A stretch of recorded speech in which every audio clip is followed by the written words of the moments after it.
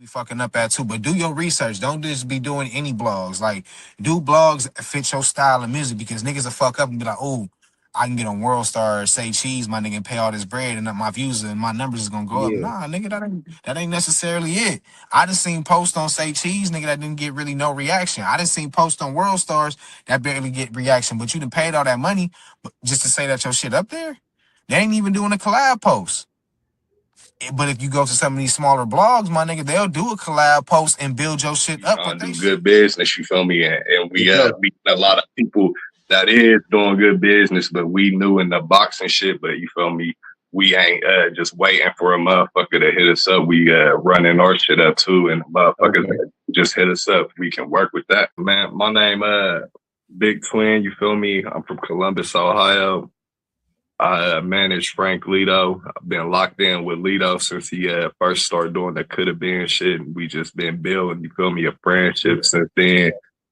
Locked into a lot of business, you feel me?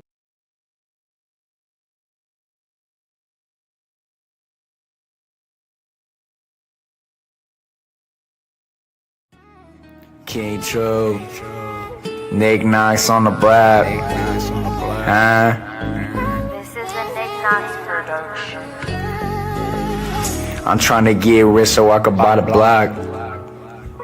King True.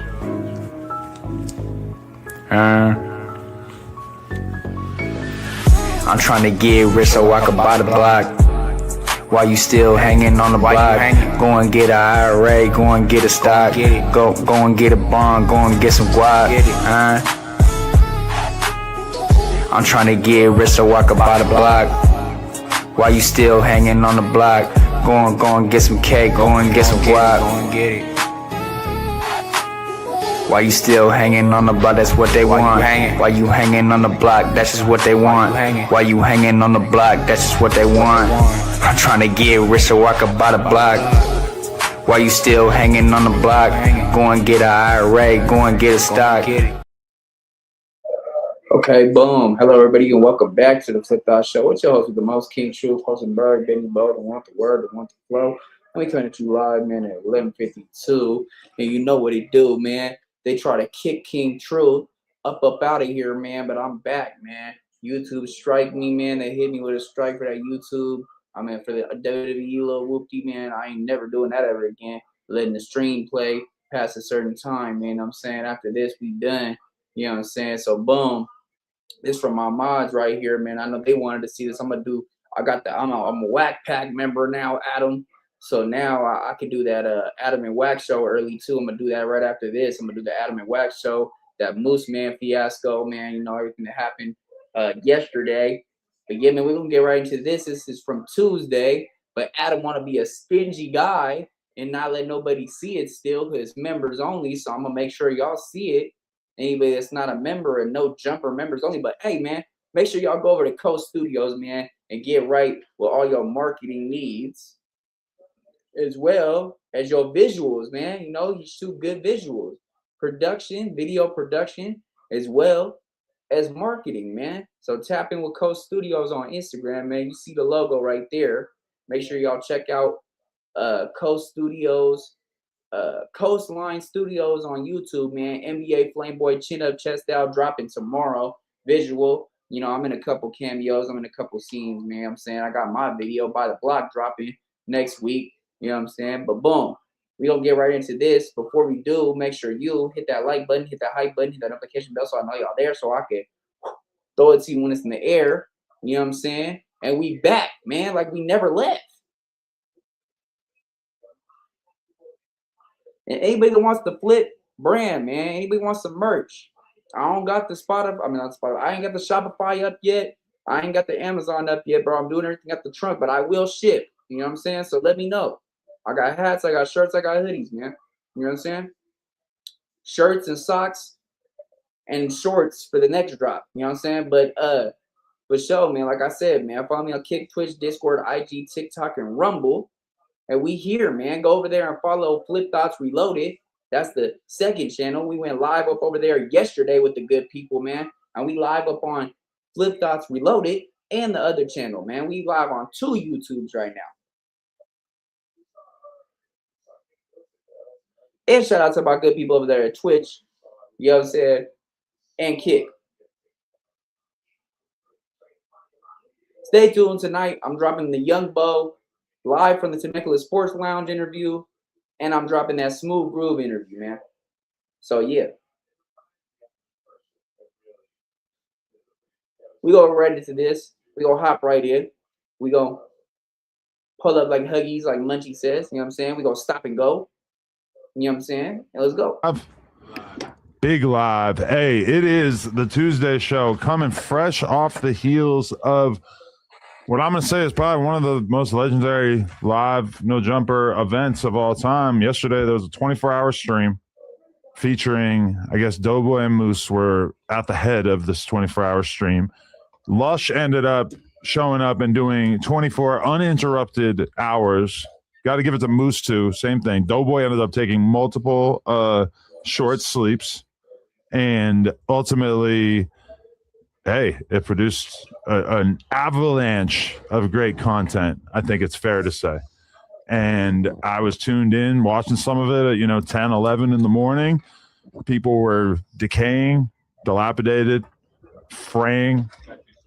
Lush looked like he was dying right in front of us. I mean, now he's wearing a flannel shirt, so it looks a little bit less offensive. Only when the roads are gone, I feel, yeah. I don't get this reference. Oh, That was like a song or I something. feel like dying by Lil Wayne, yeah. Oh, that Sure okay. King. I just couldn't even make out the words you were saying. But and now we are back. Granted, it is going to be difficult to compete with the sheer enormity of the content that was produced yesterday, but we're here. And I guess my first question is, Munchie, how you feeling? Man, I'm off the mineral water. You know what I'm saying? Yesterday was 4:20, so at 4:20 o'clock, you know what I'm saying, I fired it up. You know, feel me? How did you feel as you're smoking mad blunts, given that you normally do not smoke weed? I was feeling a little relaxed, and, you know what I'm saying? Until the liquor took over, I was feeling relaxed. You feel me? Yeah, no, You gonna hit the blunt today? Nah. You're not going to make it a recurring thing? Nah, that's an annual thing. You feel me? Ooh, okay. I'll see y'all next 420. We had to make sure the cycle was complete with the Roach and Day Day arc, though. We got it blaze at least once. Yeah, for sure. I was watching Munchie just casually, just hitting the blunt, just smoking, just no big deal. It was a whole different guy. I seen Spody Face hitting it. Nah, hell no. Spody Face did a couple lines. Spody say he don't give a fuck about no 420. Spody Face, I swear I saw him tying off in the corner.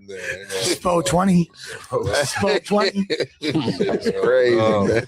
Spo's mad. Yeah, I came in, man, supported, man. So, shout out to No Jumper. That was epic, man. Even when I wasn't here, I was looking at it though. I think it was a great success.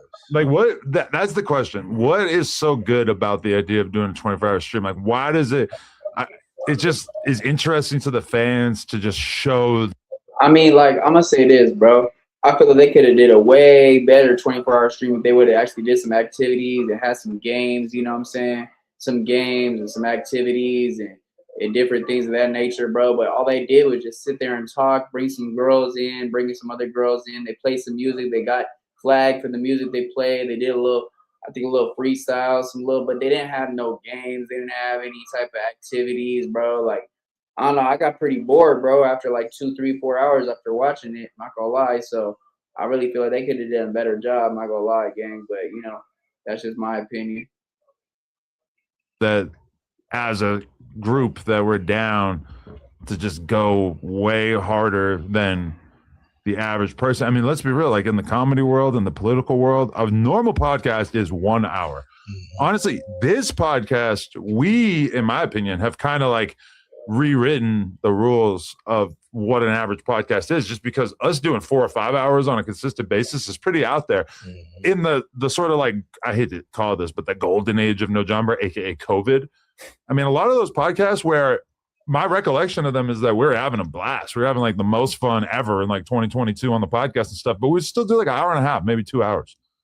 Yeah. We just have really been just stretching these things out, but in a fun way, in the sense that like most Tuesdays, it's not like I'm like really just hanging on for dear life, trying to get to 4 hours. This is usually like talk about one topic, and all of a sudden we're like 45 minutes in, and it's like, well, if we're gonna hit the rest of the stuff that's even in the title, we're gonna have to do some work. Hey, no, shout out Doughboy. Doughboy, he be putting on. You felt like he was the engine? Yeah, for sure. If it wasn't for him, we would, because the thing is, none of us had any intention of going 24 hours. Yeah. Moose Man even was like trying to change it to 12. And I was like, bro, if you guys do 3 p.m. to 3 a.m., I mean, that's pretty good. That's I thought so. Yeah. That's a good pod. I But didn't like, think it was gonna make it to 24 though. I ain't gonna cap.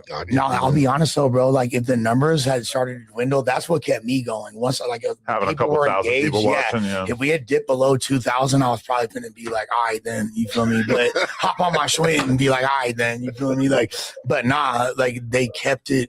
The fans were engaged the whole time. They were super into it, and they were supportive. So I mean, that's what still having 2,500 people watching at 6 a.m. is kind of crazy, because that means that we're either like, we've really turned a big chunk of the audience into psychopaths who are actually down to hang out this long, or we're engaging fans from different time zones, which is like, you know, like even on this, I normally notice that around like 8 or 9 p.m., the numbers start to go down quite a bit, because, you know, normal people have jobs and they got to go to bed and everything. And like, it's just kind of like, I've seen people on the Reddit talking about like, yeah, you know, I watched, you know, 12 hours straight. Like they're actually, they're in there. They're fascinated.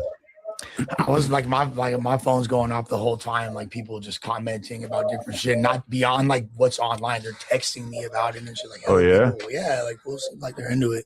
The greatest challenges that will come though is that, well, number one, me, Crib Mac, and Unk are doing 24 hours on Friday.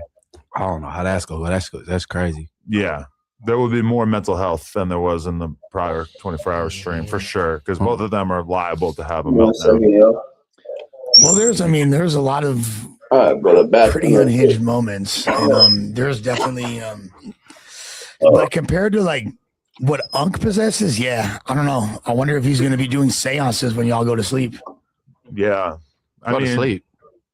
Yeah, so ours is going to be Ain't different. nobody going to sleep around Unk. Oh, I'll sleep around him. I might even touch on him. But I feel like it's going to be different for us, because our plan is to have it leave the podcast area at some point and go into my office, and we'll stream in there, try to have a little bit of a party type vibe going, and then we will like sleep on mattresses on the ground, and then someone is going to man the computer and basically like engage with the chat and everything, but you'll also be able to like watch us sleep at the same time. Hey, y'all should have Lily Cakes pop up. Lily Cakes. Remember her? Oh yeah, I do actually. The big broad. So I don't want to trigger him that intentionally. You think that'll trigger him? I remember him complaining about her on the podcast a lot. I don't know where they're at now. I think that'd be funny as fuck. That was like 10 X's ago. So it's ultimately a sleepover. It's gonna turn into a sleepover. Yeah, me, Crib Mac, and Unk sleeping on a mattress. Y'all gonna have matching pajamas? I was thinking about that, because I don't want to be like normally I sleep in just my underwear, but I don't want my like booty hole to be that exposed. Hey, look. How does your booty? How could your booty hole be exposing your underwear? The only reason how that can is you got them on. How's your booty hole? Your drawers too little or something? Nah, he got them on backwards. That's what. I ain't saying all that. Okay. Underwear. Look how thin that is. Do you want more protection than just this when it comes to Crip Mac and Unk being on either side of you, able to just take a free shot of your booty hole at any given moment? The only way your booty hole is exposed when you got drawers on, bro, is you got them on backwards. So that's what you practice. Yeah, you wear your drawers on backwards. Back. Keep Back your hole door open. Back door, little Joe. Back door, little Joe. Okay, you're getting freaky. I'm not getting freaky. We just started the podcast, and you're being horny. Stuff is exposed. You are being horny. The only way you get concerning. Ask the chat. The only way it can be exposed if you wearing your drawers are on backwards. Your boxers are on backwards. Okay. I ain't talking about Again, I showed you how thin the boxers are, right? You wear thundernuns. Have you ever seen a Crip Mac boner? That's white people shit. That could tear through my underwear so fast. Do you wear thundernuns? What is a thunderun? Briefs. You wear briefs. No, not boxer briefs. I wear boxer briefs. No, I didn't say boxer briefs. I said briefs. Yeah. That's literally what you wear them are. bikinis. I don't wear a bikini. bikini. What's a kini? The Speedo briefs. I don't. Yeah, the I showed you what I wear. I wear these boxer briefs. Bikini. Bikini. They're not like. And yes, I am. Okay. Bikini cut. Bottom part, bikini. But this is important too. I want the people to understand that this is my lucky shirt.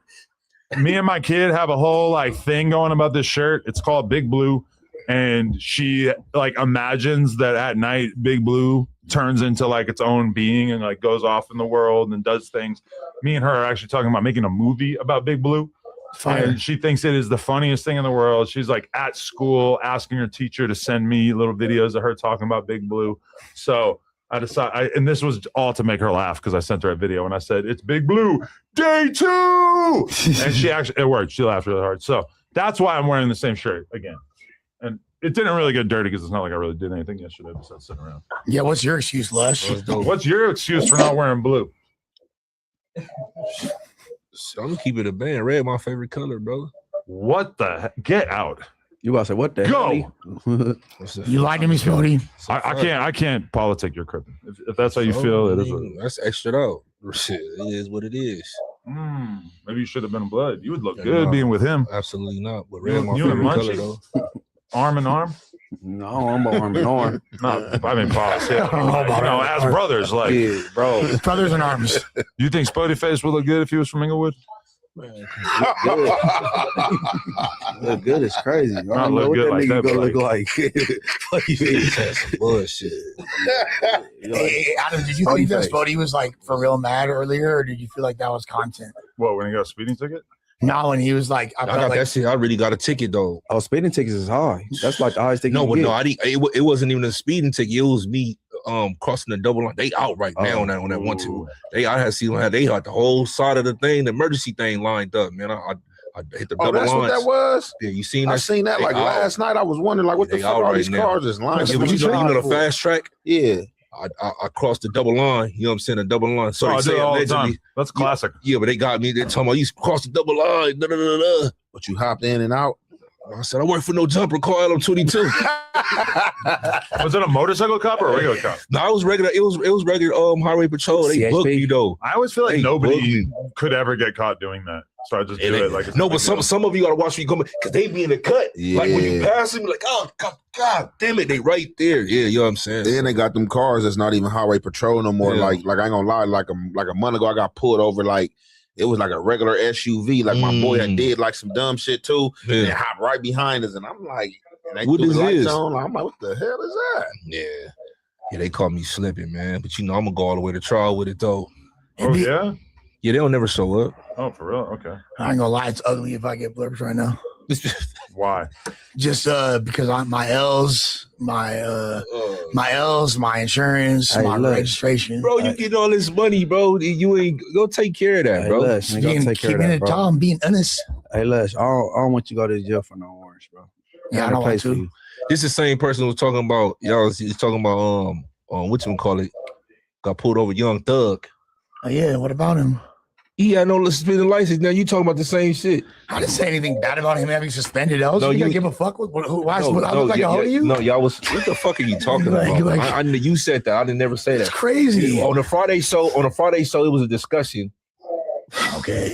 and y'all was talking about Young Thug. Da, da, da, da, da, da. Who's y'all, bro? I think you're confusing me with the Jason White. TBH, brother. Yeah, that one. You like, That one. I ain't one of these hoes over Man, here. you know y'all look See like. what I'm about? You know y'all. You're like, why I care about getting the ticket up? Yeah, duh. Think about the fact that he has yet to sleep. He Yeah. ended the other stream This is normal for him. an He's on the hour and I want a 20 good one, minutes though. ago. Bro, He damn. only was off stream for a little over an hour. Man, he off that Jalik, bro. That's Yeah, man. crazy. You off that what? You off Nah. that Jalik. Hey, that's the pack. cool part. Like, Shout out to Lush, man. Rich overnight, man. He got 100 pack of them Addies, man. Come on, man. Nah, Pull him straight out his booty. Straight out his booty is crazy. Straight out the booty hole into my mouth. Queefing out the bussy. Wait, here's the thing. Oh, that's a bar. Straight out. Queefing out the bussy. Took Hey, the Adderalls if- out of my ass, put them in my mouth. Woo. No, something like Hey, that. here's the thing. If you test my piss stream right now, it's finna say, bro ain't did drugs for a fat minute. It's like to the point where I literally have not done Adderall in over a week. Xans I ran out of like several days ago. I did this sober, just weed and drank, dank and drank, good old fashioned healthy lifestyle. Dank and drank. Somehow I just don't believe you. That's fair, but I'm telling you the truth. I'm such a transparent person that you should believe me because I don't lie to you, bro. And everything I say turned out to be true, including what I just schooled you on a minute ago. Oh, you be schooling him, huh? Well, just saying. Like, you got more game than this guy? I didn't say that. He just look. We brothers. We school each other. We all put each other up, bro. No, I don't think you're brothers. I mean, brothers in fucking truth. Y'all are not brothers. Stop letting this white man, bro. Yeah, I'm not gonna let us. Yeah, exactly. Yeah, Stop this fucking trying to brotherhood. sever black and brown relationships in the community. Black and brown, bro. You see, what is he, bro? What are you, bro? Exactly, bro. I can't be both. He's a Jew. He beige. I'm beige. I told you. You gay. So, yeah, that might make me more diverse. If I was like Josh. I love that for you. Okay, like what was like the weakest moment of the 24-hour stream from your perspective? Because from my perspective, like when I'm sitting there, like I'm so used to getting on the podcast and just having it be like hot, like intense conversation, couple of hours, no dead time, no messing around, no talking about bullshit, just straight intense potting. And I did do like 3 hours last night as part of the pod from like 8 to 11, but it did kind of stand out to me that at a certain moment I was just like, oh damn, like I don't know what the hell we're supposed to talk about, because obviously like the current events and topics were kind of towards the beginning of the stream, and then by 11 p.m. like what the hell are we really like? When Glamazon got there, we just talked to her for probably 2 hours. Shout out to her. She got good energy. Though. She cool. Good vibes, though. You love them snow bunnies. I mean, man, shout out to her though. And I like that for you too. She didn't like me calling her glam girl. Adam Glamazon. Hey, to be fair, none of the young ladies was liking the girl. They was like, "What is that? What are you talking?" They think it's disrespectful. Everybody, yeah. What do you say? What do you say? What you say? He said dirt. They didn't know what was going on with that. This might be the greatest Munchie performance since Elvis Munchie entered the chat. To be honest with you, a lot of fun Munchie clips. Rare form. My guy was snapping. Pouring the bong water into his cup was fire. B-Team, that's crazy. That's I really legendary shit. Nathan for the save. How much? Right. Actually, I want to ask you: Do you see that we held you down and made sure you was Gucci? Do you have that like thought in your head at all? I almost hit the bong, nigga.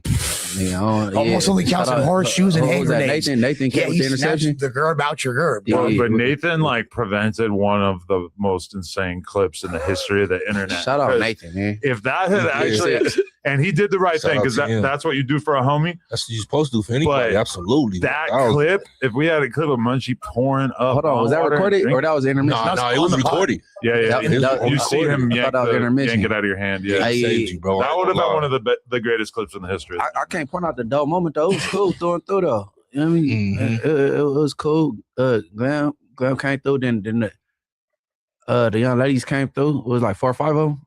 Yeah, they spit. You know what I'm saying? I missed Compa. I thought I was waiting on Compa so we could get some. He got scared and shit easy when he heard you was coming. Yeah, bro. we had some unresolved smoke. We was go holler. Food community drama. Yeah, you know. So he was coming as long as Munchie wasn't showing up. He was here, like so. He popped up at noon, and then Munchie call in. And it's like 2 at this point. And he's like, oh, I'm saying till 3, which he didn't do, by the way. He left like 10 minutes after this call. But he was basically like, Munchie's like, stay till 4 so we could chop it up. And even Munchie even said the night before, he's like, hey, Compa actually cool. I don't fuck with that food community shit, but like Compa funny. Like we could chop it up, we could pod. Like it ain't that deep. And then so he's like trying to get him to stay till 4.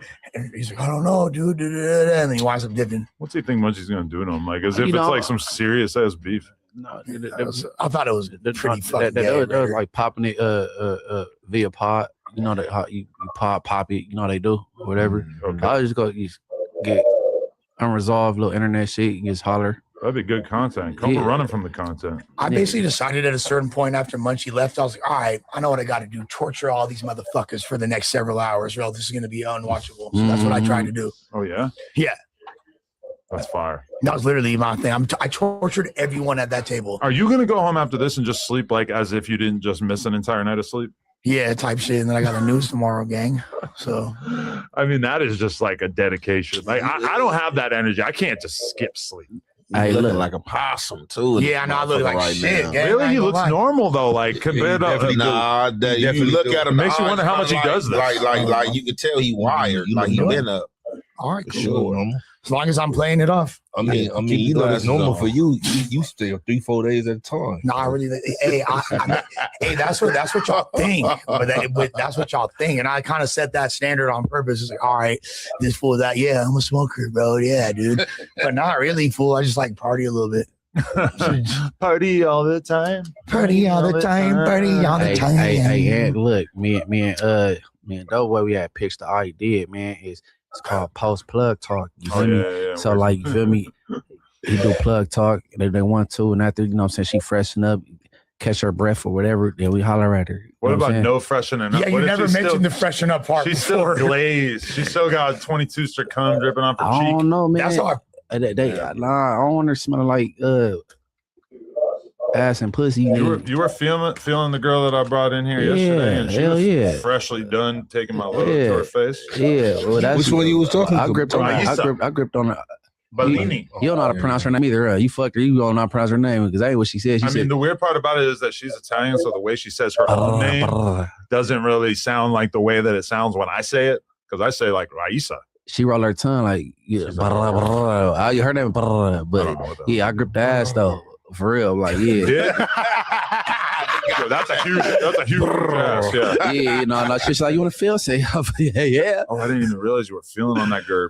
That's what got it all started. That's like this horny idea that he has for the show started with that, and then it just. No, we was talking about it before he came in here. Okay, bet. That sounds like a really good YouTube video. That sounds like a Mr. Beast video. Letting my blind homie choose all of my sex partners for the 24 hours. On Inglewood. She got a cuff and it was enough. I was, 24 hours, like it's normal to just have like a ton of sex partners. She was Russian? She's Italian. Okay. Bellini, which is a drink. That's her last name. Okay. They have Italian Russians though. I'm one. Italian Russian. Oh, you is? Straight up. Let me roll it. You related to Damn Homie? Let me roll it. Yeah, it's my cousin. Yeah, you think he's so funny. He's like, I'm such a good little boy. It's so funny if I suggest that I roll the I'm in blunt. practice. Nobody want to let me roll the Wait, you blunt, roll bro. the blunt? You don't even want to hit it. Bro, you ain't roll the If you hit it, you Practice hit it, it, bro. man, No. for sure. You I ain't just even wanna trying to roll it. Would you take 10 milligrams of an edible to see if you like it? No. Bad idea, by the way. But then you don't have to smoke. You're gonna find out what THC entering your body feels like. Pause. I smoked weed before. Oh, back in the day? Yeah, like I was a kid. Oh, okay. 12, 13. You have bad memories of it or what? No, it just was never for me. I was always athletic, and it got me too high. Like I was cool in there. A lot of athletes are really into weed. Believe it or For not. sure. Probably years back then, Man, it was trying to just tell I you, couldn't do Kevin it. Durant, all of them on the court hooping, high as a motherfucker, free. You know, some people see. I never got out of that stage. Like like it's too much for me. You know what I mean? Yeah. Some people get past like, oh, now I could do. I never enjoyed the high. Like I smoked a couple times. Like, nah, this ain't it. Like That it is was such just a never for distant me. memory to me of like how high I used to get when I first moved to LA. Mhm. Way too high. I'll be going to bed every night, like damn near like freaking out. What's And my then boy name? Eventually, it just got past me. He used to have liquor in his locker. Oh, you talking about Meta World Peace. What's his real name? Ron Artest. Yeah, He used to There's have a a couple bottle of in, them. in his locker. They used to be smoking cigarettes He's and going all to court cigars faded. and all types. Yeah. And it made sense why he was hopping in the stands. You remember? Wobbling shit. Yeah, he trying to fight people. I mean, to be fair, they was throwing. They threw something in Detroit. That was Malice in the Palace. He was tripping. Yeah, they was throwing No, he stuff. was tweaking though, bro. You rich, bro. If they throw something, you gotta brush that off. No, Man, that's the shit I be talking about. yeah. These type of rules, like Nah, not I'm rules. rich, hell no. No. No. As an athlete, bro, you got this morality thing. You just gotta like brush that off, bro. You getting 60 million to shooting the hoop. So you said if you playing basketball, a white person throw some nachos. If I'm you at affect Darby you? Park playing basketball, don't throw nothing. I'm talking about you. I'm talking about if you a basketball player. Yeah, like You even in the rich. NBA, a motherfucker They was just throwing niggas- shit of popcorn on them on the Oh. court and stuff, Can spitting I- at them. Just a clip that I would Spit recommend. different. I interviewed Yeah. Pac-Man Jones, and he talked about how he drank some weed lean before a game in the NFL. That's crazy. Which is insane because I've done that and had to like stop driving the car that I was driving. Like I had to like make my friend drive me home, and that was honestly like just the idea of doing something as difficult as playing a game in the NFL while you're off weed lean. That's just That's the thing. I didn't know that. amazing to me. What is weed lean? Just weed. They just take like and lean? it's like the same Like way you would some make syrup. like edibles, but they like put it into syrup. You never drank the weed soda? THC syrup. Like they be having it like in the they even be having it like in little fake medicine bottles and shit. Like the lean come in with the THC on it and shit. Shit low key ass. Got it at my. What he said his performance was like after he drank that at a game. The gist of it seemed like it was very, very bad. Y'all know how like unhinged Pac-Man Jones was, right? Like, remember this fool made it rain like $90,000 in Magic City and like caused a whole riot. He had the most arrests in the history of active NFL players. Yeah, When Jones was on the Cowboys. I Wild, remember bro. Pac-Man. He was down to fight everybody. A couple teams. He made it rain 90,000. Yes, bro. I don't know why he drunk weed, man. He should have just smoked. That's what I'm saying. That shit kind of ass, to be honest with you. Sense. You was trying to go to sleep. But I mean, Before a many game? of us like throughout recently, like when I did the Crib Mac interview with Moose Man the other day, I friggin' ate like a little piece of an edible and I was way too high, and I didn't really see it coming. Edibles are intense. It's like I don't think that I'm not gonna say that THC is not meant to be consumed like that, but it's just so much more of a dose. From my perspective, it's actually way better, way more consistently. Like you can get as high as you want to get, and it just makes smoking blunts seem like smoking blunts is fun. It tastes good, it's fun doing it. But like if you just want to get high, just taking edibles is like so. It's just simple to the point. You don't have to like be breathing in smoke over and over. It's just like. You know, when I think about all the shit that I did throughout my life of like going to different countries with weed and then having to find like a weird alley to smoke the weed in so that like Weird you know, alley to smoke it in. well, I mean, sometimes when you're in Europe and shit, you're like scared that like, you know, the cops are going to tweak on you or whatever. Or, like, you know, I was smoking weed in Japan. We paying $400 for a fucking half an ounce. Scared to go out the country and do anything out of pocket. Some kid in Japan is driving like 2 hours to somewhere to get you weed. Like it was just like so much shit that when I think about it, I'm like, damn, I could have brought like a little bag of like candies and just done that and been fine. Japan, fucking, you get caught with a half a joint. That's like a 15-year sentence. And, like, that's what everybody says. And granted, this was probably like 2012 or 13 when we were out there. But from my perspective, nobody knew what we smelled like. And as opposed to America, where everybody just smokes cigarettes, like out there, people be smoking like a bunch of different stuff. They got weird smelling cigars and all kinds of shit. So I would be with the homies smoking blunts in the middle of the city, and cops would be walking by and they would not look twice at us in Japan. I ain't playing with them. And I had a similar experience in China where they just didn't know what the fuck you were doing. Yeah, they jail over there is scary. I ran into somebody that was in the Japan jail. Like he said that shit crucial. Yeah, I'm trying to They fucking tripping. be imprisoned by samurais talking about Konnichiwa. Fuck out of They here. talking about nobody want to go to prison. Yeah, I'm smooth, player. Nobody want to go to prison in Mexico. I heard in Asia over there, it's so many. They said you all got to sleep the same way, like types the hard labor camp. Yeah, 15 years of that. I'm smooth. That's Hard solid. labor, probably not as bad as it sounds. Yeah, I think all of communist country. No, I'm just kidding. But yeah, all of them got their different little shit though. You eating rice all day. Also, now that's racist. How? Most of the world likes rice. Oh, but that's the main part of their diet. That's a It's fact. not the main part of their diet. It's They just put one rice part of with their everything, bro. You say they put in the rice with private prisons. everything. In the What private are we talking about? prisons, China You or can't Japan? say it. I can say. I'm talking just Asian. Just Asian.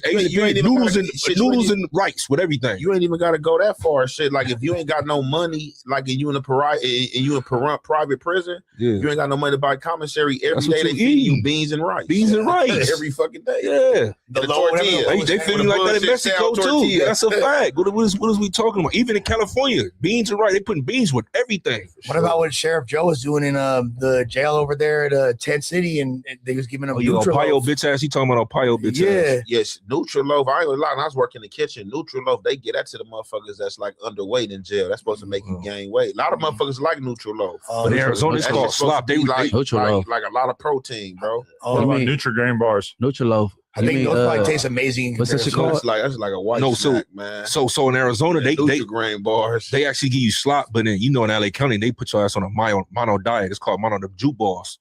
The mono You diet. bring the juke ball. Yeah, but out in Arizona, they actually give you slop. Yeah, that too. Like actual slop. It supposedly has less nutritional value than dog food. So basically, it look like SOS. Like bro. shit that look like SOS. Nah, worse than that, bro. Like lumps and all this slop. I'm SOS. trying to get some slop. Look it up. If you know someone, if you know a eater. I'm waiting on that class action suit, bro, because that's LP. No, that to punish people with food, that's cruel and unusual punishment, bro. Oh, yeah. And, With the and bro, mono I done been in a hole in the county jail and they giving us that juke ball. That shit is not straight, bro. Yeah, mono You're not supposed to be diet. feeding nobody that shit. 2 balls up, bro. That's not for humans. Yeah, but they ain't going to stove. So even with the mono diet, I like had a when you motherfucker that was trading me soups for that shit when I was in the hole. He was giving me He a big chili dude, huh? soup, and he was like, "Hey, bro," he like, "Man, you eat the juke balls?" I'm like, "Hell no!" Like, man, I got a soup for you every time. because it's more. But when you on mono want that diet, you don't protein. eat 3 times a day. They only give it to you once in the morning and once at night, and it's a wrap. You getting fed by like 3:30, 4 o'clock. It's over with after that. You I starve. just remember once at night. I don't remember. That's crazy. You Yeah, only- once in the morning, once at night. You get it 2 times. You don't get 3 meals a day. That sucks. Yo, can I ask you one question? Because this is, and I'm gonna bring up like a topic after this. But when you're in prison, is it hard to get good water? Nah, you can buy it off canteen. Most people don't do it though. You have to buy it off canteen. You can't just like there ain't no water fountain or none. Absolutely. I was one of the people that actually bought water, but yeah, they have actual in the county jail, LA County jail system. You can buy water, the Deja Blues, and then in prison you can actually buy water. How much water are you getting if you don't buy water? And I mean, it's infinite. It's in your cell. You drink it Out the sink. you know the toilet, the toilet and the sink is It's connected. recycled. It's recycled. It's definitely recycled water. Okay, that's not that bad. Whenever I picture being in prison, I just immediately start thinking about being dehydrated.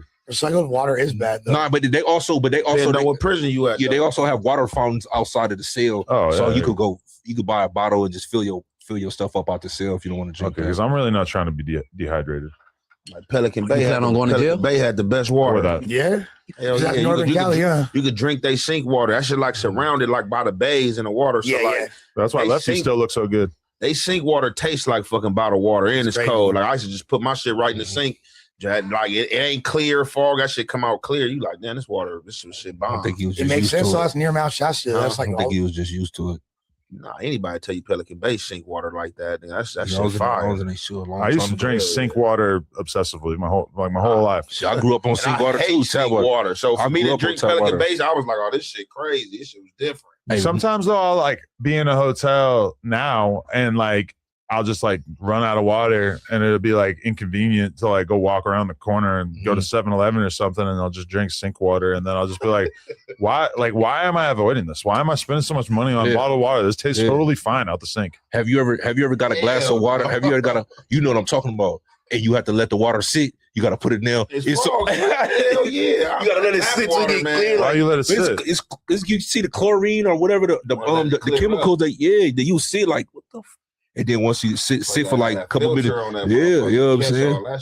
The other day, I was getting on the flight to Miami for that Blueface fight, I think it was, and like I ate the edible right before we got on the plane, and I didn't think about the fact that the edible and the disgustingness that it introduces to your mouth makes you so thirsty.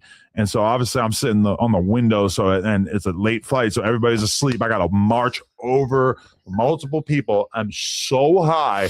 And I go towards the back and I ask the lady, like, I'm dying of thirst. Can I get a water? I can barely get the words out. My mouth is so dry. She give me a bottle, like half of this. Yeah, I hate that little. I take it. It's like one sip. My mouth is still totally dry. I take that little water bottle. I go into the bathroom and I start filling it with sink water. And I'm not gonna lie, the sink water really in this airplane bathroom did not look great. And I probably drank 10 of them out of this little bottle because my mouth was so dry. And then marched back to my seat and then proceeded to pass out. But it was baby water. That's like I just drank so much airport bathroom sink water. Did you feel catted out? You're doing nasty. I felt like a loser. It's just like the you said biggest Blueface loser. fight in Miami. That was racing. Or are you talking about the old shit? Oh yeah, it's probably like a month ago or whatever. Oh, yeah. you talking about the old shit? Okay. No, I'm talking about the Chimu one. Like, yeah, no, because he didn't fight Nick Young. Okay. That didn't happen. And really, is it gonna happen? I mean, when I asked Wack about it on the podcast, like right after that Blueface fight or whatever, because it is canceled on Ticketmaster, but he said that basically they moved it because they got an offer to do another fight, and then the Blueface and Nick Young fight was going to happen in the near future in a few months. However, that being said, I haven't heard anything about this other Nothing But Sports fight.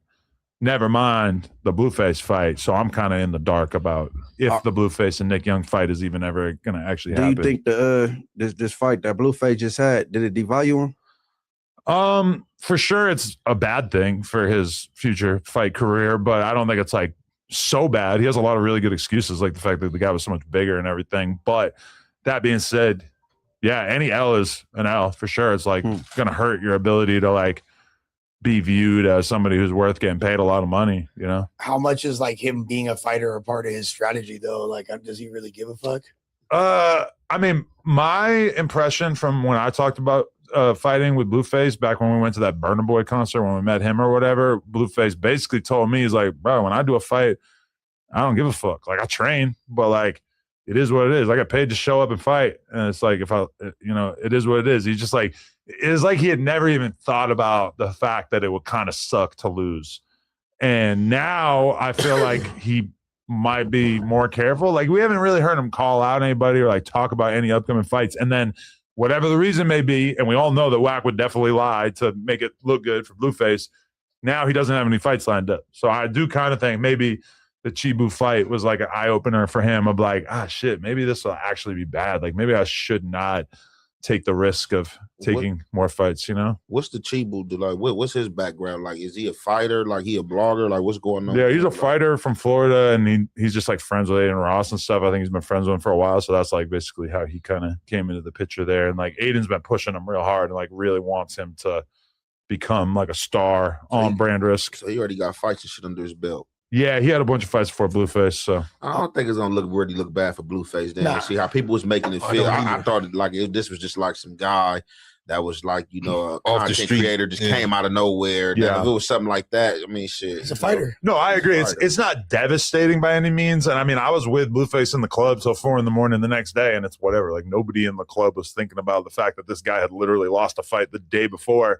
But any L is a L, you know, like as a fighter, like it's any L is going to make it so that people like, if they had 200K for you before, maybe they got 150 for you now. Maybe they got 100K for you now. For sure, they don't got 400. You know, Yeah, for but sure, nobody's doubling the bag because you just took a L. You know, But it's not like the next day Clap was like, dude, you're a loser. I don't want you around. You know what I'm it saying? ain't Like, that he's big a deal, still especially for him, Blueface. because it's obviously like a pretty small part of his overall image. But the thing is if he kept winning fights over and over, the boxer thing would like become more and more a part of his image, you know? Also, is it possible that he was somewhat like soured by whatever his perception of the business, you know, relationship was, and the way that kind of maybe, but the Nick Young fight was supposed to be a fucking a WAC 100 production.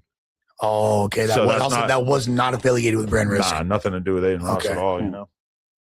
So I don't know. I'm actually interested. The Blueface front, he's been a little bit more quiet than the months preceding you know that what, fight, man? I think. When If you think into about like it. fighting and all that, you gotta have a short term memory. You know what I'm saying?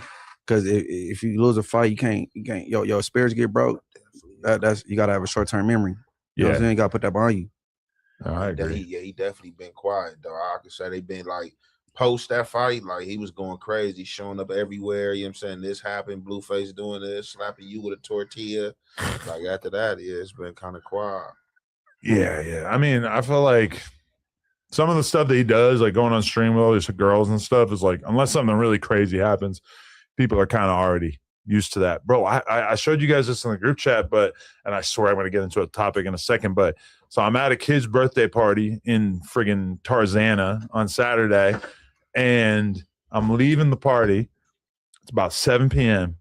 And as I'm leaving, as I walk into the parking lot, I see one of the moms from the party, and she has driven her whip into a pole, and there's like other people in the parking lot, because I think there was like a bowling alley or some shit like side by side with the venue that I was at for this little kid party. And there's like a bunch of adults from the bowling alley or some shit who are like basically like taking this woman's keys. Her kids are in the backseat of the car freaking out over the fact that they just hit this pole. And people are like taking her keys from her, trying to drive her car, like trying to take her car from her so that she can't drive and stuff like that. And like, I don't want to like overstate it or anything, but the family that invited us to this party, when Lena met them, she was kind of like, oh shit, like this is interesting because they definitely got like a lot more money than us. Like their house is so big, so nice. They're not famous or anything like that, but they just like are the guy is in like a very, very profitable business, you know? So like, Is he older than you? He's probably about my age, yeah. But it's like a family business. Like his dad basically just like owns this crazy ass chain of businesses, and now he's in charge of it or whatever. And so it's funny that it's like, because I was talking to her afterwards, I called her right away. I'm like, yo, you got to come help your homegirl because she's so drunk that she can barely speak, and she's fucking just drove into this pole.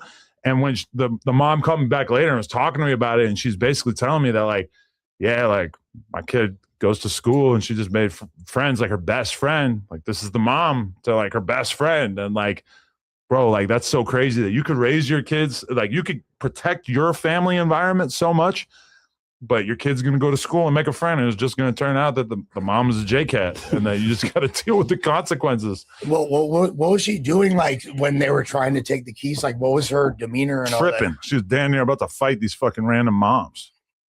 Yeah. Like who were trying to stop her. And like at first when I got out into the parking lot, I started filming it because I didn't even realize that this was a mom from the party that we were just at. Right. Which obviously I don't want to be the one like filming this and like putting it out there to the world.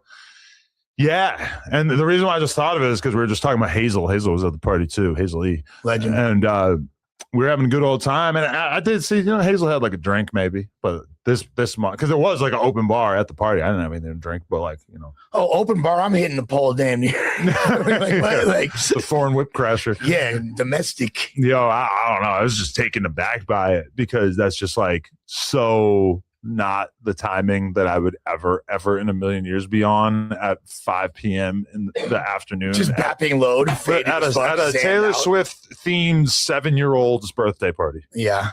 I don't know. I was just taken aback by that one. And I'm assuming like she's got somewhat relative affluence, or she's got some money, right? The mom, I don't know. I mean, maybe like she's divorced and the husband's super fucking sick of her shit. Maybe. You know what I mean? Like you threw a whole narrative on her up. No, I'm just assuming like if I was her husband. But bro, some of these wives be taking benzos and shit. No, what kind of car was it? She wrapped around a pole. What kind of car was it? Well, it was like a nice BMW SUV from what I recall. Nothing too super. Yeah, if it was the Cullinan, then we'd really be talking, That'd be White pretty people funny. problems. What, crashing your BMW? How you even know she was white?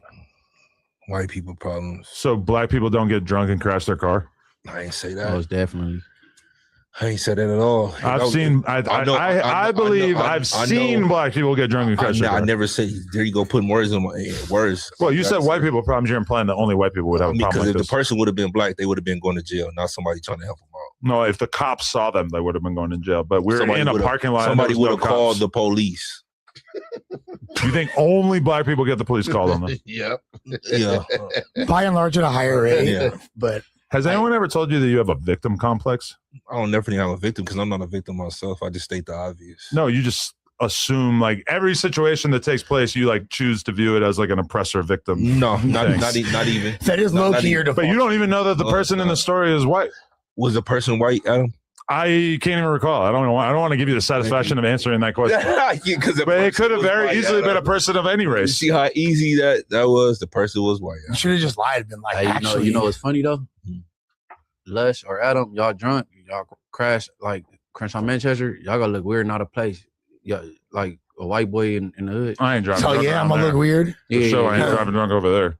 Bro, I drove drunk so much in my life, never even got pulled over.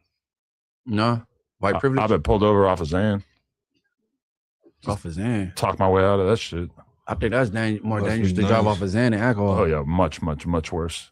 I know a lot of people smack their cars off them Zans. Bro, Of course. I got pulled over off of Zan with Lil Pump, Smoke Perp, Cam Girl, and Lil House Phone sleeping right there in the back of the friggin' van. Multiple unregistered pistols in the car that I had nothing to do with, that I only became aware of later. And the cop just, I'm off the Zan like this, trying to keep my eyes open, just like, hello, sir. It's like 5 a.m. Motherfucker, let me go. Hold on. Couldn't believe it. Hold on. Or I'm just really, really good at pretending to be sober. It was Blake's in the whip. Some of Lil Pump's friends managed to obtain pistols while we were on that. And when tour. you figured out it was some Blakes in there, like after y'all got let go? The main moment when I figured it out was when one of the people that Lil Pump brought with him was performing at one of the shows, and he proceeded to drop his gun out of his jacket on stage.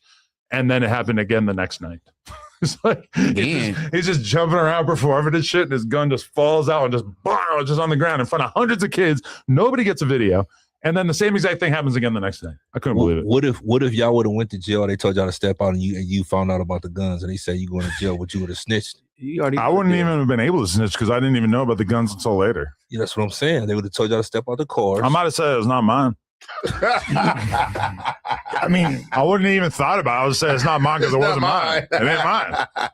I'm pretty sure It's you not mine. You did prep this. That was like the first thing you said, like guns that they weren't mine. You said that to us for sure. I mean, the cop probably would have believed me too because it would have been in the backpack of somebody else besides me, and I was in the front seat driving. He was like, "This gonna be hella paperwork. Fuck this shit." Whose bag is this? Yeah, that's his bag. This my bag right here. Hey Adam, how it go? If nobody claim that it's your car, it's your gun. Yeah, you going? Nah, that'd be fucked up. What they hitting for? You got bail money? You all right? What they hitting for? You got ADD. You just start doing shit while we streaming. I seen the dice. What they hitting for? If I hit 7-11 right now, you give me $1,000. I don't do this. 7-11 right now. I don't play these games. 7-11 right now. I'm coming out. You can go to 7-11. 7-11 right now. Give me Celsius. Hey, Sevi, give my $1,000, Adam. He did roll a 7. Adam. What part of that conversation makes you think that I was actually going to get $1,000? Give my $1,000, Adam. I said 7-11 right now. Why you got raver pants on? You about to break dance? No, these ain't no break dancing pants. These cargo. What are you putting in those cargo pants pockets? Anything. Can I get my $1,000? The MC Hammer. I ain't got $1,000 for you. Loaded dice. So you just gonna just rob me? I'll let you hit the blunt. Dead homies.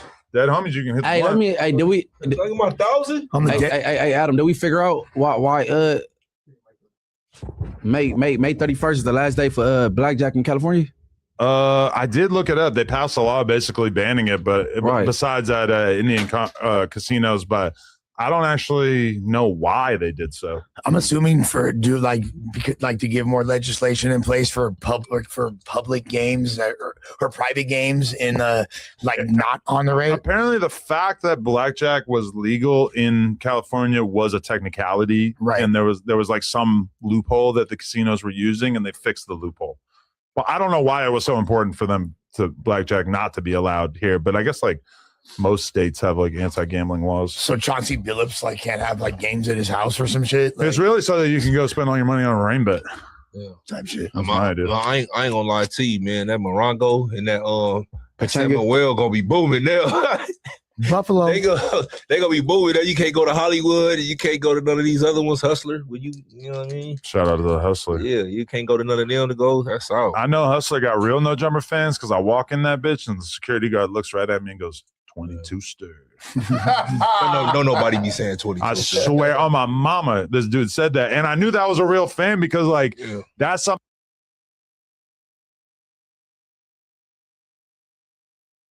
I'm happy that he got shouted out. He said 22 stir. Spuddy said, ain't nobody calling on 22 stir. He said, oh, my mama. But yeah, man, shout out to Morongo. Shout out to Pachanga, man. Pachanga's in Temecula. Morongo's over there in Corona? No. Fontana?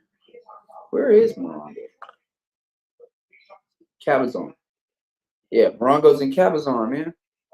And Morongo, man, and Pachanga, man, they be hitting for sure. But yeah, let's get back into it. Something that if you watch No Jumper in 2018 or 2022, that didn't exist. That's like recent memory. New school. When you get the stir in your name.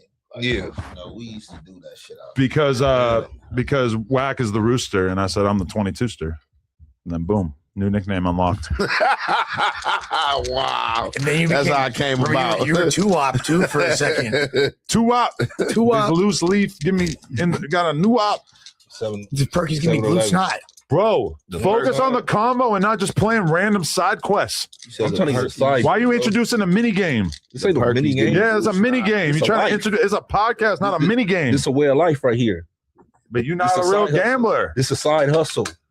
What, you lying and saying that we have $1,000 wagered? That is not a side hustle. I'm 1,000 up for sure. You're just making shit up instead of engaging in the conversation, Spody face. I am. No, you're not. You're playing mini games. I mean, it's a side hustle. Like you do blackjack, I shoot I do dice. not. I've never played blackjack. Yeah, so Well, actually, yes, I do. I remember that. man, look, I didn't get to make it to the stream yesterday, although I wanted to, but it got kind of busy. But man, I seen y'all was talking big shit up in here. You and Junior 22. Yep, me and Junior 22. Let's pull up the clip. We got it right here. Oh, so, shit. Aunt Hefe, we're gonna smack the leg button just to show support to this game. Aunt Hefe put out a video called Adam 22. You got to stop this faking and Doughboy. I don't even know you. I don't care what you find disrespectful. That's the name of the video. That is the name of the video. And Hefe, obviously, his way of titling his videos is, well, actually, this is from his perspective. Sometimes he'd be titling videos from like the perspective of the person whose video he's reacting to. But let's fire this up. 8760 and later on down the Wait, I feel like we got to get to the part. All right, here we go. This is the part that Aunt Hefe wasn't feeling. I don't have to do no bootlicking, bro. I do me, bro. Either they F with it or they don't. And it's just that. But we about to get into this content and what was said and what I'm talking about so y'all can see what I'm talking about. And y'all already know, man, it's the Hef weight and the Hef effect. We gonna commentate. Your head doesn't get hot. My ears be getting sweaty. It crushes my ears and eventually it starts to hurt. Yeah. So it makes me know I'm in a show. I love it. Yeah, it keeps you locked in, engaged. I can see that. When I'm like sitting there on stream by myself for hours and hours, it really starts to crank against my freaking ears and it feels Talking about how we don't like wearing headphones. terrible. We are 15 minutes late. Shout out to everybody who's here. Munchie B is entering the building momentarily. And actually, this is from the bonus pod that we did on Thursday. This ain't even. Yeah, I was gonna say. No, this isn't from yesterday. This is from Thursday pod. Yeah. They dropped yesterday. Type shit. Spody Face, very much involved in his phone right now. Also eating a big plastic jug of pineapple. Why do you niggas be that's on the good. podcast? All right, good. You can hold him to the flame. Stop! Because It's more podcast. he be doing all kinds of crazy I stuff. fuck with Aunt Happy too, but bro, stop eating pumpkin seeds on the podcast. Knocking me entire. Somebody had to say it. Be professional, bro. That is professional, bro. No, it's not. That's our sweat. That is professional. You can do it. Okay. He said stop eating pumpkin seeds. I don't want to let's just watch the whole thing so we can. That's our swag. He's starving getting up here. Let's talk about that. He driving for like mad long to get here with a perfectly big bag of Doritos, just saving it. And then he gets on the pod and starts eating the Doritos. I'm like, you could eat those in the car. The car's the perfect place to eat the Doritos. I'll be getting it from the gas station right there. But can I say that though? It irks me. That is poor podcasting. Wow. Don't eat on the pod. Go in. Come on, I don't think and I fuck with you, Aunt Happy. I'm a fan of your shit. F words? Oh, okay. I mess with you, Aunt Happy, but come on, stop eating pumpkin. It'd be all over his lips and stuff. Like, He's sleeping sometimes, but he comes in like different. Y'all got Hefe with. I know what you're gonna get with it. Facts. When Aunt Hefe's like in his like joyous mood, like energetic, that's like top tier podcasting. I'm not gonna lie. That's when Aunt Hefe's in his best form. When he's like feeling a little, he wants to play around, make some jokes. But Aunt Hefe, it does kind of try to like sometimes get like an argument off that it's kind of hard to believe that he's even actually trying to get this argument off. Like when For the record, that criticism is more applicable to Spody Face than Ant by a long shot. No, it definitely is. You are the king of cooking up an argument that has no ground in reality.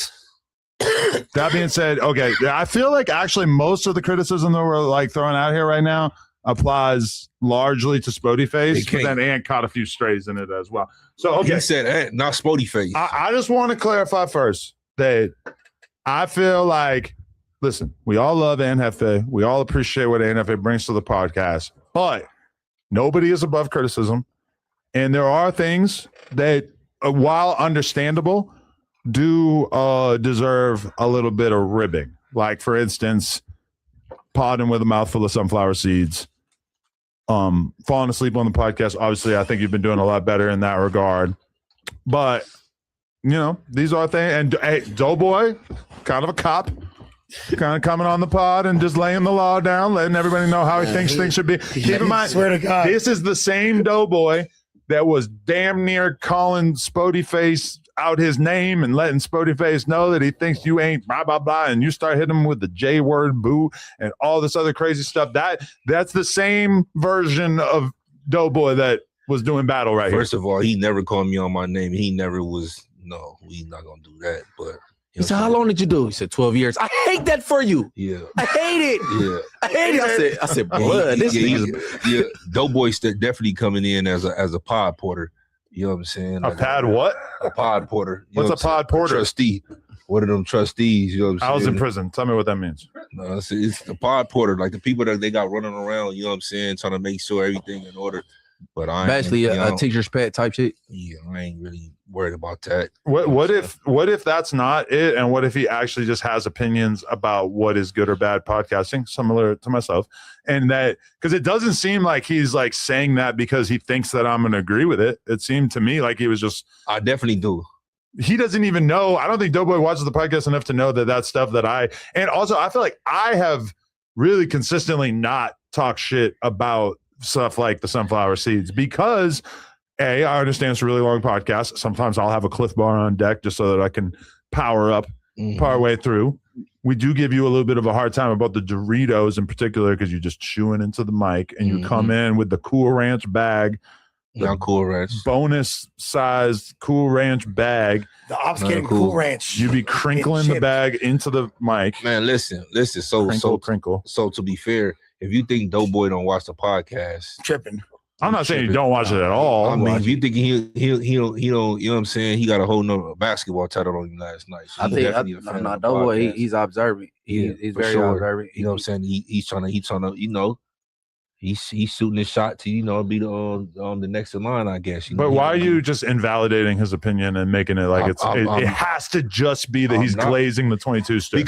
Because in my personal opinion, why are you worried about me and Hefe? But I would say that ain't got nothing. You didn't bring the subject up. He just came out the blue. On almost any podcast, eating chips or seeds or whatever it may be directly into the mic would stand out quite a bit. But it's not no ordinary podcast. It's just kind of funny because Spody Face's critique of him and joke he just made when he called him a pod porter. I definitely don't eat seeds into the mic. And most of the time I'm over here eating my seeds. I don't even be talking. Yeah. That's the funny part. Pumpkin seeds or poly seeds? Pumpkin seeds.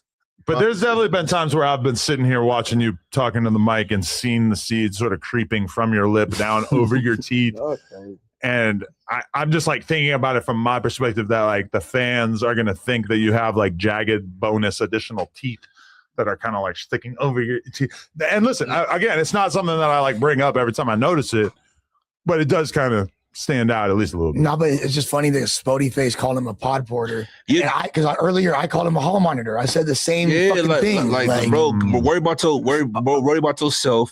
You know what I'm saying? Like, if Adam ain't saying nothing, nigga, worry about yourself, bro. Shout out to Doughboy. Yeah, that's all I'm saying. Like, you worried about somebody else programming what the other niggas got going on. Ain't nobody above criticism, but like, I feel like this. Like, if it's something that you dislike or is bothering you, should speak on it. Like, we all up here at this motherfucker eat. It ain't like one person doing something that the next person ain't doing. He acting like a motherfucker up here with a Big Mac special, dipping motherfucking. Lush has happened days. Like, man, what? I had like a few pieces of sushi earlier. I had some motherfucking wings, whatever. You feel me? You on the Sigil Cold diet. Okay, but I mean, I don't think that I said anything that I haven't said to your face so that I wouldn't joke around about normally. Like, you know, obviously the sleeping. No, you said something about the sleeping. But I felt like the sleeping was a thing at a point. You ain't said that, like the shit that you was saying. I've never heard none of that from you. Like you said something about the balls. You said something about like sleeping. That shit is like so last year. Like the shit you was saying, like you said, like most of the shit you was saying, y'all be saying to Spody Face, like I ain't heard none of this shit from you, bro. I mean, the one thing that I said that I guess I could see you being offended by or like feeling away about is that I said with Aunt Hefe, you don't really know where you're gonna get, and I just meant that in the sense that like sometimes Aunt Hefe comes on here very, very high energy, and sometimes Aunt Hefe comes on here and might kind of be texting for an hour and a half, and you know, I was like, and sometimes, you know, your head might kind of drop down and might get a few Z's. Like, and sometimes I don't even catch it, and I like see people pointing out on the Reddit. I'll be like, "Oh, damn, I didn't see that." But I don't even. But this is what I'm saying. That's what I'm saying. How y'all telling another motherfucker when he sleep? That's this. We see it on the camera. Like, nigga, no, I had some glasses on. I have my head down like this, looking at my phone. Oh, he's sleep again. He's on the pod, sleep again. I'm like, what the fuck? But even if you're not sleeping, if you seem like you might be sleeping, I'm sleep. Oh yeah, no. I accused Munchie of sleeping yesterday, and he wasn't asleep. No, I wasn't crazy. asleep. I was listening to old girl. She was saying some shit.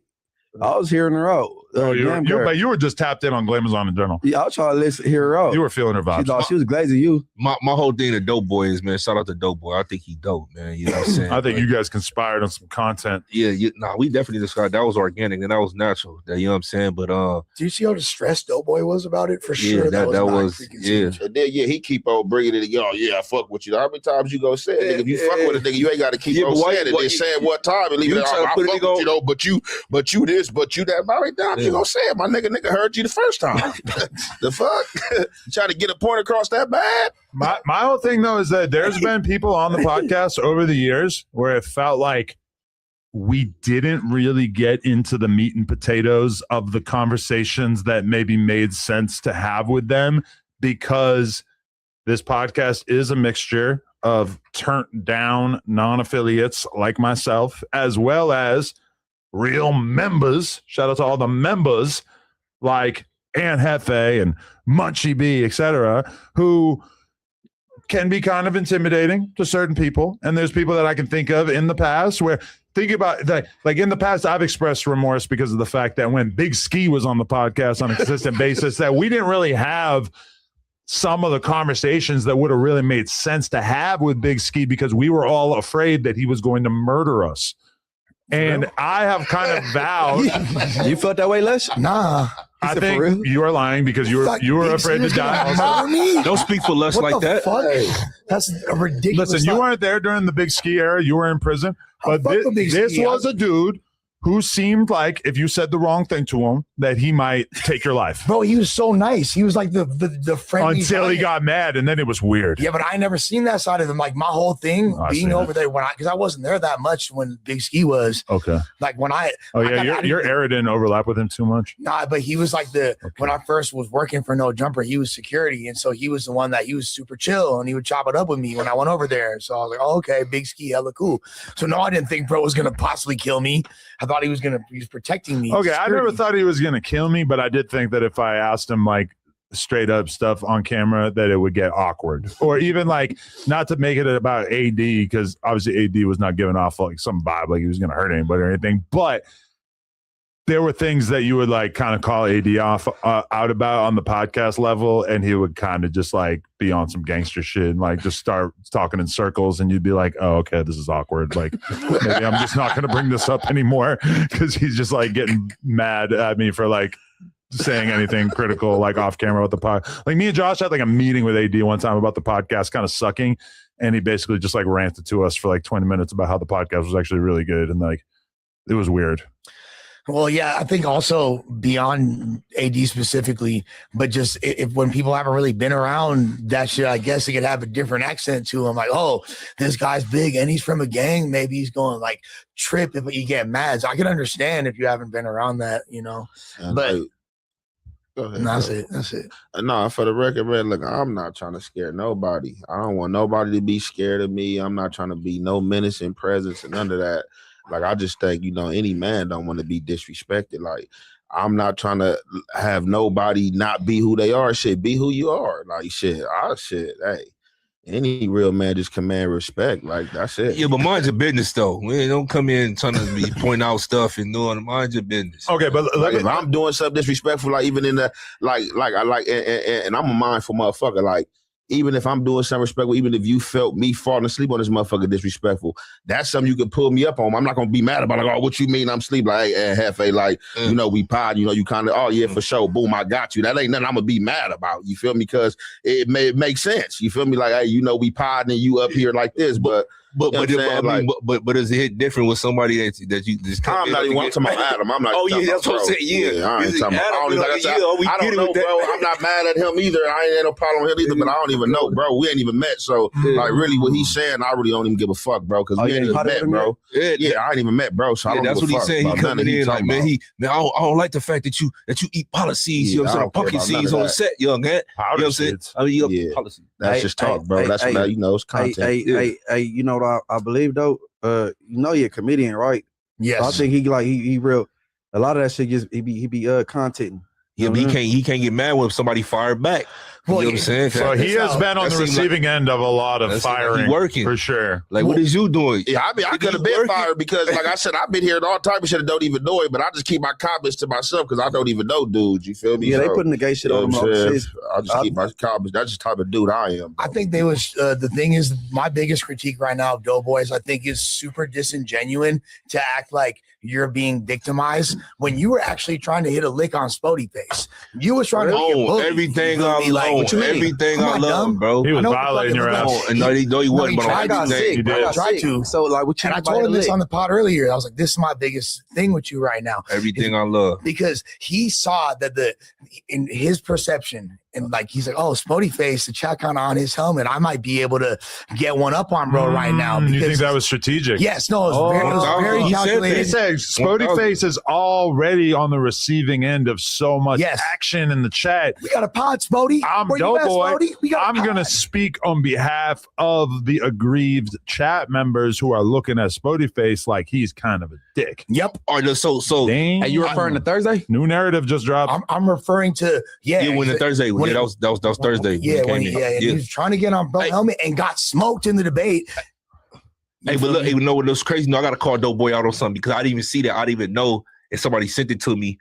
So after the point, we had a conversation. It's like, yeah, before the clip dropped Sunday, the episode, the Thursday, did it drop Sunday, right? Thursday for Sunday. The episode, Thursday for Sunday. So we had a conversation after that. He like, oh, bro, you know, so we had to talk. Like, bro, I'm podding, but at the end of the day, like, whatever, like, you feel me? So yesterday, I guess he started off the pod with the same still, like, bro, like, you still on it, like, you feel me? And then Ricky was like, oh, well, I didn't appreciate that neither. It's like, that's the case. I could have waited until I got here. You know what I'm saying? To speak on it. And then, and when I left yesterday, he brought this stuff up with the girl about the same topic when he said, oh, and they said the same thing that I was saying on the pod with Sus. Like, don't wait till I leave and then try to bring the situation up. You know what I'm saying? When you post a daddy, because then that gave me room. But I think Doughboy brought it to your face on that stream. He did. He brought it right to the city council. After we had a conversation, he got smoked. First of all, I was up 10-0 in that episode. No, you resorted to ancient anti-black slurs. Nah. Anyway, it was already over before that. He got you out your body because you started calling them random racial slurs that you probably never said before in your entire life. That's a lie. I never heard of it. I call Ricky the same thing. On stream? Oh, yeah, pretty much. I feel Ricky the same thing. If people that are pro-black, that's not like an uncommon word to use in that context, to be honest. Okay. Ricky got up here and said, oh, you know what, Doughboy? I don't appreciate Spody Face calling you that. Ooh. You don't appreciate Spody Face calling you that, but you could appreciate a person that's non-black calling you an N-word. Make that make sense to me. Did Ricky said he was okay with that? Yeah. He said it again on the same thing on the stream. No, so you can't tell me changing that opinion. He's walking that back now. Every time, just for the record, because I feel like you're conflating two things when you say N-word. Whereas, like, when we talk about non-black people using the N-word, we are 100% of the time talking about Mexicans, whites, etc., using the soft A in the positive, friendly type of way, and not the hard R, which is typically used as a term of hatred. And it's like, the J-boo word, EBK J-boo, is obviously like primarily used in it. Nobody calling that on some homie shit. Hey, what am I? First of all, all right. So first of all, you can't tell me what that word means to another black person. You're not qualified. Well, I think I'm correct. No, you're not correct because you're not you know black people that just use that as a term of endearment. No, it was definitely not a term of endearment. Then you agree with me. No, what you're trying to say is you're trying to compare that to a non-black person using the word as a term of endearment. What I'm saying, right? But when a Mexican uses the word, they're not using it as a term of hatred. Can we just agree on that? That's not the truth always, and it doesn't matter. It is 99% of the time. No, it's not. All right, let's say you're right. Let's say every Hispanic person that we know is using the N-word as a term of endearment. All right, listen. Let's say you're right. Obviously, I'm right. That's obviously wrong. Let's say you're right. No. So my whole thing about it is you got a problem with a black person calling you that, whether it's an term of endearment, but you don't have a problem with a non-black person calling you the N-word. Period. It don't matter if it's with an E or with an A. But I thought you just said that Ricky is okay with non-black people using that word around him. And that's what I'm saying. So I think he said he wasn't. Now, but all I'm saying is that no, he said it on the stream yesterday. So he's like, "Oh, Sporty Face, I don't appreciate you call it." But he was talking about the J-boo word. Correct. Yeah. So my whole thing is how you don't appreciate that when you just sit there and say you will allow your friends to call you the N word, because one is which is way worse. Which is way one is not. Way worse. I'm not even gonna argue with no. Way worse. But you just agreed with me. I agree with you. Okay, so when you listen to a rap song from a Mexican rapper and they use the N-word, it's typically not being used with the hard R in a negative manner, right? Obviously, yes. I can't speak to where they coming from. Has anybody ever? Because a lot of these dudes that's using N-words, they not see. People always say, "Oh, just because he said he grew up with man." A lot of let's keep it a band. A lot of these dudes don't like black people. Let's keep it real. I'm from LA, bro. Not the ones I know. Man, that's what you keep saying. You from what you know. You don't know. Clearly, you don't know. Listen, I don't hang out around the fucking Longos. I don't know. I don't hang out with the Mexicans who are so burned out that they hate black people. Yeah, that's obviously really saying that they don't like black people. They use the N-word. That is less than 1% of Mexican people in what? LA. You said less than 1%. You think less than 1% of Hispanic people have actual racial animosity? We talking about gang. We talking about gang members. We're not talking about. No, we're talking about people and like human beings. You just threw in the gang thing. It's not less than. But also, I would say less than 1% of like Mexican gang members have negative opinions towards black people, right? But either way, you're trying to argue against Ricky by comparing two things that are completely different, which is one is a term of hatred and one is like a friendly term that is used to embrace. And I don't think it come out of nobody word to me. It point whether they want to say that or not. That's like you saying, oh, just because I'm Mexican, I can say it. It's an term of endearment. It can't be a term of endearment if somebody finds it offensive. So how are you going to tell me if I find it offensive? I don't care what you're using it or what your opinion is. It's offensive to me and the people that feel the same about me. So you're saying that if 99% of people that this random Mexican person we're imagining they uses it around, they take it as a term of endearment, just because a small amount of people take it as like a hateful term. You're saying that it is a hateful term. So you said a small amount of black people. Yes, I would say the vast majority of black people do not give a fuck about Spanish people. And that's a lie. And that's a lie. That's a lie. Yeah, that's a lie. But then why are there so many popular Mexican rappers who say the N-word all the time that you almost never hear anybody say shit about it? Why are we sitting right now with a make-believe Jewish Mexican dude who says it all the time and apparently has mostly received a pass throughout his life for saying it? It really pains me that we're still talking about the fucking N-word. We need to talk about other things on this podcast. This is the most basic ass thing you could possibly talk about on the podcast. No, because it's not your word. You find a way to take every single conversation that we have on here and turn it into a conversation about the N-word. That is your tick, and I'm challenging you to do better. Man, you can challenge me to do better. I'm gonna continue to do it as long as people use the N-word. That's not black. I'm just asking that you. Don't bring it up. Don't bring up the topic. Don't bring up the topic. It wasn't. You just randomly started talking about Ricky. What happened with Ricky? I think all I'm saying is that at some point, podcasting is not going to be just us talking about the N-word over and over and over every single week. My stand goes. My stand. I must always. I know, but I'm just saying, like, you don't have to just say it over and over, right? No. I think Ricky was just saying he don't feel it fit the J-Boo. Like, that's why he said he felt it was offensive because he not that or whatever. Yeah, I mean, you almost never hear this word in current times. But, man, how you not even in a conversation with me being white means that I'm not even allowed to be alive, that I'm not even allowed to acknowledge the fact that word is almost never used in modern times. It seems like you at a cookout besides this podcast, and you not around the aunties and the uncles. I love the fact that you're acting like I'm not allowed to have any observations about the world around me because I am white. Obviously, nobody fucking says that word anymore.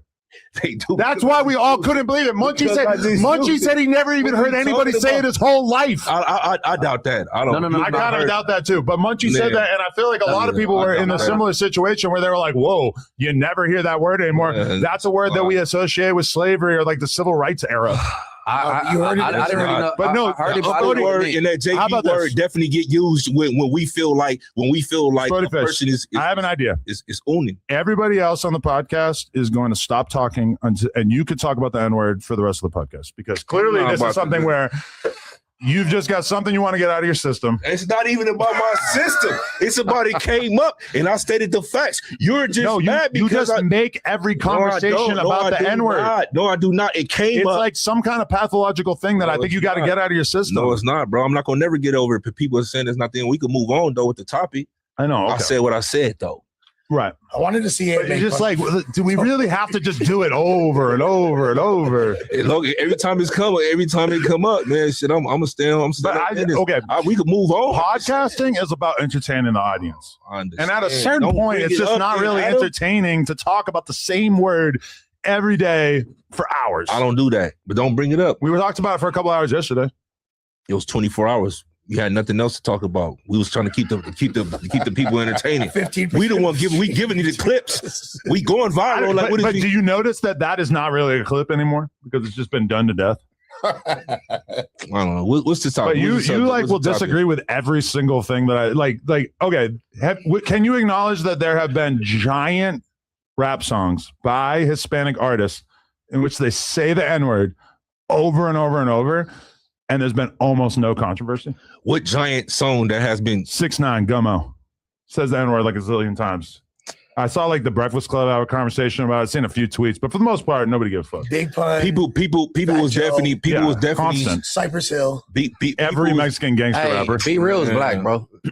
People was definitely saying something about 6ix9ine saying this. Barely. How he black? Nah, you sound crazy. You were in prison. That was the whole thing. You say because he got Afro Latino roots, perhaps? Because he a blood. I can say if you're a part of our culture, I don't trip. All right. But that's what I said yesterday. You know what I'm saying? But I ain't cool with it outside. That's why I said you can't say it. All right. Because you lean more so towards Ross. You feel me? Lean where the fuck you a tag banger. Bro, I lean like the. I want to get like a fire alarm. You leaning like a cholo. I'm gonna get like a fire alarm thing that says like the N-word, and like when the conversation breaks out, I'm gonna pull it, and it's gonna. You trying to be funny about it? No, that is funny. I mean, it's That's funny, definitely not funny. I don't hear the LA Hispanic rappers say the N-word. Oh yeah, you tripping. Which one? You I ain't mean, listening maybe to the I ain't right tapped one. into them. Who is it? Jordy, all of them. A lot of them do like OGZ being a very good example. Rowdy Rax. Roddy Rax. He Young Drummer Boy. He don't need to say it. Does Lefty say it? No, he's the only one that doesn't. Okay. Pretty much, literally. Man, we had to talk about that. Lefty say he don't say it. He don't. Yeah. Hey, in respect to all the Chicanos, man, and the Southern Mexicans, they coming out, you know what I'm saying, going on their people too, man. Shout out to them because they real. They like, man, where has our culture been? What happened? Why everybody trying to be black? Why everybody trying to? It's cool to rap. It's cool to do this. It's cool to appreciate their culture, but we're losing our culture and our heritage and ourselves within that. So shout out to all of them that's coming out. You know what I'm saying on the internet. But I think we got to take some blame well. for that too. We can't be making this shit sound so cool and sensationalizing like a word, a derogatory word, and then make it sound cool. Put it in songs and hooks, my knee, all that. You know what I'm saying? Then it get to sounding cool to people. But because shouldn't nobody be saying it. You know what I'm saying? But like some of that responsibility fall on us. I thought NIGGA supposed to have been like, you know, the cool, you know what I'm saying, the swag way, you know, of, you know, embracing, you know, what the ER had brought on. Never used in like a negative manner for the most part. For us, NIGGA really can't be negative, but you know, our people, we find it offensive when other, you know what I'm saying, racists, you know what I'm saying, use it. But like for us with each other, it's not like offensive, you know what I'm saying? Like that was like a way to take away from the ER. Let me ask you a question, Ant. Because I asked Spuddy this yesterday, and he said, all right, because you got Hispanics from your hood. Yeah. And if they said the N-word, is you tripping? Nah. And that's also like, if you're a part of our culture, I don't too much trip, though. You know what I'm saying? Like, but I don't even want to hear that from nobody. I don't want to hear from from nobody that's opposing, you know, my people. But like, I don't like if you like a Hispanic, like I like see when I came up, like I like the Hispanics that stayed in the hood. I used to be in their house, like eating this shit, like shit, ceviche, all the little shit. They moms should let me in the house. Like I had a few like friends and shit, like the few Hispanics that was in the hood and shit. So it's like, you know, like we braced it, like each other.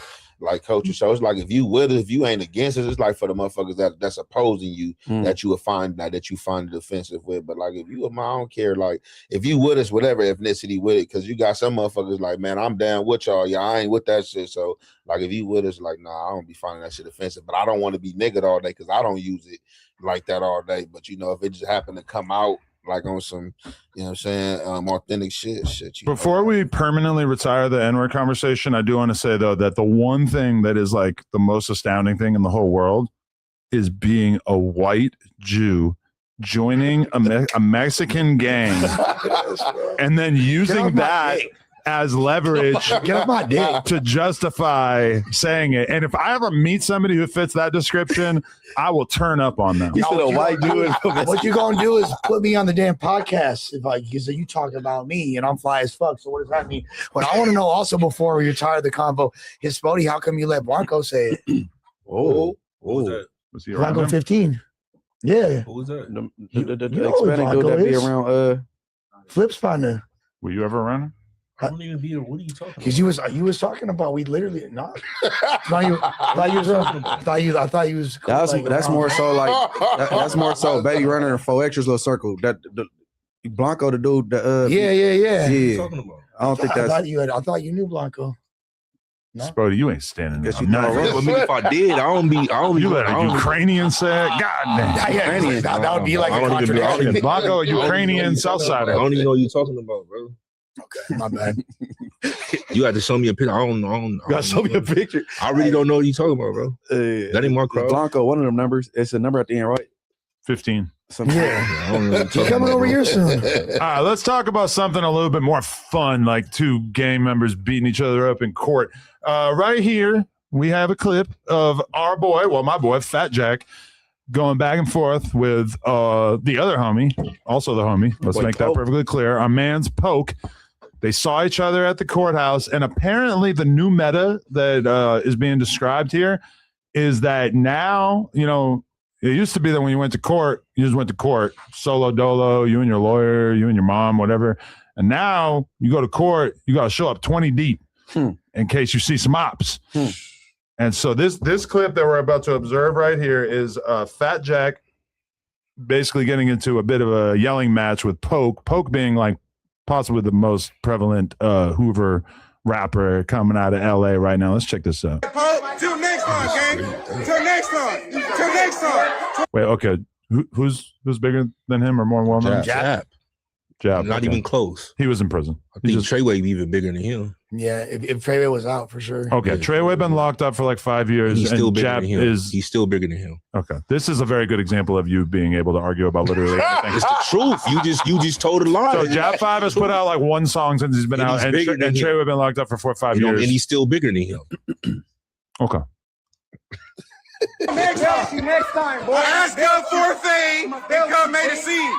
I asked God for a fade, and he made a scene.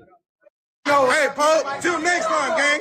Till next time. Till next time. Till next time. Next time, boy. I asked God for a fade, and God made a scene. I asked God for a fade, and he made a scene. Okay. So I guess I could try. There is a clip, in fact, of Poke basically like reacting to this hysteria. But how do we feel about this, and what is the responsibility of a gangster when they end up in this sort of situation? Like, how much business are you supposed to stand on, even if it means that you're going to be getting into a fight directly in front of the cops in court? Man, I don't know who made this shit up and made this shit cool, but this is what they doing. This some new shit. This some new age shit. Motherfuckers is calling they homies early in the morning. They got to meet up with 10, 12, 20 homies just to go to a courtroom. You know what I'm saying? Because if you don't, you're going to get packed out. Like that, this shit is, I don't even know what to say about this shit. So what is the proper protocol? Like, put yourself in Fat Jack's shoes where there's an op who has been blatantly disrespectful, I would assume, to your hood and your peoples, and you see him in court. Is it such a serious situation that you're supposed to just get off? Just don't say shit? You're saying you have to fight. I'm not a fan of and like police notice in jail. I've never been a fan of doing nothing in front of the police. Like, if we could be gentlemen about it, like if I see you, You know what I'm saying? Like if I'm close enough, you know what I'm saying? Like, it depends on what the disrespect hitting on. If the disrespect, like it's past a certain line, then if I'm next to you, I'm getting right off. But if it's just, some little minor discrepancies of disrespect, I'm going to ask you for a fade. What's up? Hey, let's go in the bathroom or let's go around this corner out the police site and get it in. You feel me? And we was really going to be a head up. It ain't going to be none of the homies jumping in and you getting packed out and none of that weird shit. Like, you going to get this head up and we're going to go about our business. Right. Okay. Yeah, I don't agree with the recording and the altercations and stuff like that. Now, that's something, you know what I'm saying? Shout out to them. But I don't be agreeing with all that. Like, we recording and all that. We're going to just go up, just, you know what I'm saying, go up. But it's unfortunate that people, you know what I'm saying, fighting cases and we still getting into it with each other. Y'all on bail, a lot of people on bails, y'all on probation, and you know what I'm saying? And, I mean, if it's that serious, I mean, I don't know. This new age stuff, man. I just disagree with it. And then you recording yourself, man. Shout out to the homie, but man, it's like if you said something, I'm assuming it's gonna get violent sooner or later anyway, right? Yeah, I mean, you should have just crashed, like, you know what I mean? But I mean, if I'm in court, I be seeing people all the time from different hoods. I don't really be tripping. I don't even bang on nobody. Like, they see me and then you're pushing peace, right? It don't matter. It don't matter what I'm pushing. A lot of people listen. A lot of people don't accept. A lot of people don't accept that. No, listen. I'm dead. Yes. Yeah, listen. I'm glad he said that. But just because a nigga pushing peace don't mean like the other person gotta accept that or they with that. They on that type of time. They on time. That's just what I'm on. I just don't be caring what people. I be on deck, so I don't really care. Like, don't make me do it, bro. I'm not tripping about you. I'm not worried about you. But if you come over here, I'm a light fire to you, bro. Plain and simple. I'm a light fire. Like, you know what I'm saying? But again, like I said, it's like it's sad that, people want to, you already on bail or you already going to court and then y'all are trying to crash out into I'm just not with all that. Like I say, back in the day, we used to go around the corner or go in the bathroom. You know what I'm saying? Now it's just, it's just for the internet. But that's what Fat Jack is actually calling out in that clip. He's basically saying that he was trying to just, communicate with Poke and tell him that they had to go fight or whatever, and that Poke and State got like super, super loud so that the cops would get involved and separate them. I'm not saying that actually is how that went down, because in the clip that I can't seem to find right now, Poke was definitely like questioning that and saying that was cap. But that's definitely but what it seemed like to me, my opinion, because I heard both sides. Like, I seen the clips and I seen what Poke was saying, so it seemed like that from Poke's point of view, or at least my opinion from what he was saying, is it seemed like that Fat Jack was with a lot of his homies, and Poke was probably was by himself and like a female or somebody else, because he say some shit about throwing a soda in a burrito or some shit. So I think that's probably what it was. He probably did ask him for a fade, but Poke probably didn't want to give it to him. Probably like, shit, nigga, you up here with all these niggas, it ain't about to be no head up fade. You know what I'm saying? So probably went something like that. But and it's gonna be, I don't care because the homie say something, and that's the case. You ain't gotta ask a nigga for the fade. You on that type of time, get cracking though, bro. Like, you know what I'm saying? I'm not with none of that. I think, nigga, y'all in court, y'all should just be going to court, bro. Like, yo, I'm with that. Like, bro, I'm gonna go to jail again, because if you fight up in here more times again, they're gonna, you know what I'm saying, they can revoke your bail. Policemen really letting them getting away in there, going in there and laughing, like telling the inmate, like, hey man, your homies, this just happened with your homies and your homies, this and that. So but even still though, it's like, you know what I'm saying, if y'all on that type of time, you don't be on that type of time. I'm just not for it at all, bro. In this new generation, like, what I don't like, what I don't get is a person to try to make you seem less than a man or take more of your character, or like, because you lose a fight. I'd rather a person get in there and lose a fight than a person like, oh man, I'm not fighting. That's how they try to portray it nowadays. Like, oh, because you lost a fight, they make you less than a man, and you got all these dudes out here and they never fought. Yeah. They scared to fight. But that's what you did to me after I lost the fight to Jason. you made it like it made me less of a man that I lost the fight. Yeah, because you didn't throw a punch.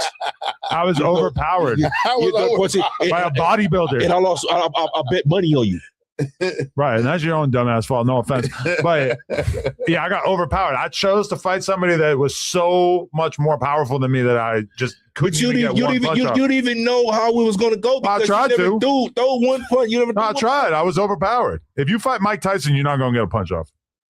Come on, He's just gonna knock your ass out. I guarantee. Well, if he knocked me out, I could at least swing one time. Mike Tyson gonna fold you up, bro. You didn't even swim.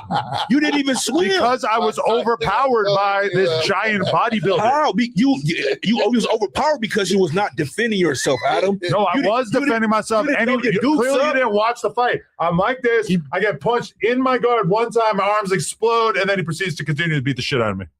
You didn't even ball up. You didn't do nothing. Protect yourself at all times. You're saying all this to distract from the fact that the argument that you're putting forth is not something that you have been consistent about. I don't even know what you're talking about. You just want to now see what you want to do. Faith arguing? Yeah. Yeah, it's bad faith. A man of faith, you're arguing in bad faith, which is ironic. Hey, look, because I just left court. Shit, and Amigo took a picture of me while I was at court. Saw that. We actually never got into that. Yeah. So was that? How are you doing with that? Are you still kind of traumatized by that? Traumatized? Yeah. That fuck you up? Like, no, hell no. I was in the safest place on earth. I was. Wasn't that bailiff right there for being fair? Yeah. He was just doing the same thing you did. That was a rebuttal, right? No. That was on an intersection. This is in the courtroom. The bailiff right there. It came up hours later. It was the bald head nigga with the bitch in there. Like, there's only like 4 of us in the courtroom. I knew who it was, and then I'm like, okay. I mean, I wasn't tripping. It was funny to me or whatever. Yeah, I thought it was cute. You guys are both like making little videos of each other without actually like really doing anything. Hey, look, you know what's funny though? Not saying you. That's Inglewood Court, right? All this shit you be seeing, that's CCB Court. Like all that like that's why they go on 10 deep to court and shit at CCB Court. Like I was at Inglewood Court. I got you right there, Munchie bending down. Get talking to the camera. On the other side of the court, bro. I'm like, look at Munchie. I said, that's cold. Hey, you know what's funny though? That's cold. So as soon as I came out of court, as soon as I walked out, like the homie was like right there, like he was doing his own thing. Like Inglewood Court is our jurisdiction, but CCB, you got so many people coming from, you know what I'm saying? So you could bump into anybody at CCB Court. And that's where all that should be going like when 2 and 5 bumped into the dude up there where the dude got through over the top. Was it name from Avalon? Avalon threw the name over the thing right there. That's CCB. Right, the poke thing with him, CCB. All that should be at that court building. Like that shit. No, you definitely run into everybody at CCB. Yeah. Hey, you want to know something crazy that you guys weren't around for? This is before y'all started coming around, but basically at one point I got sued and I had to go to the Compton courthouse to deal with this lawsuit. And you're literally not going to believe what I got sued for. I got sued because there was a guy and he got hit up by like a scammer, right? And the guy was basically like telling this dude that he was going to be able to get him a feature from Blueface and I think an appearance on No Jumper. Oh, wow. And this guy sent him money. I don't remember how much it might have been like $5,000 or $8,000 or some shit. It was like a lot. It was a good amount of money. $8,000 is crazy. And he sued me because he said that like, I'm cool with Blueface. I know these people. I'm involved with all this shit. And that like somehow this scammer scamming this guy was like my responsibility, which it's almost hard to even remember how this went because it was so dumb in the moment. And it was very awkward in the courtroom because the judge basically had to tell this guy that he was a fucking idiot and that this was never going to work. And the guy was getting all flustered and like raising his voice to the judge and shit. And it was just like, that's a rat. It was so awkward. And who was my security that I rolled with, security quote unquote, that I rolled with to the Compton courthouse, but our own Big Ski. Yeah. Hey, let me ask you something. Great era in my life. Yeah. This was 2019.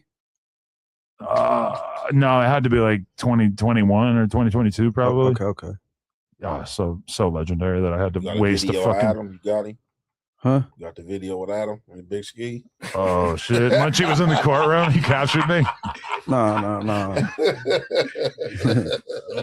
But like that dude essentially is super grasping at straws by even trying to attach your name to it because A, he know you got money, and B, he's kind of like maybe this dude will be more communicative than Blueface. It's probably the path of least resistance. It was so unbelievably awkward too because I was like, I didn't know what the guy was gonna look like, so I'm sitting in the lobby or whatever, like outside the courtroom, and like the guy comes up to me and starts basically talking to me before the court convenes and basically starts like explaining the situation to me as if it's going to make sense to me.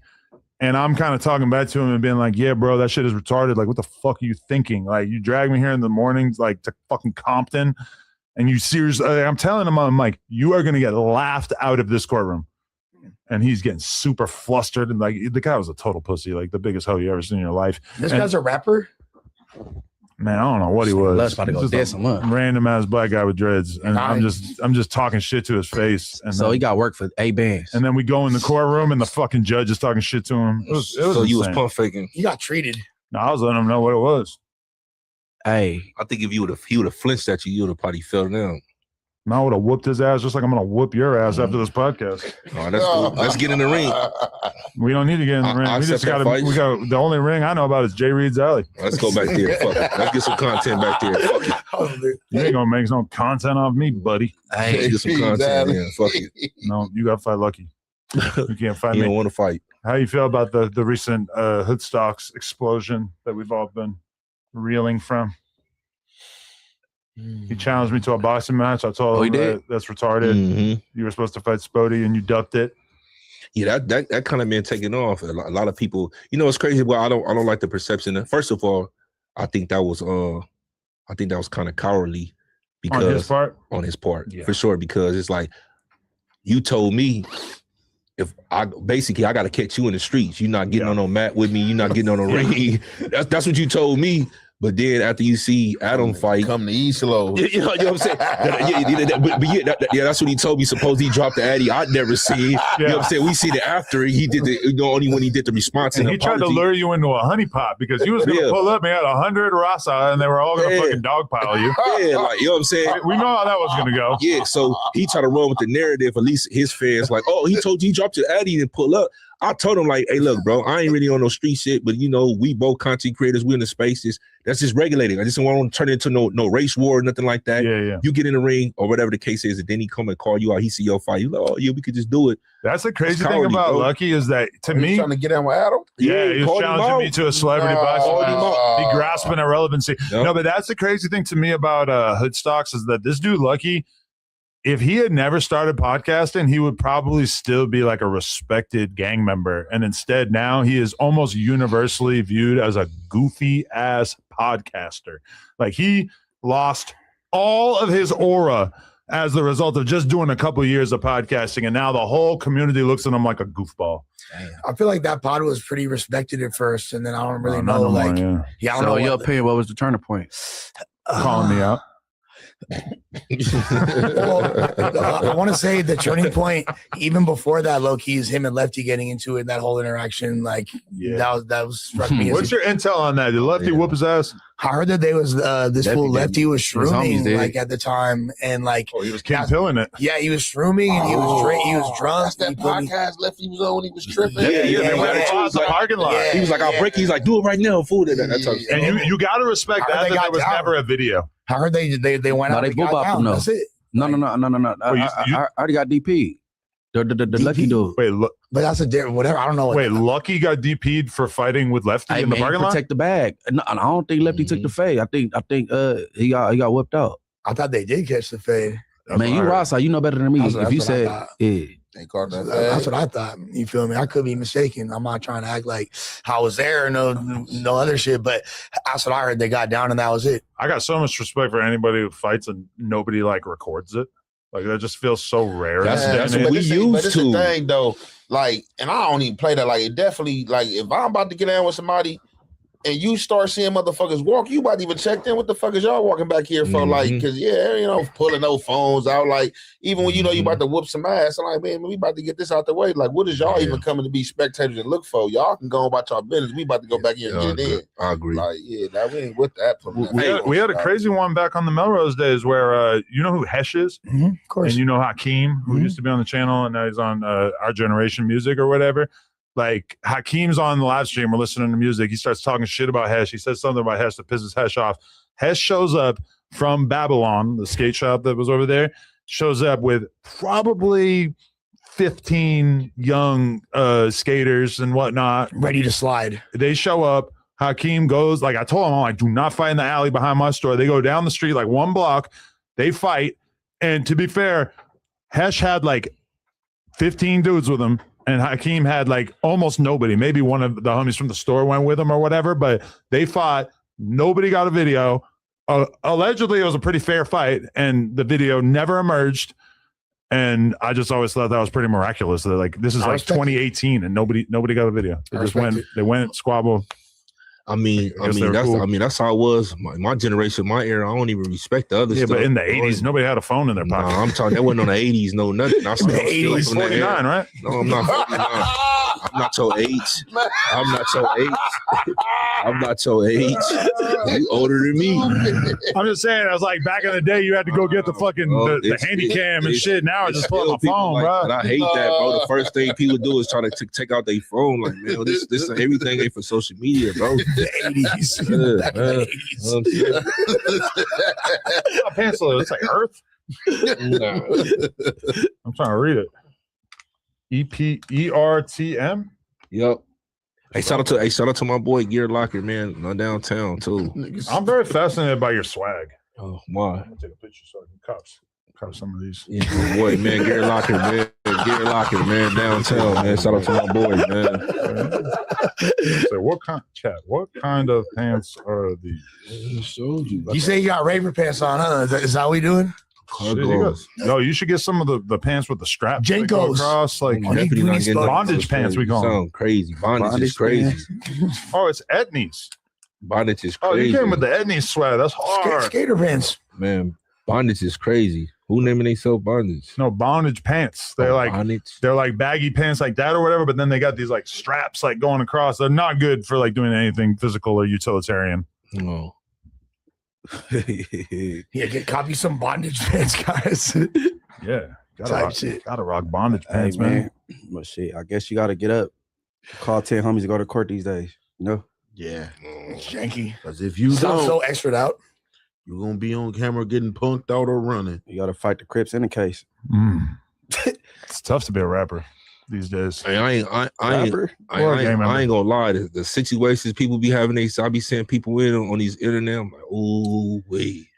And y'all wonder why Los Angeles. Ooh, wait. They say Los Angeles got the lowest reported quality of life in over a decade. Oh, for real? Yeah, that's like a. My quality of life's all right. What's wrong with the quality of life? I'm gonna jump out the window here and assume that you're not the typical sample. Lowest quality. Or just like our cost of living. Bro, I have had a bum. I've had a bum sleeping outside my crib for 2 days straight. Outside of your house. Don't talk about Josh. Swear to God. Outside of your house. Well, it's kind of on the corner, It's but a yeah, gated community.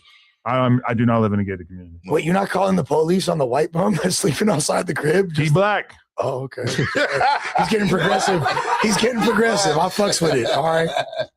And I'm not in the community. Like I forget what it's called. There's an app. My wife is in this app where the whole like neighborhood be talking about. You talking about Citizens app? You talking about the Citizens app? Probably, yeah. I love Citizens app. She in a whole thing with like the whole neighborhood, and they all been talking about it. And I guess like some people have called the cops already, not us. Oh. And the cops are basically like, bro, we can't tell him to leave. He's on the sidewalk. And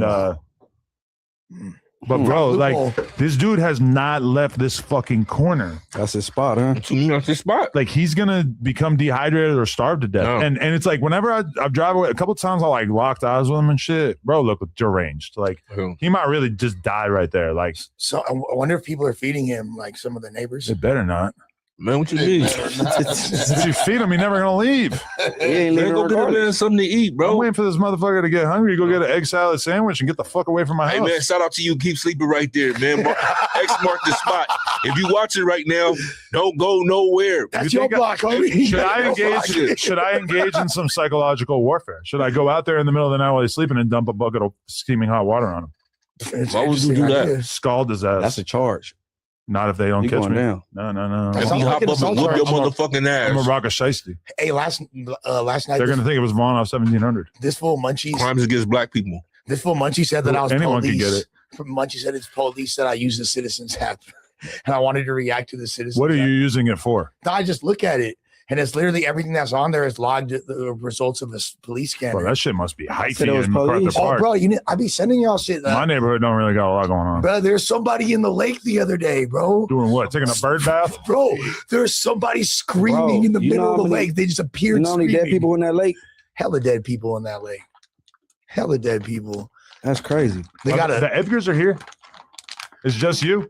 Oh, shit. They're a whole ass sea monster there. Yeah, that's a sea monster. Sea monster. That's what they call me. There was no sea monster. Yes, Real yeah, sea yeah. monster. No, that's my Loch nickname. Ness type shit. Yeah. They got like some big ass shit in there, bro. Like I say, it's Bullshit a out of giant catfish, bro. And what like?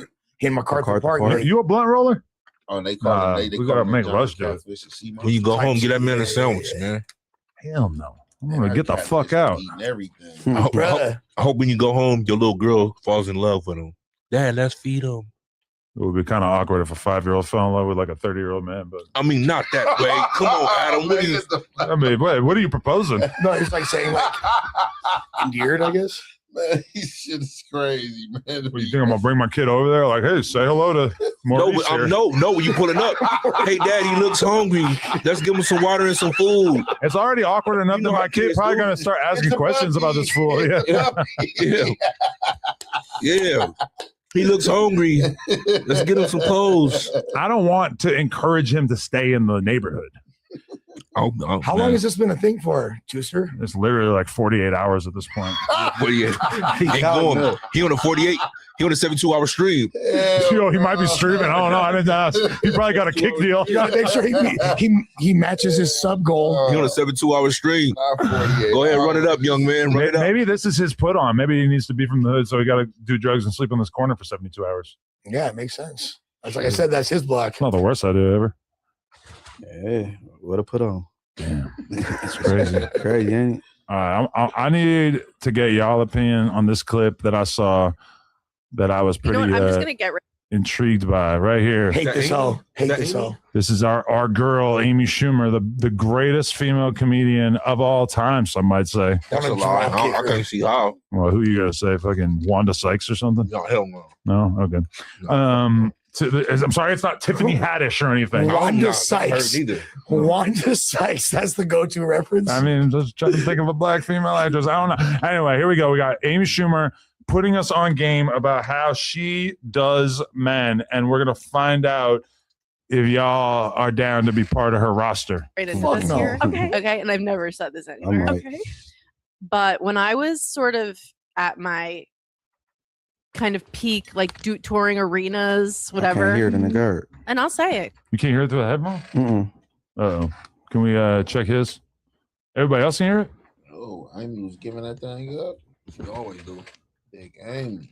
I got Ellen DeGeneres over her. Yeah, for real. She's busted. You'd rather fuck Ellen No, I'm saying as far DeGeneres? as talent wise, as far as funny. Yo, funny yep. wise. Oh, I'm about to Ellen say, DeGeneres yeah, is not like doing that. Bro-rilla. Yeah, we about to Talking about hit- funny wise. We about to Funny. hit Amy. I don't know. I'm not talking about hitting. I'm talking about funny No, wise. no, yeah. All right, let's keep this going. Because this is where you say it. Were they a professional athlete? Sure. Did I text them like late at night and they came over, went down on me, and then I said, I'm so tired, I'm so sorry, and they left? Yes. And you know who you are. Cap. Not the look into the camera. And that's happened a couple times and I'm not proud of it. And I think Cap. like, you know, and she- keep man. the ambulance is good for this moment because this is like when I actually get canceled. No, but it's all about, you know, you want to be a giving lover and whatever. But at this moment, it was like, you know, some people like will blow a guy and that's the end of the night. So I kind of, you know, did it my way, to quote Frank Sinatra. First of all, hold on. So this is why we can't let women get money and fame. Because they start trying to pull fucking bum ass moves like this. You are not going to invite me over to your crib, have me eat your pussy, and then just leave it at that, unless this is a pre-discussed thing. Otherwise, I am going to sue you. I can't fight you. I might have to go in the bathroom and jerk off, but I will sue you, Amy Schumer, if you get me to eat your rank ass, loose, hanging ass pussy. That's what I'm saying. And then you don't let me at least get my rocks off. Like, how could you possibly think that that's acceptable? What are you talking about? At least let me use your pussy to fuck for a little bit after. Or give me some I head. think I just got this shit wet for no reason.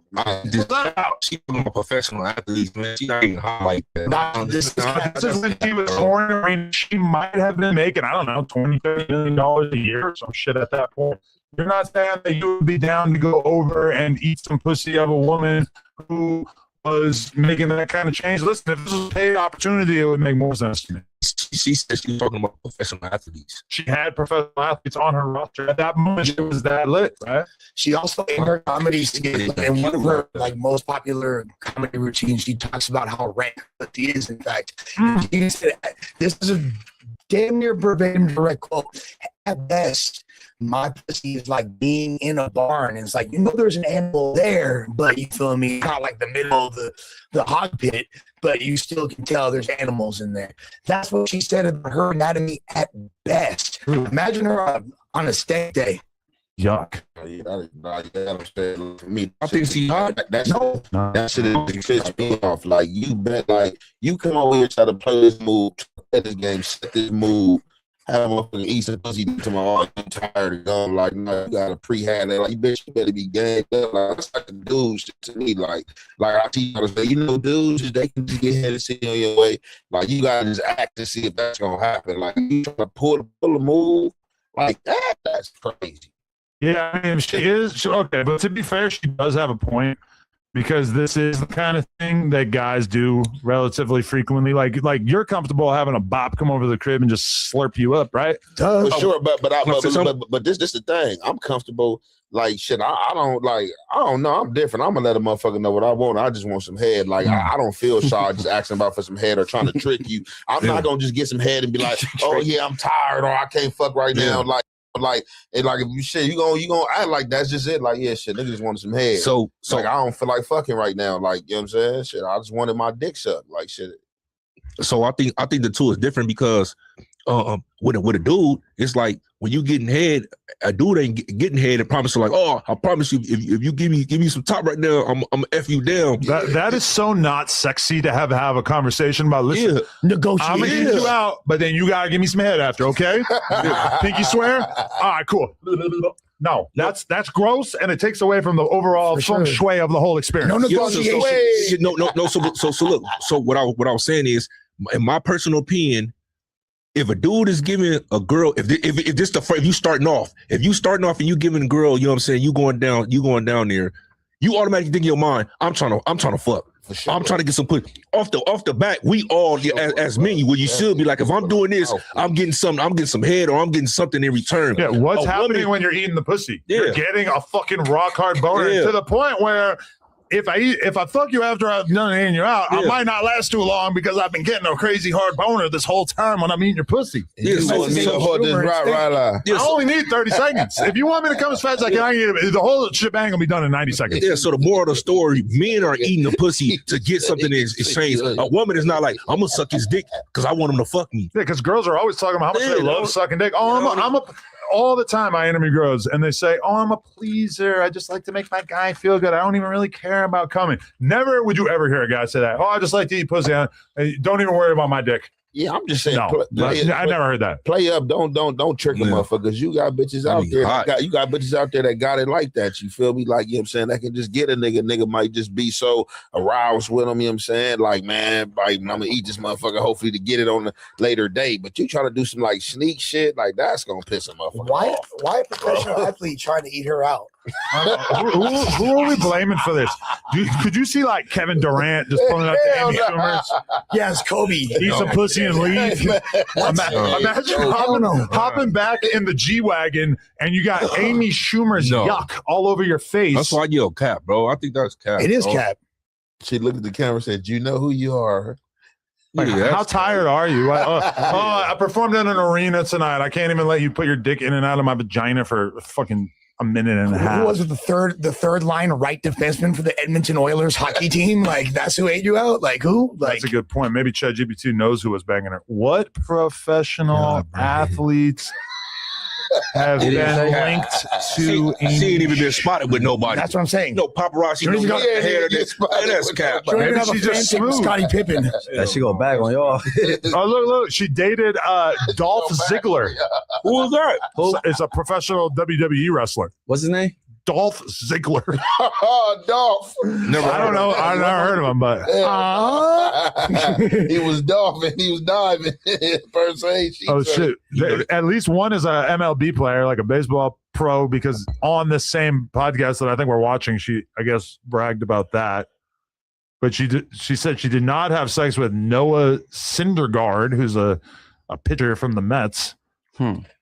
I don't know, man. She ugly to me. I don't know. She's one of the most hideous creatures. She is famous for being funny and maybe an actress, but she ugly. And keep in mind, she looks a lot better now in the Ozempic era, No, for whereas real. like a couple of years ago, she looked way fatter. Amy Schumer can get hit, but she ain't pulling that move she thinks she pulled. Yeah, like you ain't. She ain't pulling that move, man. She thinks she pulled. That's not happening.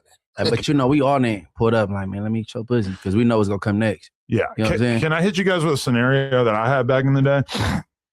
I'm probably 21, and there's this girl who's like a year or two younger than me. And this is back in the Boston day. I knew her from like Boston, but I'm living in New York, right? She hits me up. She says like, yo, I want to hang out with you, blah, blah, blah. She comes through. She's so cute.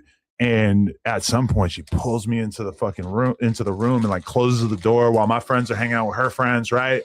And all of a sudden I'm fucking going down on her, eating her out. And she tries to pull this Amy Schumer ass move on me, which I'm going to be honest, like, I think it's the only time in my whole life that this ever happened to me.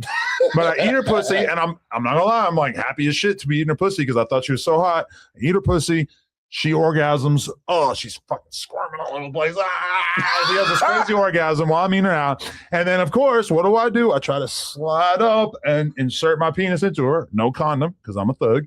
And she just fully shuts it down. Like, no, I just wanted to do that. I don't really want to have sex. I'm like, what? She gangster. And I'm like, I think I said, like, can I get some head or something at least? And she's like, oh no, maybe later, blah, blah, blah. But we were gonna go, I think, to like a party or some shit, right? So after this, like I'm kind of bummed, but I'm like, you know what? I'm not done with this mission. I'm going to bang you. I'm gonna keep hanging out with you until you let me bang you. So, and I have this memory that I'm wearing a brand new all white Diplomat shirt, like the kind that like Cameron is still selling to this day with the big ass eagle on it and everything like that. And I'm fat as shit at this time. I'm like 280. I'm rocking a 2X white Diplomat suit, right? Big wigger style. Said I'm fat as fuck. I was. This is the fattest I've ever been in my whole life. Because there's a picture of me and her on this night, and whenever I see it, I'm like, yo, that's crazy. I was that Look fat. like 1090 Jake. Honestly, like a pretty good reference point. Nah, I wasn't that fat, but I was pretty fat. And so then, but on the way to get on the subway to go to this party, we stop in the bodega, right? And she starts fucking loading up a hot dog. She's going to eat a hot dog just for some reason, which that's actually offensive. You didn't want to eat my hot dog, but now you want to eat this hot dog. It's almost like she's rubbing it in your face. Well, yes. And like so, she did her pussy. And so she starts loading up the hot dog with ketchup, right? And then, like, I forget what it was exactly, but somehow me and her get into an argument. I'm talking shit to her, like basically like giving her a hard time, whatever. This bitch takes the hot dog and goes like this and whips the ketchup all over my brand new Diplomat's tee that I probably just spent like $40 on. We never made it to the party. I was fucking furious. I was so pissed. I never banged her either. Did you slap the shit out of her? No, I did not slap her, but I was so mad. Dude, she treated you like the way like we be treating That's what I'm saying. She treated me like she was Blueface and I was some random hoe. Yeah. You should. Hey, man, you might need to fire her and let her know what that 22ster hit though down today. But you might need to nut on her face. Yo, you know what's crazy is she was trying to kick it with me a few years ago. Like she was DMing me and shit. Suck that dick. Oh, you supposed to get your get back. That's payback way back. She tried to spin the block once I got some clout, but the crazy part is that this was at the very beginning of my relationship with Lena when I was still cheating. So I was really trying to run the play, but I never actually did. At that time, I had so much going on. I wasn't even thinking about this bitch. But okay, but then I got her for good time's sake. All right, but then made time for her. This is the crazy shit. You ready? I'm gonna blow your mind. Blow your mind. Pause. Crazy. I'm gonna blow you all. Pause. Couple years later, she was working at her mom's like daycare. So she was an employee at this daycare taking care of all these little ass kids, right? I don't know, 2, 3, 4, whatever the fuck it is. She got arrested because she was basically selling hand job services on Craigslist out of her mom's daycare. Oh, that's janky. No, okay, so nothing to do with the kids or whatever, but like, I don't know where she was doing this, if she would take you in the closet or if she would meet you in your car or whatever, but basically like, I don't know what the going rate was. Maybe you drop $100 or some shit and you could go and this girl will jerk you off in your car. She was doing more than that. I mean, Yeah, even the proximity to the daycare though, that's like, right. The even fact though- that there were kids involved, even in the headline, is just disturbing. Weird. She was doing more than jacking a nigga off. But you know what fucked me up too is that when she was hitting me up, this was probably 8-9 years ago at this point, she got fake titties in a BBL. What's her Instagram? That's so fucked up that I had to not bang her. I honestly, I remember her name, and I could probably Google her right now, but I'm not going to. You heard what Munchie said? What's her gram? Oh, yeah. If I find out, big girl. But then that's the fucked up thing too. Is What's that her gram? if I'm 42, she probably 40. So what are the odds that she still look good? Probably not that high. So. She finna gerb the gerb or nah? Mm-hmm. And I'm gonna tell you one other crazy thing about this girl. At one point, we're hanging out, and she starts talking about because I had a cat. I love cats. Hell yeah! And she starts talking about how she has a female cat, and somehow the cat would be in heat. And the cat gets his period, it starts making all these crazy noises and shit. Because I had a female cat back in the day, and when she got her period, making all these crazy noises, right? Cat be doing that too. She told me probably because you hit this motherfucker. Listen to this. You ever hear anything like this in your life? She said that she would just grab the cat, jam a couple fingers in the cat's vagina, and that the cat would like come essentially, and then it would shut up. You don't have to. You don't have to do all that. Like literally, like what's there's that a called? spot- there's a spot Bestiality? right by their tail. External Yeah, stimulation. there's a You just spot rub right it. by their tail, and you poke it, and they'll stop. You feel me? I ain't So gonna you lie. be poking cat? Nah, I'm like really close on my cats, but I don't be like making love to the motherfucking cats. What the hell So you be talking finger about? banging cats? That's what you just said. I be spinning them around on my fingers and slam dunking them hoes. What the You fuck? feel me? Like Karl Malone. Bah! Listen, okay, we don't know what you're talking about, but I just No, it really does say a told you. lot to me that I was still trying to fuck her after she told me she fingered cats. I'm surprised that she told you no, you didn't hit it with. Man, let me just put the tip in. Smutty face, why did you? I probably did say some shit like that. Smutty face, I'm just curious. I saw your reaction to Adam saying he liked cats. Like, why are you like giving a disgusted look and shaking your head at that? Crib my like cats. What's wrong with liking cats, bro? I never gave a. Did I? Mm-hmm. That was disgusting. Because he always that's Judgmental. his whole personality. Is like, face. what? That's gay. You just said something that's gay, or that's racist. Hey, he likes animals. That's fucking. Oh, you like cats? You gay and racist. Man, they White people do like their cats. They double. White people like cats. Not me. I like dogs. I like pit bulls. I like Rottweilers. You like cats? You gay. You white. Fuck out. Adam, go. Get out of here. They owe me today, y'all. Expecting it, yeah. They owe me today, man. I feel like they are on you, like the chat, but then they also fuck with you. No, fools love Smutty. I'm talking about y'all. I ain't really. Yeah, we talking on about you the for chat. sure. We on you. Nah, y'all on me. Chat gonna do what it do. She jabbed the fingers in the cat. Let's see it too. No, you ain't gotta do all that. At least get a. No, at that's least what you get said. a- Let's At least get a carrot or something like. The fuck is you A carrot for a cat? I mean, a cat? All you gotta do is poke. That's the top not of your about- tail, I'm gang. not putting my That's fingers in no heinous. cat coochie. I would rather use a carrot if it was. But My finger ain't going in there. Easy. What would you actually, cat? you know what though? You have a good point. Let's ask Chad. Is I'll this get rid of acceptable? cat. Because I What never type of- considered Oh, yeah, maybe I've never had a it's cat. legitimate. A carrot Maybe it for a is cat? legitimate. I'll get rid of it. If Get rid Wait, of what the fuck? it. A carrot for a cat? if my cat is Fucking Is the tip of the carrot cut off already, or you got the Man. big one still? Nah, the big one. Right up in there, but shit, go ahead and get your shit off and Crazy. shut up. That's crazy. So for the record, my prompt on ChatGPT: if my cat is menstruating and moaning loudly, is it okay to put my finger in its vagina to shut her up? I'm going to assume that it's going to say no. It's got no. Do not do that. What I explained is how you do it. What you're describing is almost certainly not menstruation. Female cats do not menstruate like humans. If she's making loud moaning or yowling sounds, she's most likely in heat. That's what I meant, especially if she's not spayed. Loud vocalizing, rubbing on things, rolling around, and raising her hindquarters are classic signs. Okay, that was what I was describing. Being in heat is not having your Being period, heat- though. It's, yeah, okay. It's the period where you're fertile. The cat's able to get pregnant. Putting your finger in her vagina is not safe and can hurt her, causing injury, introducing bacteria, or making her more stressed. I would have washed my hands if I were to do it, but instead, keep her indoors and away from male cats. Give her a quiet room away from the windows and doors, and give her some gentle petting. Use playtime. A warm towel can help some cats relax. Okay, these all sound much more holistic than just finger banging the cat. I think ChatGPT white. I think our girl a freak. Super freak. You're not gonna last long on here. Okay. Everything is racist. Everything is gay. Did you know a long time ago? There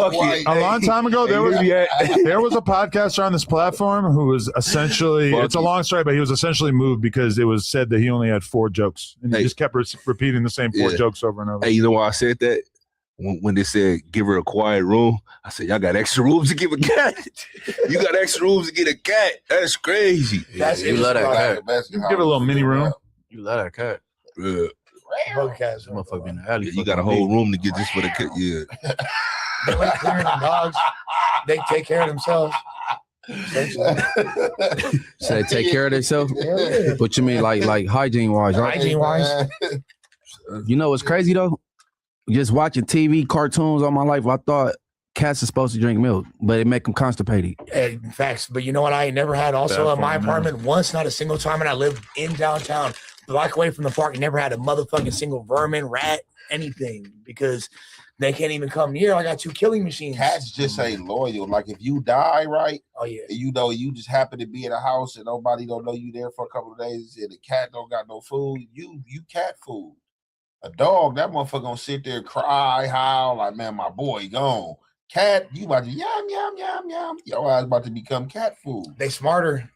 They not smarter. They don't supposed to eat you. To eat you, nigga. You just took care of this motherfucker, fed this motherfucker, nigga. The dog understand that. Actually, I think the dog is smarter. Nigga, like, man, my boy gone, man. I gotta sit it out with him. But I gotta die. There's The so cat finna few. survive, though. There's so few reasons to have a cat or a dog, but then all of a sudden your cat or dog like brings you a dead mouse, and you're like, oh, okay, you've actually earned your keep for the night. That's what I'm saying. Like it's rare in my building that ain't no like to not have any type of vermin or roaches or nothing like that. They get raised off the set anytime they pop up. Your cat catching roaches. They ain't even they don't appear. Okay, go have to go to the doctor in a You got minute. roaches. No, I never had no roach. Honestly. Stop lying. I'm the only roach in this. No, you definitely got roaches. I'm the only roach. You live downtown. If you don't stand in the high rise, you got roaches. First of all, I'm on the 2nd floor, but it's No, they ain't high enough. not high enough. But them motherfuckers ain't there. That's the cool part. You said I'm on 2nd floor, like roaches can't come to the 2nd floor. No, that's low. That's why I was like, that's a low floor. Your cat eating roaches, bro. You gotta go to the doctor son. Hey, one of my girls, homegirls that live in the building. You gotta go to the doctor soon.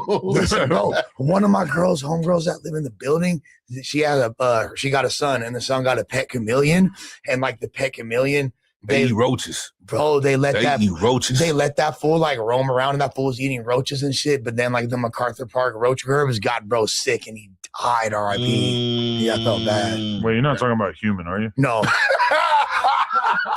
Sorry, I checked out for a second right in the text. I'm like, I just want to make sure it wasn't a human. Chameleon. Hey, look, hey man, nigga was eating them fit roaches. Nigga took that nigga down. He OD'd. It's like Jimi Hendrix. That nigga take that fit roach, took him Bro, down. any type of rodent or any type of insect or this bug downtown, it's just disgusting, bro. man, I don't like so touching. many fucking rats downtown. They big, bro. Hey, the rats in downtown LA, I ain't gonna lie. They're mutating and they're gaining like their whole vibe changes block to block. And I think they're starting to like Their vibe is changing. yeah. Like I think they're not tripping on He said they vibe is changing. I think they're ready to fucking start yoking up on us. Yeah, they definitely not scared of humans no more. They Yeah, definitely not that's what I'm scared. saying, They bro. adapted to the human motion and like going around them and all that. They just continue doing them. You never seen like this? You go by a dumpster or something like that, they not running to do nothing. They getting cracking. No, exactly. They're like the squirrels at the Van Nuys courthouse. They're just not gonna move. You know, you stop and just walk. Or they down there. They doing their thing. All right, so this was my thing. I've been thinking about this like my whole life. What would happen if you could magically kill all the rats in LA? So it sounds satisfying on paper, but wiping out every rat in LA would backfire in ways people don't expect. First, you would get a short-term win, fewer gnawed wires, less food contamination, and likely a drop in diseases linked to rodents like whatever. So initially, it would be cleaner and safer in some ways, but then you have broken part of the food chain. Rats are a major food source for urban predators like hawks, owls, coyotes, and even some snakes. In LA, species like the red-tailed hawk and barn owl rely heavily on rodents. Removing rats overnight, and those predators either starve, leave, or start hunting other animals, including your pets. And you're also opening the door for something possibly even worse. So if rats disappear, other pests can explode, like mice, cockroaches, even invasive species. And then also garbage and sanitation problems don't magically fix themselves. Rats thrive because of human behavior, trash, food waste, sewer access, etc. So I guess that's why we should not kill all the rats. Do rats eat mice? Because they said if you No, what they're saying is if rats disappear, then other animals that are similar will try to take their place. No, no. But where all these hawks and shit from? There's red-tailed hawks all over the place, bro. Yeah, All yeah, through the I city. know that, but like closer to the hillside, but no, they be. Yeah, that's what I'm saying, like in the valley. Bro, you know that but even like in LA. In my neighborhood, there's like a famous coyote. Yeah. He's got like part of his face is like fully like infected and mutated and shit. So it's like half of his, it's like two-face. Half of his face is crazy looking. Other half is normal. Allegedly, he's been like tossed aside by his clan. Like nobody else fucks with him in the coyote community. Scar. And he's so crazy looking. Oh, yeah, man. that like, That's like Scar. You just like, you see him and he just fucks you up. Like he just looks so scary and weird. But then he's also like, as far as I can tell, he's not like fucking with any dogs or anything. Like, You know what's a crazy ass job? Why don't you take him in for a Dog pet? catcher? Exterminator. Like, so you like getting rats and roaches, like you go to work and do that shit. That shit crazy. One of my ex-girlfriend's pops used to do that, and like that's one time I went with him a couple times to see what it was talking about back in the day. Hell nah, bruh. Hell nah. Imagine getting in the sewer system. It wasn't enough. I'm gonna tell you that. And like I guess so he was doing inspections. So you like going under crawl spaces by the house and like identifying issues or whatever. And I was like, oh hell no. Okay, so New York got a rodent problem, bro. Major. For sure. So Oh, yeah. LA do so crazy. Exterminators, theirs, they though. probably in demand out there. Right? Absolutely. when I lived in New York, the number of rats I would see was like dramatically higher than out here, especially on the subway. That's when you would see these huge rats. And they're ambitious as fuck. The New York City subway rats, they're exactly pizza. They'll also Remember run Pizza up on Rat? you.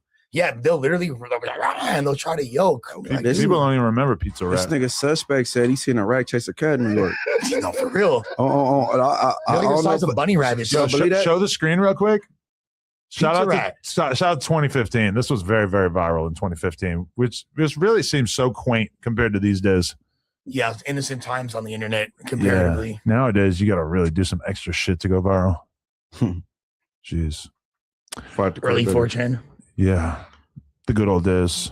Okay. Should we fucking dive into some fucking donations? Yeah, going to the ops to look for them. We're only Go to 2 hours court. in, but I figure we'll just do a little round of reading the donos before we 6 hours in, better. yeah.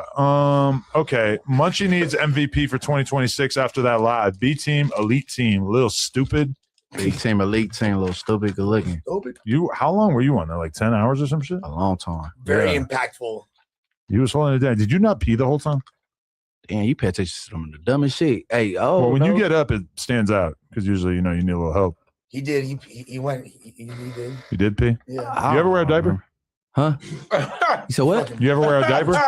A what? What type of question is that, man? This nigga crazy. Just so you don't have to get up and pee. You've been It's a pain in talking the on ass. whack too long. Would you about to give me some incredible diapers? I will give you one if you want. This nigga crazy. No, but okay, like the people who go to like Times Square so they can see like those performers and shit, like in the middle of Times Square on New Year's Eve on a big ass screen. They wear diapers so that they don't have to which makes sense. You got to be locked in there like 12 hours. That's And crazy. they say I'm a smoker.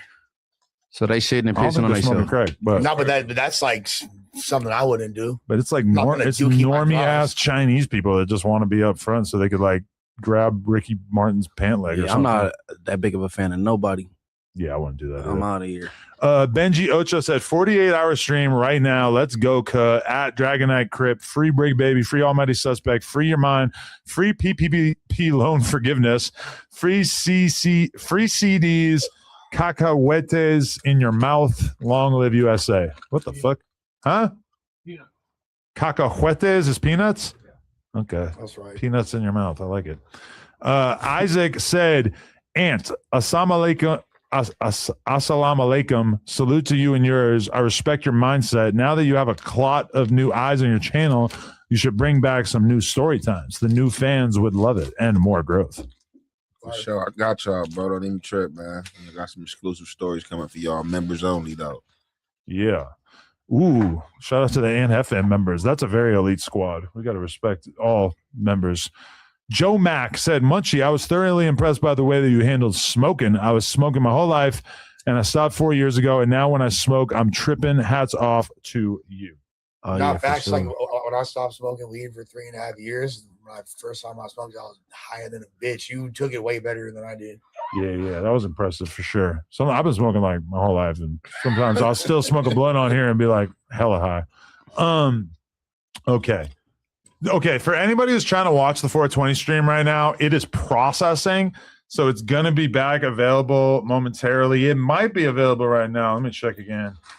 I heard that it still says processing because it's so long. It could take up to damn near half the time of the actual stream. So if it's like a 24-hour stream, it could potentially be 10 to 12 hours type shit. It's so crazy looking at all the podcasts being 2 to 4 hours, and then that one's 24 hours. It's outrageous, but that was dope. It's in the works. So that'll be up hopefully by the end of the night or maybe tomorrow. I don't know. Isaac also said, you know a person's worth by the impact that they leave when they go, and Lush will be missed like crazy. Tighten up a bit. Keep doing your thing. I make beats. OC Marcy Alchemist style. What's your email? You will resonate with the sound. Lush ONEWEST, brother. Shoot it. That's good. Appreciate you. Wait, how do you feel about him saying that you will be missed like crazy He's like one day? wishing death upon me, essentially. No, I'm just like, no, he's just saying that you're probably gonna die soon. They I'm not wishing it upon you. It's just, No. He's chill. You got it, my boy. Even just skipping a night of sleep when you're fucking 47 or whatever is pretty wild. I didn't realize I got 3 years older overnight. That's crazy. It's a long ass day though. I'm just rounding up a little bit. Okay. Shadow Moses said, on Englewood, Spody being a pro-black activist but only victimizing his people is genuinely hilarious. Find some new material. We getting bored of the same tricks, little bro. Shout out to the MVP Munchie V. I told you. Nobody said that because you pointed that out. That's it. No, it's just pretty obvious. No, but it's not pretty obvious. So how many hours a week do you want to talk about the N-word on the podcast? Don't bring it up. We didn't. You did. I'll probably get this time.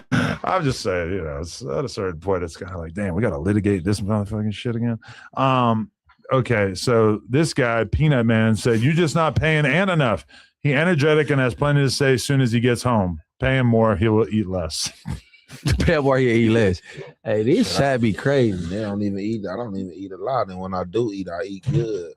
Yeah. Eat like a meal a day. Everything else, I just do. Oh, you want OMAD? No, I don't be having no appetite till like really the afternoon. I just eat like a meal. Really, I be snacking on shit. Like I got a problem with snacking. Like if I cut snacking out and just was like one meal, like that shit is, man. Yeah, I'd be smacking. Snacking. We need some sour mangoes for gang them, to be honest. Those Hamburger came through, took them I all. gotta find some of those for sure. Fire. All right, QN Hannah said Doe was on Spody for real. He even asked him to a boxing match. I think he thought he had one with Spody. Doe got main character syndrome and pick me vibes. Pick me is crazy to say about a dude. I say it all the time. Funny. But usually it's like more like dudes that say shit that like makes girls like them more. Oh yeah. Like side busting activity. Even though Benson Doe, Boone. like he 300 some pounds, I'm open to a boxing match with him. If you ever put on something, I accept that challenge. Because you think you would win. He's 300 something pounds. I don't think Doe trying to do that. That don't. What does that mean? I don't believe I can beat up everybody. I'm just willing to get in there. However, I don't underestimate nobody.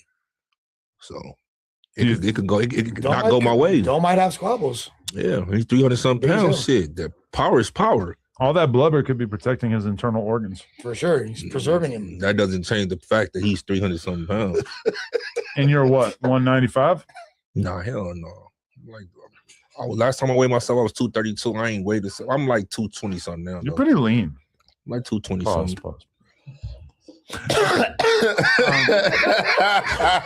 Adam, how do you Was that game? pause Was that game? around this thing? Extra game. No, you just bear the shit lean. See, you make it gay when you talk about pause. Lean. Shit, man, you Best lean, part man. You didn't need no You pause right got there. a lean build. LEAI. Sometimes you got to pause. Gene Gotti said, I am black and the N-word subject is trash as fuck. The word has been co-opted. Quit crying about it. You a jigger. Woo. Joe, you really genuinely refuse to deal with any of the opinions from the fans because that's what's going to make them turn on you. For sure. They want to be heard and they want to be taken seriously. Yeah, that's why you read the text. That's why you tell them to eat a dick, though. That's like that's not very nice. Lush doesn't do that. Lush glazes his fans.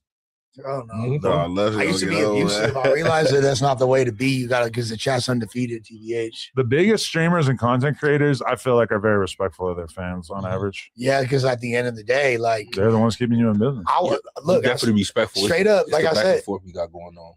I would have dipset it way earlier, but like the viewers were kept, like the viewership was high the whole time and never dipped below like 2.1 or 2.2 the whole time. I was like, all right. Yeah, and they were being super supportive It and was having fun averaging and around like rapping. 3,800. Yeah, exactly. It maxed out way harder. I was like, yeah. Yeah, we had good energy in the room, man. Fucking, it was an epic stream. Peanut Butter says Spody, Ricky, and Doughboy will go down in the books as the worst hires in No Jumper history. And before you say it, you suck a dick, a pro black one. He just cracked himself up. He told you. Before you say it, Before you it's say fucking funny, it, dude. you I'm suck a sorry. dick. He knew it was coming. Spody, Ricky, and Doughboy are the worst hires in No Jumper history. I'm trying to think. Okay, we're talking on camera. I'm not even on That's that conversation. That's I'm not even definitely- in the conversation. I'm not even in the I'm not even in the conversation. We're not gonna do Take me that. out of that shit. I ain't, We're not gonna I do ain't that. with no jumper content. I can think of people way worse than Spody. Yeah. You said worse. Like I'm not even. No, you I mean, I'm not even in that conversation. you have aspects to your podding that need work, but for the most part, I think you're a cool podcaster. Fired. There's a lot of former No Jumper. Yeah, we ain't gonna you do that. can't tell me Spody is worse than Smack. I mean, This is Smack. He's like literally gargling on cum the whole pod. there's no reality that exists. What the fuck? There's no reality that exists where Spody Face is a worse podcaster than Urinal, dog. Oh yeah. Well, Dead guys. but he was kind of beloved at one point. I'm just saying, there's no reality that exists where he's Yeah, his worse. podding sucked. People just liked him. Yeah, he was just like a nice kid, Yeah, but he sucked. yeah, he sucked. No star power B. I'm thinking of a female actually, almost every female co-host from the early days was. Oh no, yeah, that one show was Bunk Skunk. There's just a What? What was the name of that show, bro? The Glasses Pod. The Mad Lately. Oh, Mad yeah, Lately. Glasses Pod. It might be. Remember Gabe? Yeah, what was bro again? He had a lot of nerve.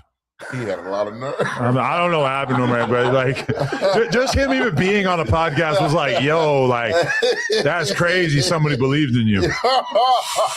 Damn. No shots, but Rosecrans Vic, like, he gave him a shot, and it was, Ooh-wee. yeah, it was ugly. Vic wound up doing cool. You feel me? Vic, all right. Yeah. Fucking ninja kicks aside. Maybe we should. Do you think that we should have tried to like find a way that the Vic thing could have kept working at that time? I think Vic's talented. Like he's good at media.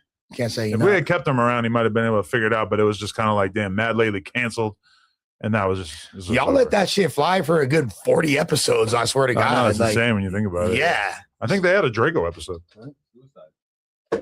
OG Suicide. No, I'm not He going made to everybody cry. No, That's OG pretty good. Suicide started off fire, to be honest with you. I fucked with him heavy at first. He I just- mean, despite his accomplishments in other fields, I would say Duno is one of the worst podcasters in No Jumper history. nah, I ain't going to put that on, bro. I think he was. I think a lot of people forget how bad he was at Pod. Okay, you're saying specifically at Potty, but I feel like he brought something to the channel for sure. And No, like, yeah, he was like popular as a TikToker and shit like that. But as far as podcasting, every time I tried to watch an episode that he was on, I was like, damn, this dude is fucking slow, bro. I mean, I'm not saying that I hate you or anything. Like, he's a cool dude, but like, as a podcaster, nah. He do stand up, don't he? So where's Raider in this conversation? Oh, he's one of the worst. Yeah, I'll throw him in there. Yeah. I think Raider's a tier above that if we're being genuine. I mean, but it's hard to like manage J-Cat energy, and he was coming in here just being fried as fuck. Somehow we seem to work. So y'all was talking about Duno before Raider. That's the Yeah, dude. Do you know what's on? That's the big guy, right? Yeah. Big guy. Man, that's Big crazy, guy. man. I seen like a clip of him last week, man, and I don't even be trying to like critique myself like I'm the best podcaster, I'm better than you. But that's crazy, like, cause I ain't really watching pod, and y'all talking about this pod and suck, but he was up here like critiquing like the squad that be up here. Oh, really? Yeah. Did I see that? Interesting. Yeah, I know I ain't tripping. That's crazy. I seen a clip of Blasey saying that the No Jumper as it stands is just like LA County jail style podcasting or something. Shit, and I'm like, bro, jail years. This is my thing. I always like Blasey and everything, but like, bro, look at your fucking podcast. Hey, That shit is in the dirt. And then also on top of that, you are being interviewed on a platform, and all the questions that they're asking you about are about No Jumper. But get cracking and come back. Go do something else so that when next time you do an interview, they don't have to ask you about No Jumper the whole time. It's funny people say like the game bang thing, right? We be here every Tuesday for 4 or 5 hours. You don't hear Cuz or Blood for 4 or 5 hours out of 3 gang members. Like, so I'm trying to figure like what are you talking about? And we have so many other podcast hosts on the news and shit. They're like, yeah, we have 3 members on this, maybe 4 allegedly on this podcast. But I mean, it's not like that's all we talk about. And we have so many podcasters on the platform that don't talk about that shit that I don't know. I mean, it's a hip hop podcast in LA. It's kind of hard to avoid talking about it to a certain extent. That's just how people. Yeah, we all do the news, and I don't think on the news days like shit. I do Wiz days. But think about it. That's how they devalue us in the face of the fact that No Jumper as a platform does better views than every other podcast in this ecosystem. Combined? I mean, no, not combined, but like overall, like all these different people who have opinions about No Jumper and try to like invent reasons why it's whack or whatever. It's like, here's what you could say. Hey, there was a moment 3 years ago where it seemed like No Jumper was going to die. And through the hard work and perseverance of Adam, as well as everybody else involved with it, they completely rebuilt themselves. It's stronger than ever. And it's impossible for you to say like, oh, like No Jumper was really, really great in 2021. And now in 2026, it's like way different and bad. It's like, no, motherfucker, we were doing the same shit back then. Like we had hella gang members on the podcast back then too. I'll be said that like it a lot of it, like, you know, shout out, you know, to you know, the ones I fuck with, you know, that I know, but it's like, and they still in the pod space too, and everybody's still doing the same shit. So I don't be understand like about this gang shit and what was good and what was bad, because I'm like, everybody's still doing the same shit. And we're doing just like, you know, 10 times as many views as you, and then you're just like inventing reasons out of a fucking hat for us to be whack when we're shitting on you and have a way better business. Realistically, like almost every podcast in the scene in LA is breaking even or losing money. So when I be hearing on like Talk Mess, especially like the Tuesday show, like I hear a lot of people be saying stuff about like the cast up here and things like that, whether it's negative or it's positive. I always think like, man, either they done left No Jumper, they got fired, or they just want to be up here. Yeah.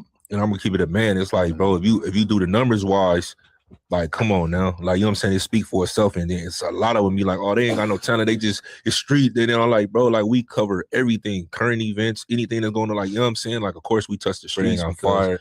You know, they just want to be inevitable. But we not going to make it seem up here like we ain't putting points on the board. And they be just doing that like we talentless. You know, ain't nobody, can't nobody pod and da-da-da-da-da. But in reality, a lot of them want to be up here, bro. That's a fact. They want to be up here. And they all like, and you know, I'm about to talk about Blasey, but it's like, you know, he left for, you know, basically no reason. And then he has to like invent reasons to be like, oh, this is why it's bad. Like, I even saw a clip of him saying that like the reason why House Phone got exposed by the trans girl was because like I set that up. Like I planned that all out and everything. I'm like, bro, you've been gone for 3 years. You're doing interviews and you're just like inventing conspiracy theories that literally nobody in their fucking right mind would actually believe. Like Michael literally told them straight up, hey, I fucked up the edit. I left your name in whatever.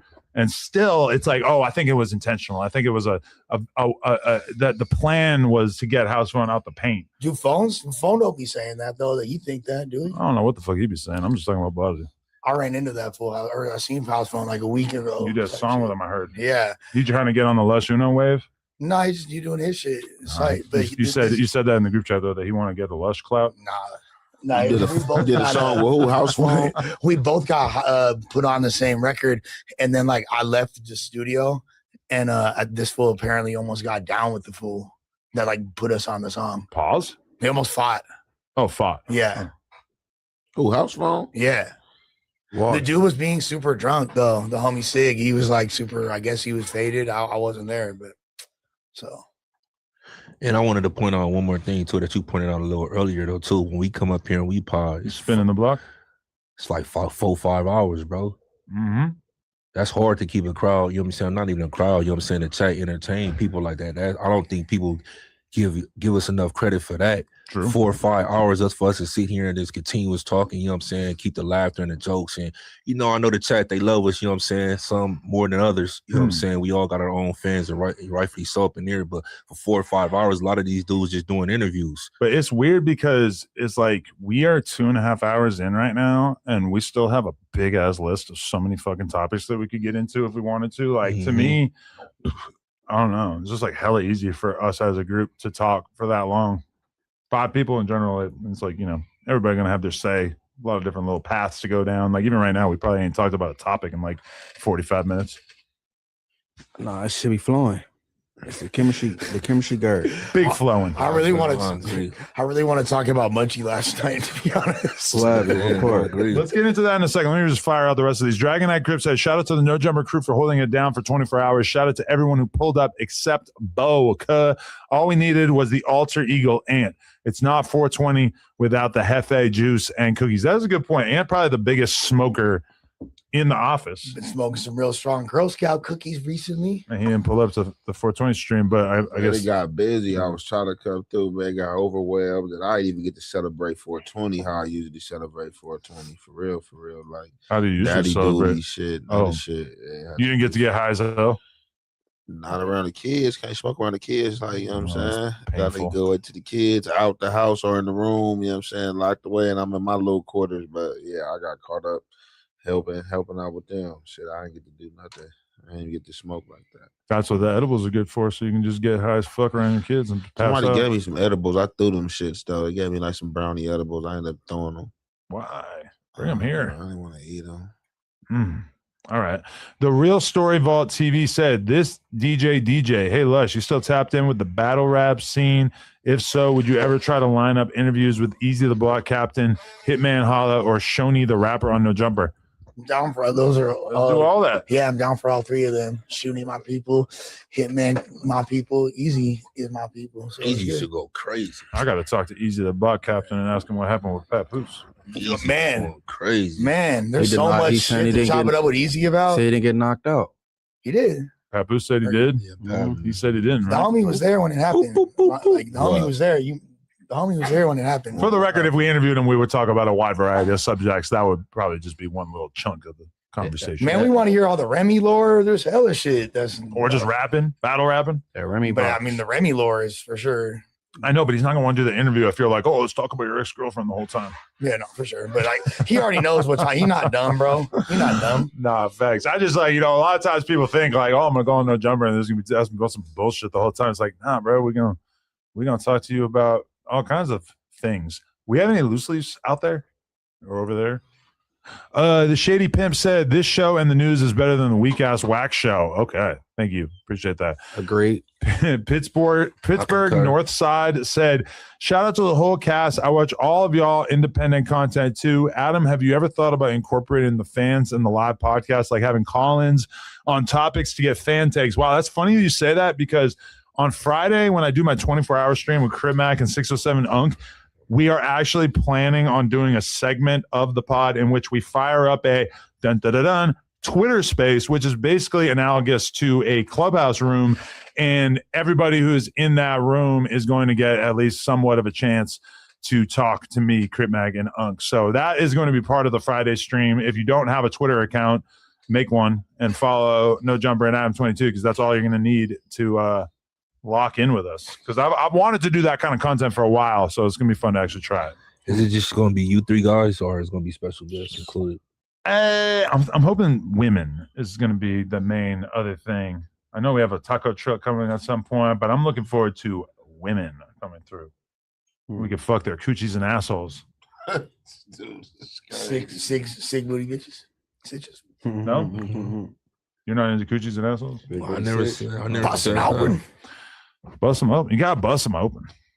That's the number one rule. Okay, and then Reezy said, "Shout out to Day Day and Roach holding it down since yesterday." Who's Day Day? To me, I'm Day Day. He Day Day. I'm Roach. You're Day Day. Yeah, I'm Roach. Friday. Tell her to gerb this gerb. Gerb this gerb. And then Q Dizzle said, "You gonna gerb this gerb or not?" How do we just have like infinite loose leaves in this office? You want to roll this up? No, I got it. Like that. I got it, bro. What you mean, Have no, you bro? ever I got it. Y'all ain't have you seen me rolled a do my blunt before? Bro, I got it, bro. Have you done it before? I got it, bro. Have you done it Yes, before? I got it, bro. I got You it. ain't even seen him practice. Put me in the game, coach. If you Put fuck me. up, then I trust him. we're giving it to Anhefe, I and trust he's gonna seal it. I can't believe I'm trusting you with this.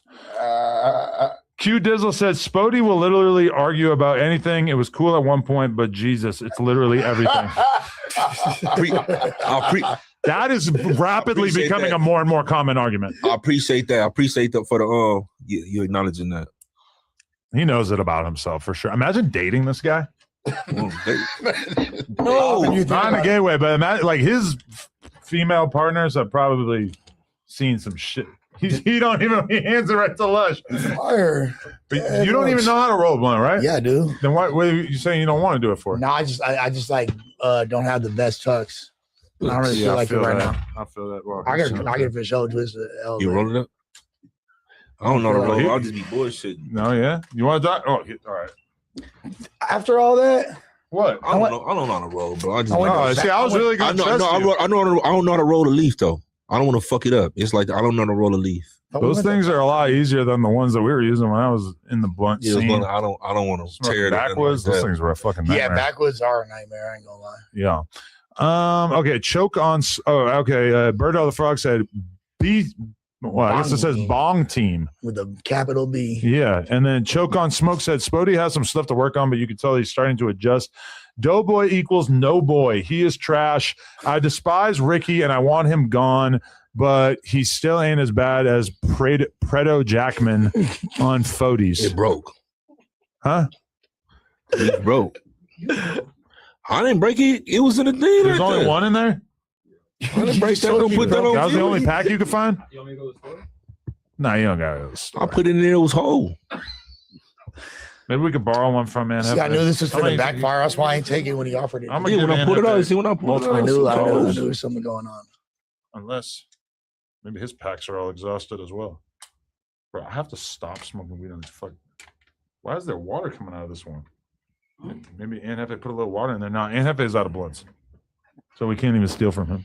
No. Not that I would have ever done that. Noted. You don't know what you're doing, bro. You broke it, bro. He's gonna go You broke it, You bro. broke it, bro. I was really starting to feel like this office had an infinite supply of loose leaves because it seems like we just never ever ran out. And then literally immediately afterwards.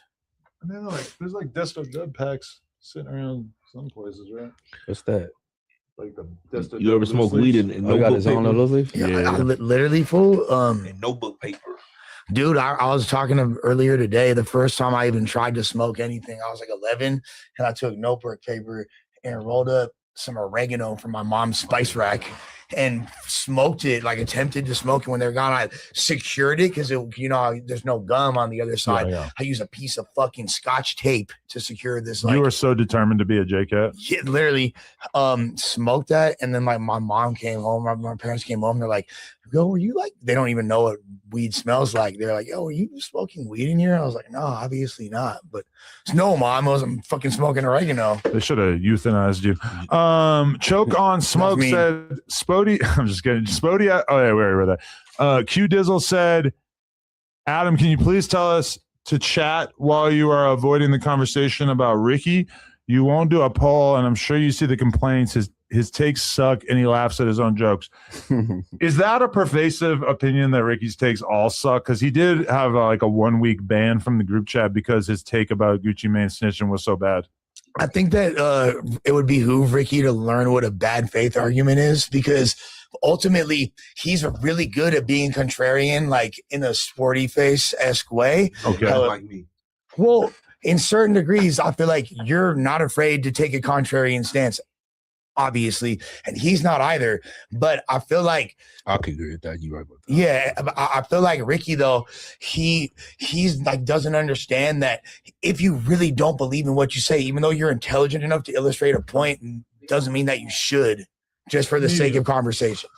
But I don't think Ricky is anywhere close to like trash. I think Ricky's dope. I think Ricky is honestly like a pretty pleasant communicator and podcaster, you know? I think he's got that sort of like normal guy, reasonable conversationalist vibe going about him, but then like sometimes he'll just like find his way into a bad take and just not be able to give it up. And that is kind of weird, but I don't know. It's like I feel like it's possible for him to slay that dragon and defeat that, but it's going to take like intentionality and real work. Because like even Mooseman was saying that like after he got kicked out of the group chat for that Gucci Mane take, that like he just kind of kept rolling with it and like wouldn't acknowledge that it was crazy. Can we acknowledge that kicking him off group chat is kind of harsh? He's back. He's back now. But just in general for that. Really?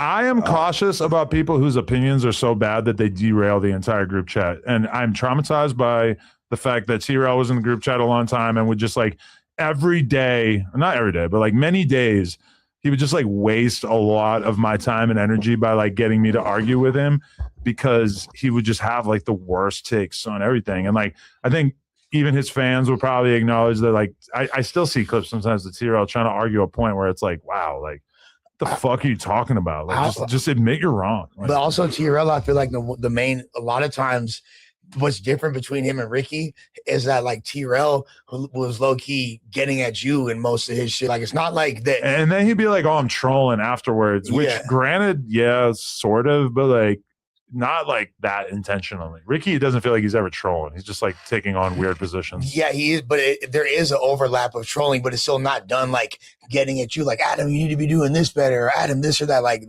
that'll really piss me off. Rel was kind of on your helmet a lot. That's what I think. Rel.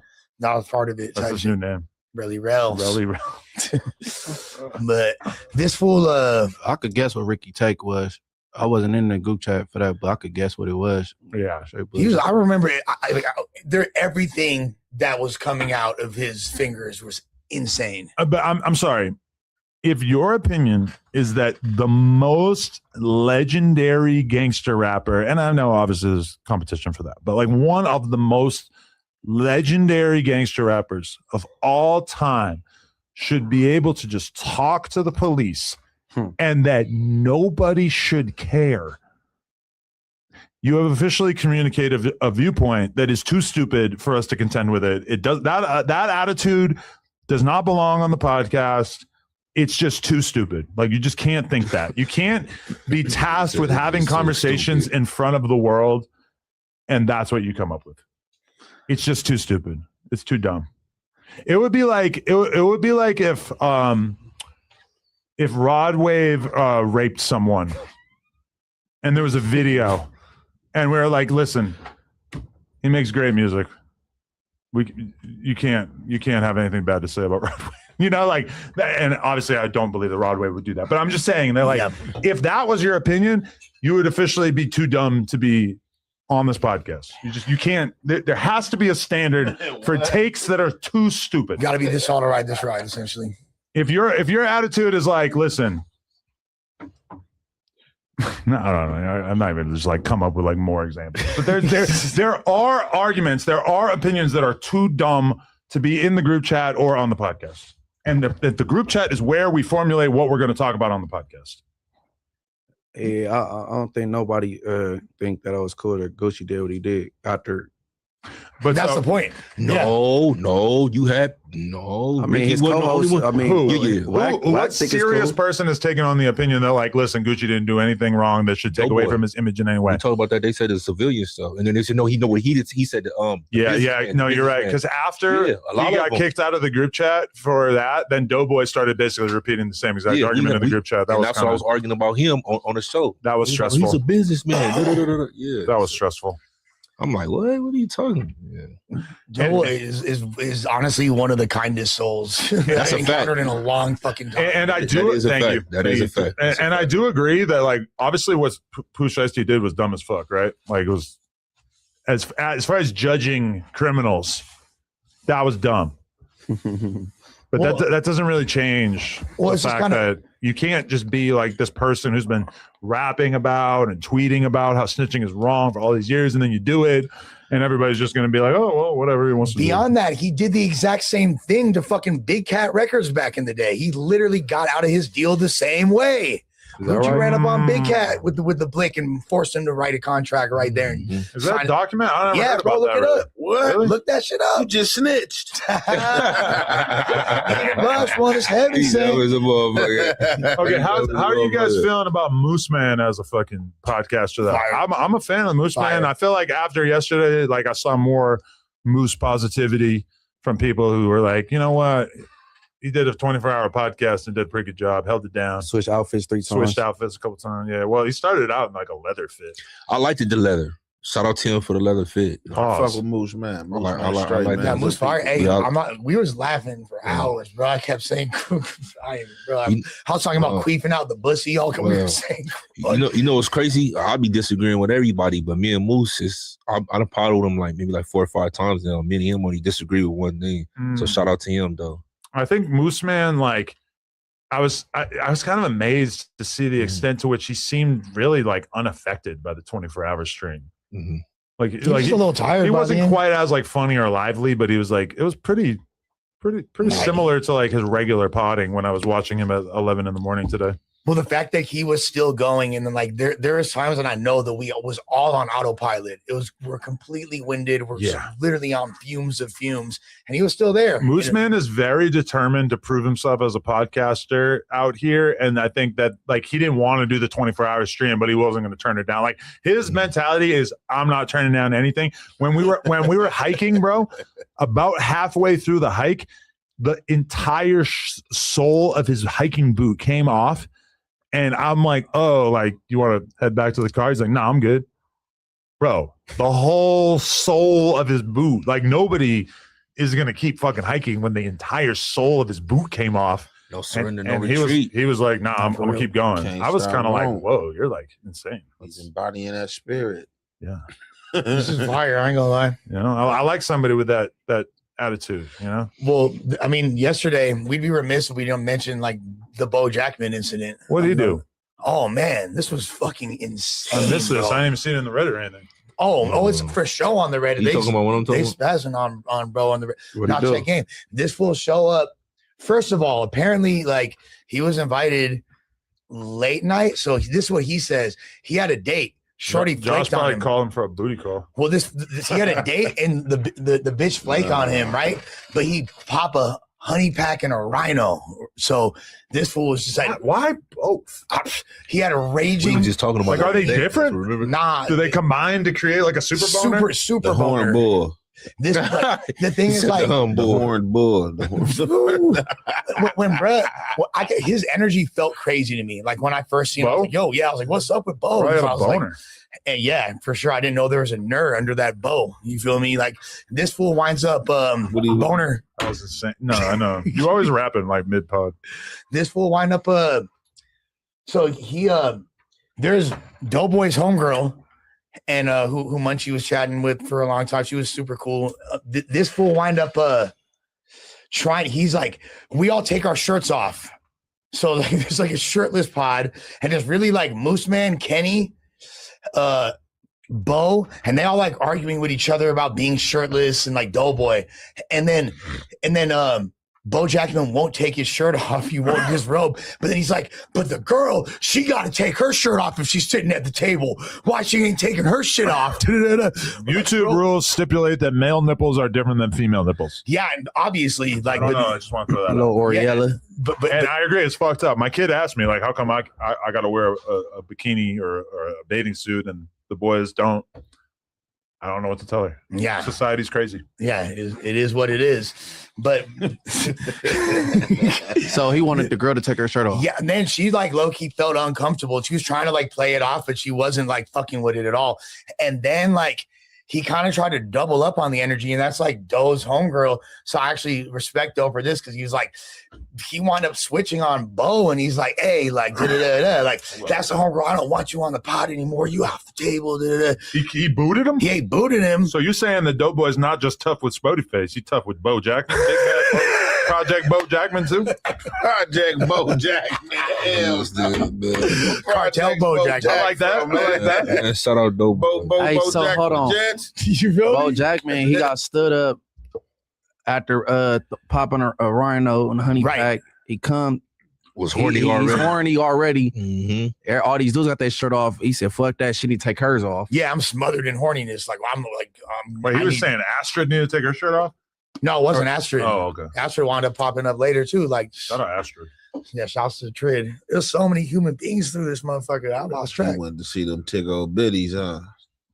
We all did. Had that little penis down there. That little motherfucker.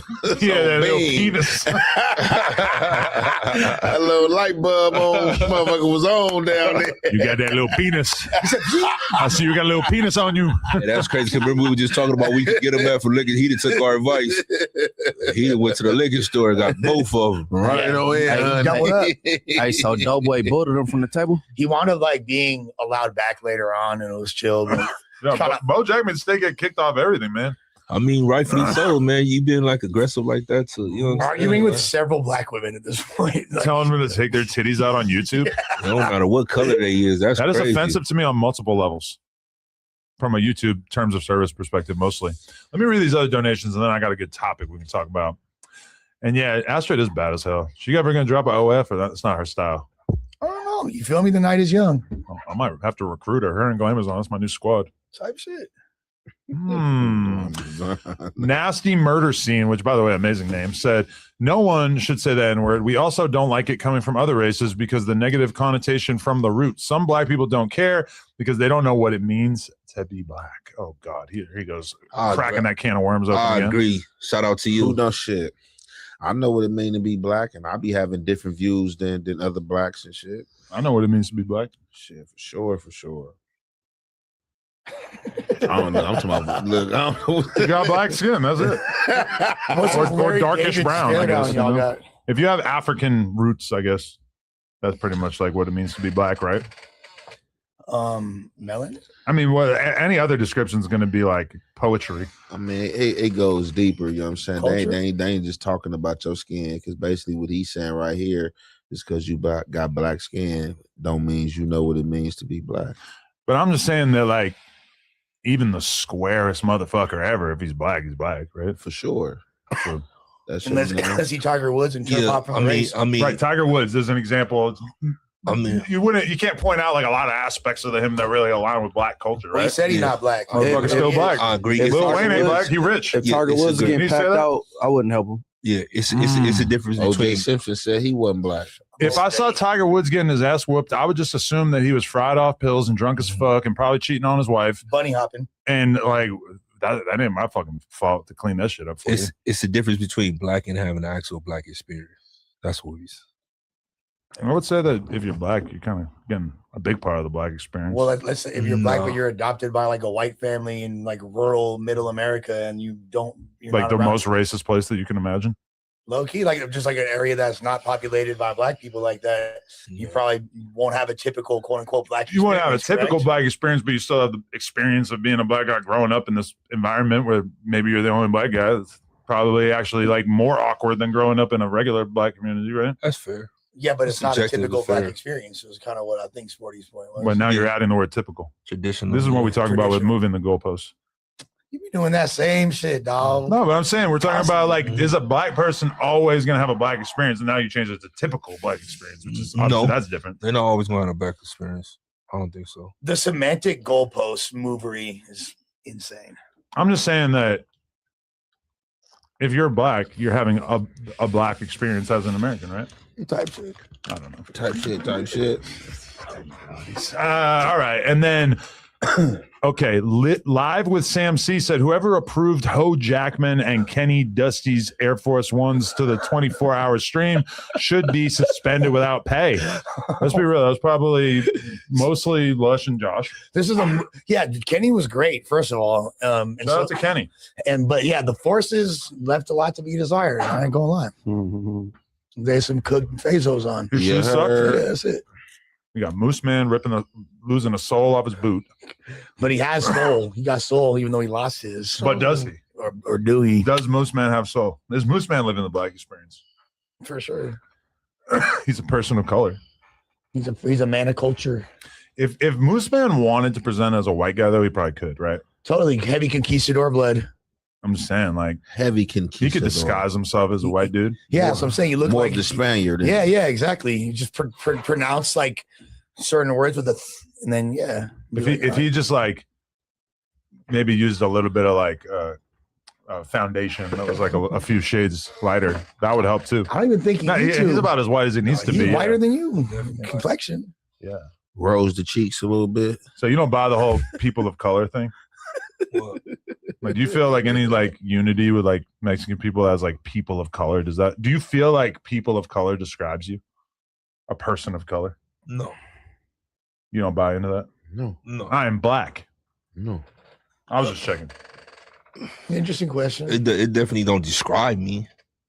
It's definitely who I am, part of who I am, but it doesn't describe me though. I remember 2017, I'm with Lena on Melrose, and some random kids come up to Lena, teenagers probably, and they're like, we just want to tell you that it means so much to us just seeing you as a person of color, just like blowing up and like doing your thing out here. She's Armenian. I know, but she had never even considered ever that anybody would ever call her a person of color. Oh, Lena. And I don't think it's happened to her since then. So she like consider herself like quote unquote a white girl? Clearly. I don't know. Clearly. For sure she considers herself Armenian, but also for sure she understands that to a lot of people, she's a white girl. Even though like if you were to hang out with her family, it would be pretty tough to consider. Like if you look at my family and look at her family, like the vibe is so different between the Armenian side and the white people side. But they're also like a super unique small culture, like in this place that's literally like in between the Middle East and Europe. And you know what I'm saying? So it's like only unique to itself. And then the highest concentration of them outside of there is in fucking Glendale. She doesn't like expect people to get her culture because even though a lot of people in LA understand Armenian people to some extent, you know? Hell yeah, we grew up with them. But like in much of the rest of America, it's kind of just. Shouts to the op base. Yeah, I my Armenian boy took me out for Armenian food. What's it called? Carousels? Fire. Carousel? We Yeah. gotta pull up on our boy, man. Man, so I'll just be already, man. Shout out to Big Scrap, man. He had the whole Armenian, man. Cleese 93. Fire. Big Scrap is crazy.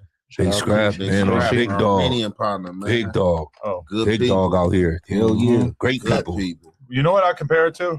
When Lena's family is together, it's like a party. Everyone is talking. They're playing music. It's just like a big fiesta. There's probably a word for it in Armenian. When my family is together, it's like they're recording a podcast without mics or cameras.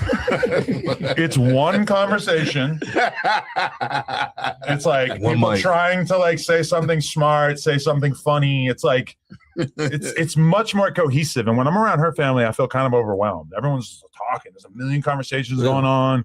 Like a lot of the guys in her family, I'll be having a conversation with them and like they'll just be telling me about themselves and then like Be roughing you up like, come on, Adam. oh yeah you gotta go fishing with me, you gotta come to the car dealership, like you gotta my buddy has you like smoking weed, my buddy's got the best weed in the whole world. Yeah, for sure. He's so different than the way my family communicates. You probably do. Armenians, they hospitable. They're hospitable. Yeah, Chill. I fucks with Armenians. If they like you, if they mess with you, you win. If they don't, it's ugly for you. Definitely.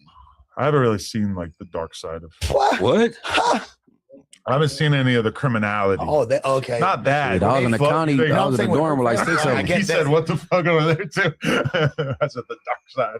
I'm talking about like, like you hear about Armenian gangsters and shit like that. Besides G-Face, They I actually, don't know a lot bro, about the Armenians are like some of the most mobbed out people in the world. Like that's why they're saying to you, yo, my homie got the best weed. They not lying. But I'm just saying, I've never heard any of the Armenians that I'm around in this sense. I've never heard them ever say anything about Armenian gangs, crime rings, whatever. I read about it in the fucking news. Yeah, but they're not gonna say that.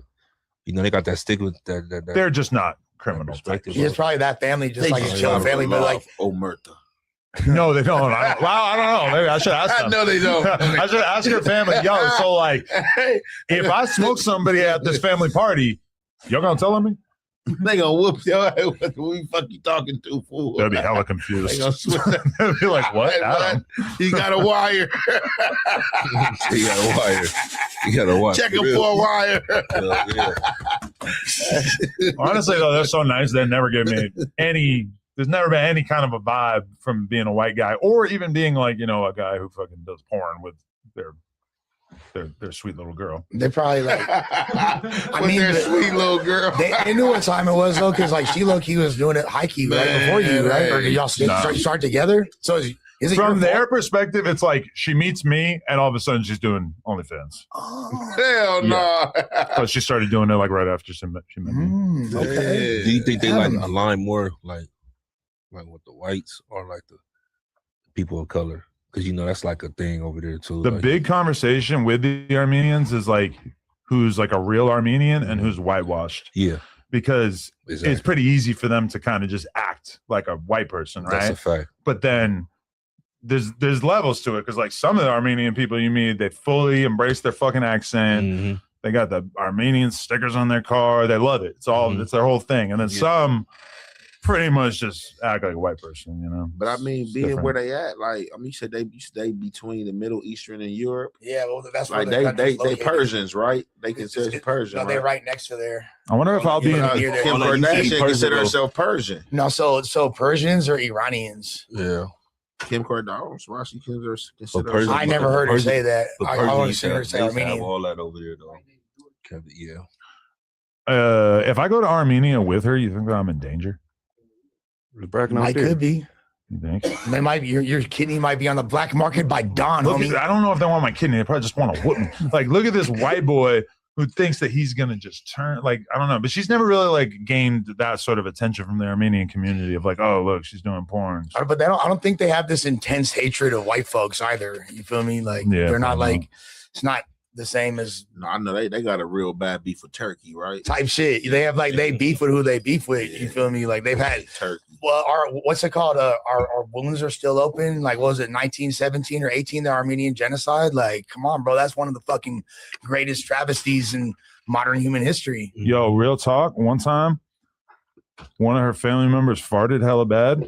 Hell, and I said, a worse tragedy. I said this is like the Armenian genocide. And they didn't think it was funny.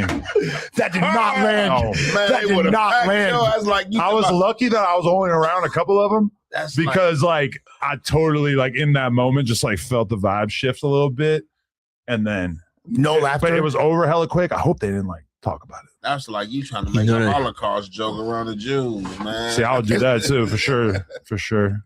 Yeah, I've done that. I was saying I've crazy. done that for sure. Once I got delirious on stream, I was saying crazy shit today. No, Josh. there was a German dude that we used to go on BMX trips with, and fucking eventually people would get drunk enough that they'd be start making all kinds of Nazi jokes to him, and he'd be so awkward, just oh no. Mario? Germans get real weird about that.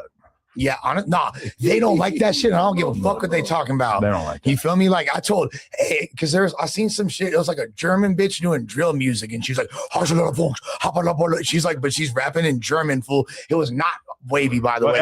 How at some point did every drill rapper like in outside the U.S. just decide that was the flow? Yeah, the Bronx. We have to do this weird Bronx flow, whereas like drill music was never that in the early stages and many different varieties, and like most of the real popular drill music doesn't employ that flow. But when you go outside the U.S., it's like no, that is the flow, and because it's the most toyish, easiest one to mimic. That is a toy flow. Yeah, it is. Like that's why. But here's the thing, right? So this German bitch doing that. that, and I make a joke in the IG comments. I'm like, this is the last thing my ancestors heard before the gas chamber doors closed. I was like, was this verse?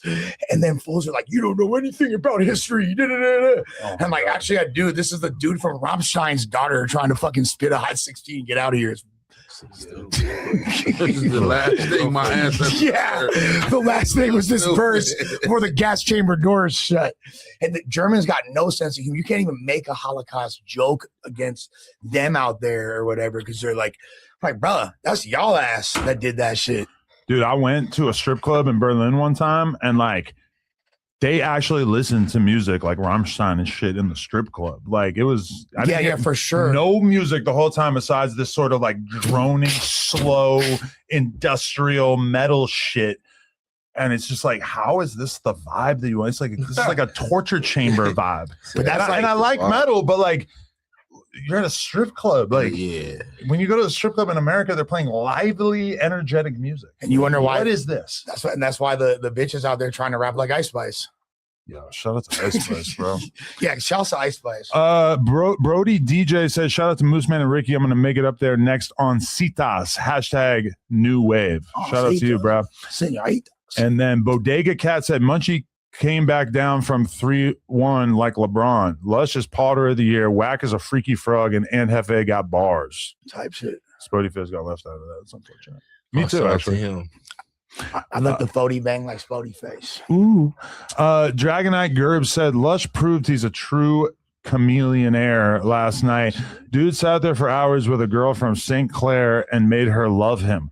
Dudes from Cleveland know how hard that is, man. Shout out to the boy. I made nobody do a motherfucking thing. Who was the girl from St. Clair?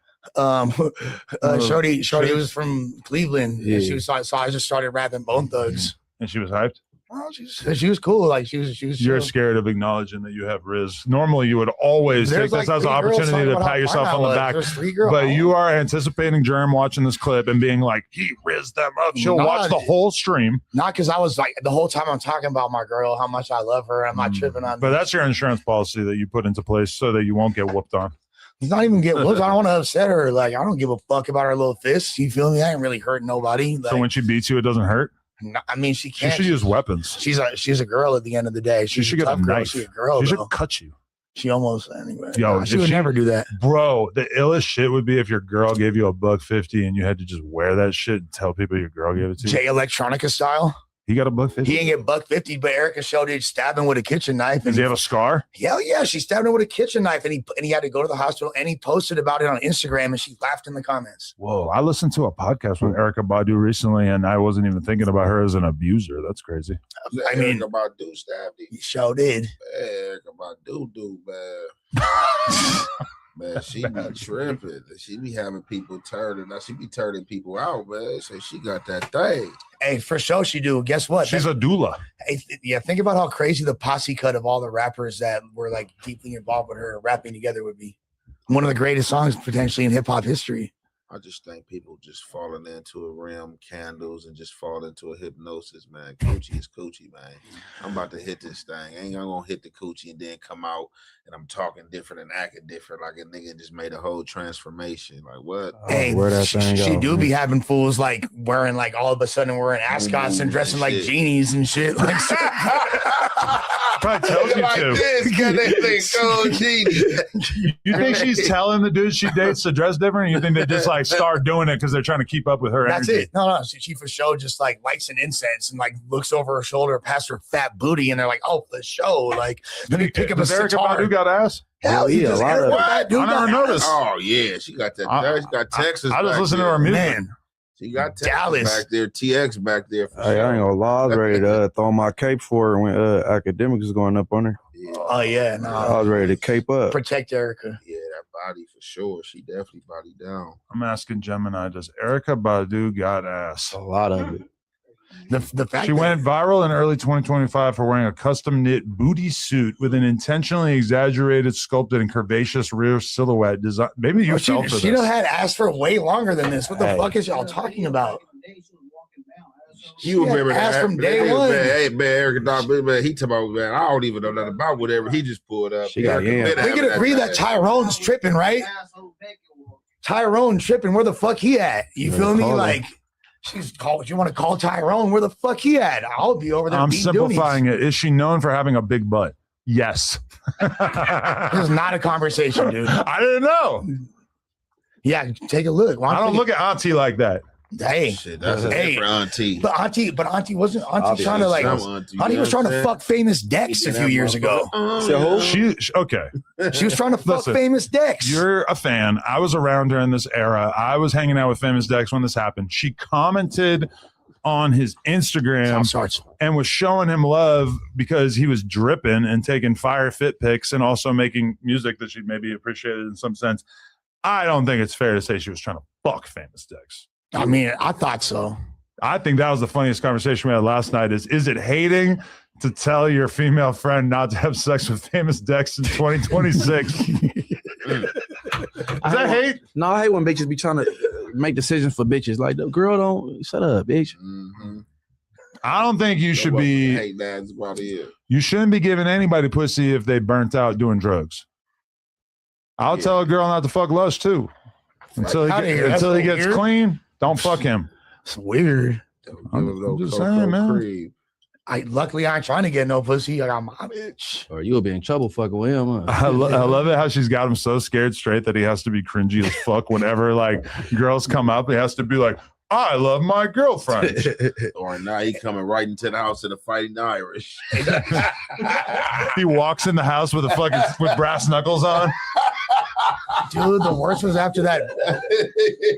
He's like right against the wall, just waiting to throw hands. The 20v1 was so treacherous when I came home after that, gang. Like, knowing what I know about Germ now, it is so crazy that you actually did the 20 versus 1. Yeah, bro. Even though obviously, like, it's not like she was super fucking with you, the girl, and it's not like, you know, that was implied in any way. No. It's obviously just a piece of YouTube content, and she still fucking lost her shit on you, right? Nah, it was really good. She said you was cuddling on Skid Row, bro. No, I didn't even communicate. Yeah, that's crazy. Oh, you didn't even tell her you were going on the 20 verse 1? No, I didn't tell her, fool. And then I told her last minute, because I just got brought back to, we just started working again, bro. So I was like, keeping it warm. But I don't know. Are those Etnies pants? I don't know if I agree. You got quasi Etnies? This is the new Ian Connor. He mixing the Etnies with the Air Jordan. It's kind of hard. Stupid. It's crazy. Okay. Anyway, okay, let me read this other one.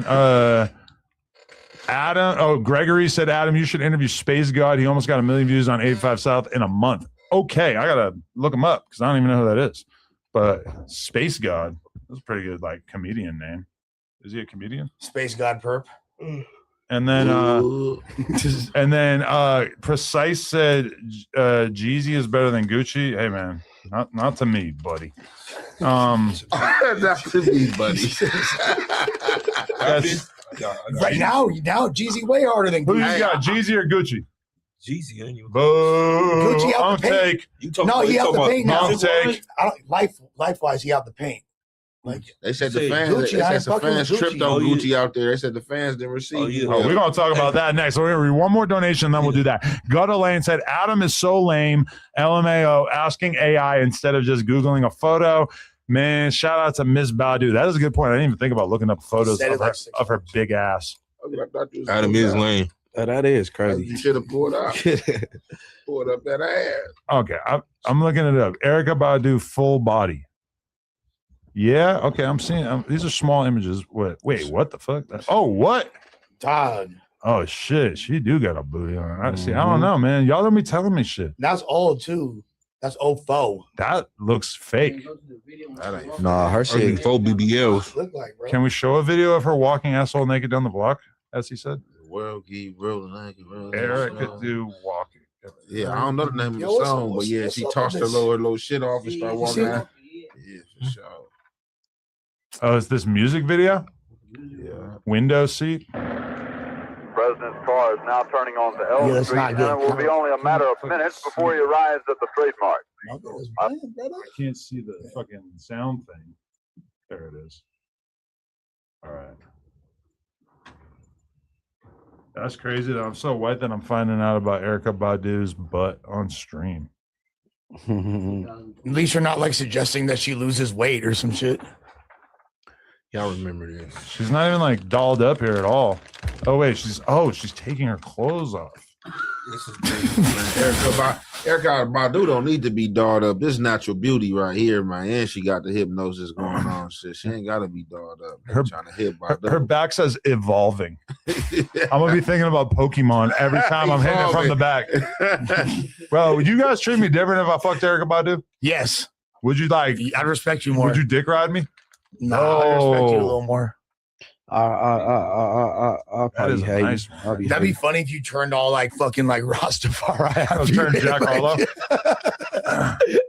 Come out with a Kofi Young. Yeah, this video. Wow, she like dead on the ground by the end of it. This is a crazy video. What do you think the comment section is like? Crazy. That thing banging. That thing is banging. I'd do it. Do you think that she should be arrested for that? No. You should be arrested for not. Do you think that she should be penalized in some way? There's kids around and shit. Will you just get naked? Like, what the fuck is wrong with you? I don't know, Adam. It's natural herb. This is how I was at one point in time. That's Before how the Western Hemisphere came along and put clothes and cloths on people. Yes, but now we live in a civilization in which it's considered inappropriate to be naked in public. The white man civilized. Oh. You guys all use the same trick over and over. Well, you're white. Hey, yo. I didn't say you're white. I said the white man civilized. I mean, the guy's bigger than you. Okay. But I personally, I don't like, there's a trend in the porn world, and I don't like it. Girls do something called a cum walk. They have a guy come all over their face, and then they walk around in public with a big load on their face, and they like film Instagram content or whatever. Probably not Instagram, you probably get deleted. But is a cum walk wrong? I think a cum walk is kind of fucked up. Well, it's like a voyeurism kink or like public, like, you know what I'm saying? Like, yeah. I just immediately picture having to like explain that to your fucking kid or your mom. No, I agree. Like inherently it's janky. You're having like bodily fluid like That's why in public. porn is bad. I never heard of that before. But you better not walk around with nobody cum face. Yeah, my whole question is why though? My cum. Like, why you going outside Santa Claus face? Another dude. Because guys think it's hot. Who? Guys, I guess. I don't know. They wouldn't be doing it if guys didn't want to see it. Yeah, right then in the moment, but walking outside with it. I mean, people do way more fucked up shit to get off. So, I mean, walking around with cum on your face or being attracted to that, it's not that far off. But the reason why it's fucked up from my perspective is that you are effectively involving involuntary members of the public in you doing something sexually graphic. And I agree with that. I can agree with that. They're involuntary participants in this little film that you're making, and that is fucked up. That's wrong. It's like the definition of wrong. You think people will know what they're looking at? I mean, probably a lot of people don't, but it's still even the possibility that somebody's going to notice you doing this is pretty weird. It's like almost as fucked up as banging somebody in public, which we've all done it. But I'm gonna call you out on something. Sure. Because you saying you got a problem with that now. But you didn't say that when Jalik walked in there with the cum on her face. That was not cum. Those were pimple pads. Cum pad. Oh. Cum pads? You really thought that was cum? Cum. Cum pads? Don't baby talk me. Yo, what the fuck is a cum pad? I mean, Whack was acting like it was cum coming off her face when I could clearly tell it was pimple pads. But the thing is that the camera's kind of far away. From the camera's perspective, it probably did look like that. Cum. I guess the camera adds 5 pounds of cum to this. Cumness. Had that cumness. That cumness. No Iranian ever called me a custer. No Iranian ever made me do a cum walk. Christopher Columbus came over and laid this cumness. They said cumness. Hey, what's that food name? Kumquat. What is it? Kumquat. It starts with a Q though. That's the way around it. Yeah. You're so straight, you wouldn't even need a kumquat. You wouldn't even. I'm gonna keep it a bed. I know loquats. Yeah, they're discussing bitter versions of loquats. Basically, they suck. No one wants to eat a If I eat kumquat, I'm gonna keep it loquat. Yeah, so I first, I'm telling you, I never ate one, but I seen it on the movie. That's how I figured out what it was. I don't even know what that is. What is a kumquat? Hey, you ever see that movie? It sounds like food. He was paralyzed. Which one? So you know what I'm talking about? It's like a little orange. Exactly. Yeah. So that's I found out about that movie. I'm like, and they spell it with a K too. That's disrespectful to your hood. It starts with a Q. Disrespectful. I don't care about that. It starts with a Q. It's a food. Have you ever ate that?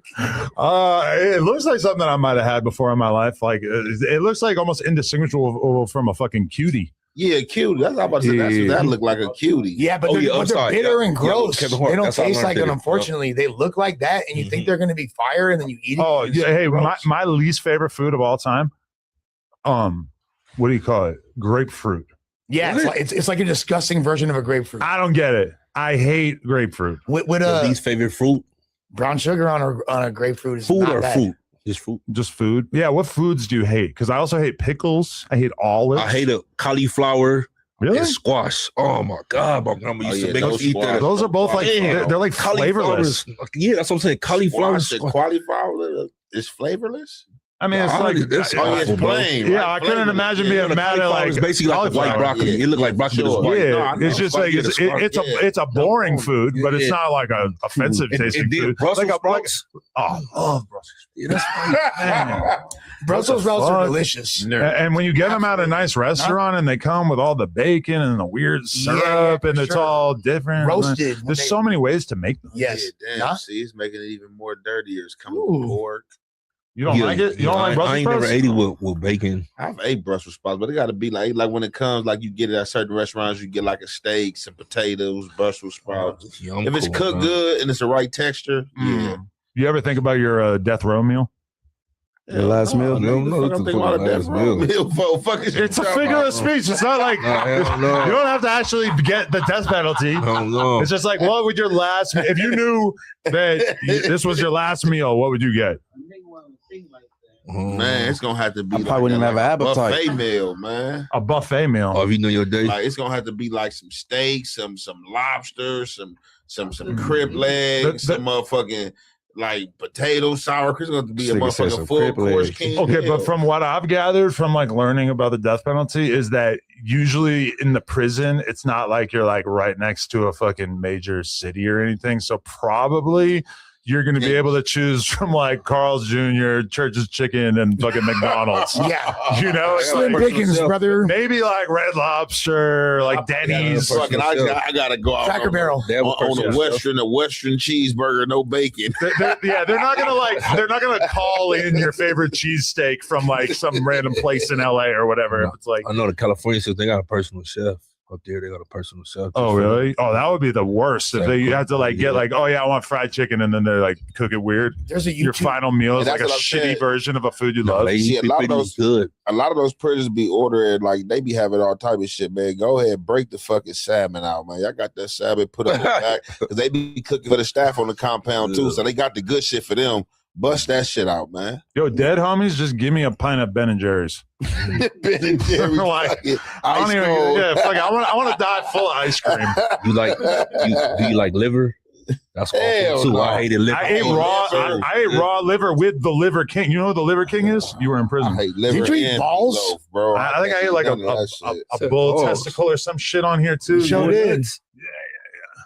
You eat cow tongue too? Horse tongue? Linguist fire. I'll try whatever if it's in like the proper scenario, like at a nice restaurant. If they got some whatever, I don't give a fuck. I'll try something. Yeah. So you ever had donkey before? I don't think I had that. I had reindeer. That shit, like, I ain't talking about reindeer nuts. I'm talking about the testicles though. That's the thing. Can I tell you something OD that I did when I was like 19? Me and my friends went on a BMX trip, and like for some reason we found out that like we wanted to go on a BMX trip, and like somebody figured out that the tickets to Thailand were hella cheap. We're like 19. And so we got some lady boys. We went to Thailand. I did not. Thailand? We went to Thailand. We went to Bangkok specifically with our BMX bikes. Bangkok. It turns out that the BMX riding opportunities in Bangkok were like close to zero. There's like almost nothing for that purpose. So we pretty much just like hung out and like did weird tourist stuff or whatever. But like my dad's friend had told me When you get there, go like tell the tuk-tuk driver, which these are these guys with these little carts. This is like it's basically just how you get around. He said, tell them to take you to the snake house. And I go, okay, like I don't even know what that means, but for some reason I like wrote it down. When I get to Bangkok, like we're there for a couple of days, and one day we're a little bored. I say, so the tuk-tuk driver, I say, yo, take us to the snake house.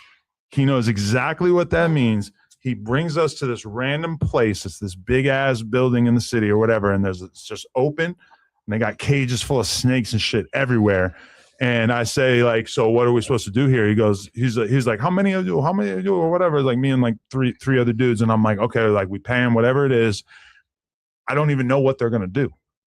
He takes one of the snakes out of the cage. He takes a knife. He puts a glass down. He takes the snake and he cuts it from the top to the bottom, and the blood from inside the snake just pours down into this cup. Ooh. And he just walks over to me and he puts it down in front of me, and then he puts another cup and he just pours this liquor into the cup, this like insane tasting liquor or whatever, and he just goes, okay, and then he just walks away. This is what I paid for. I didn't know that I was paying for this. And all the other dudes were too pussy to do it. And I just said, all right, fuck it, I'm going to do it. And I take the fucking shot of the snake blood, and then I take the shot of the crazy ass liquor.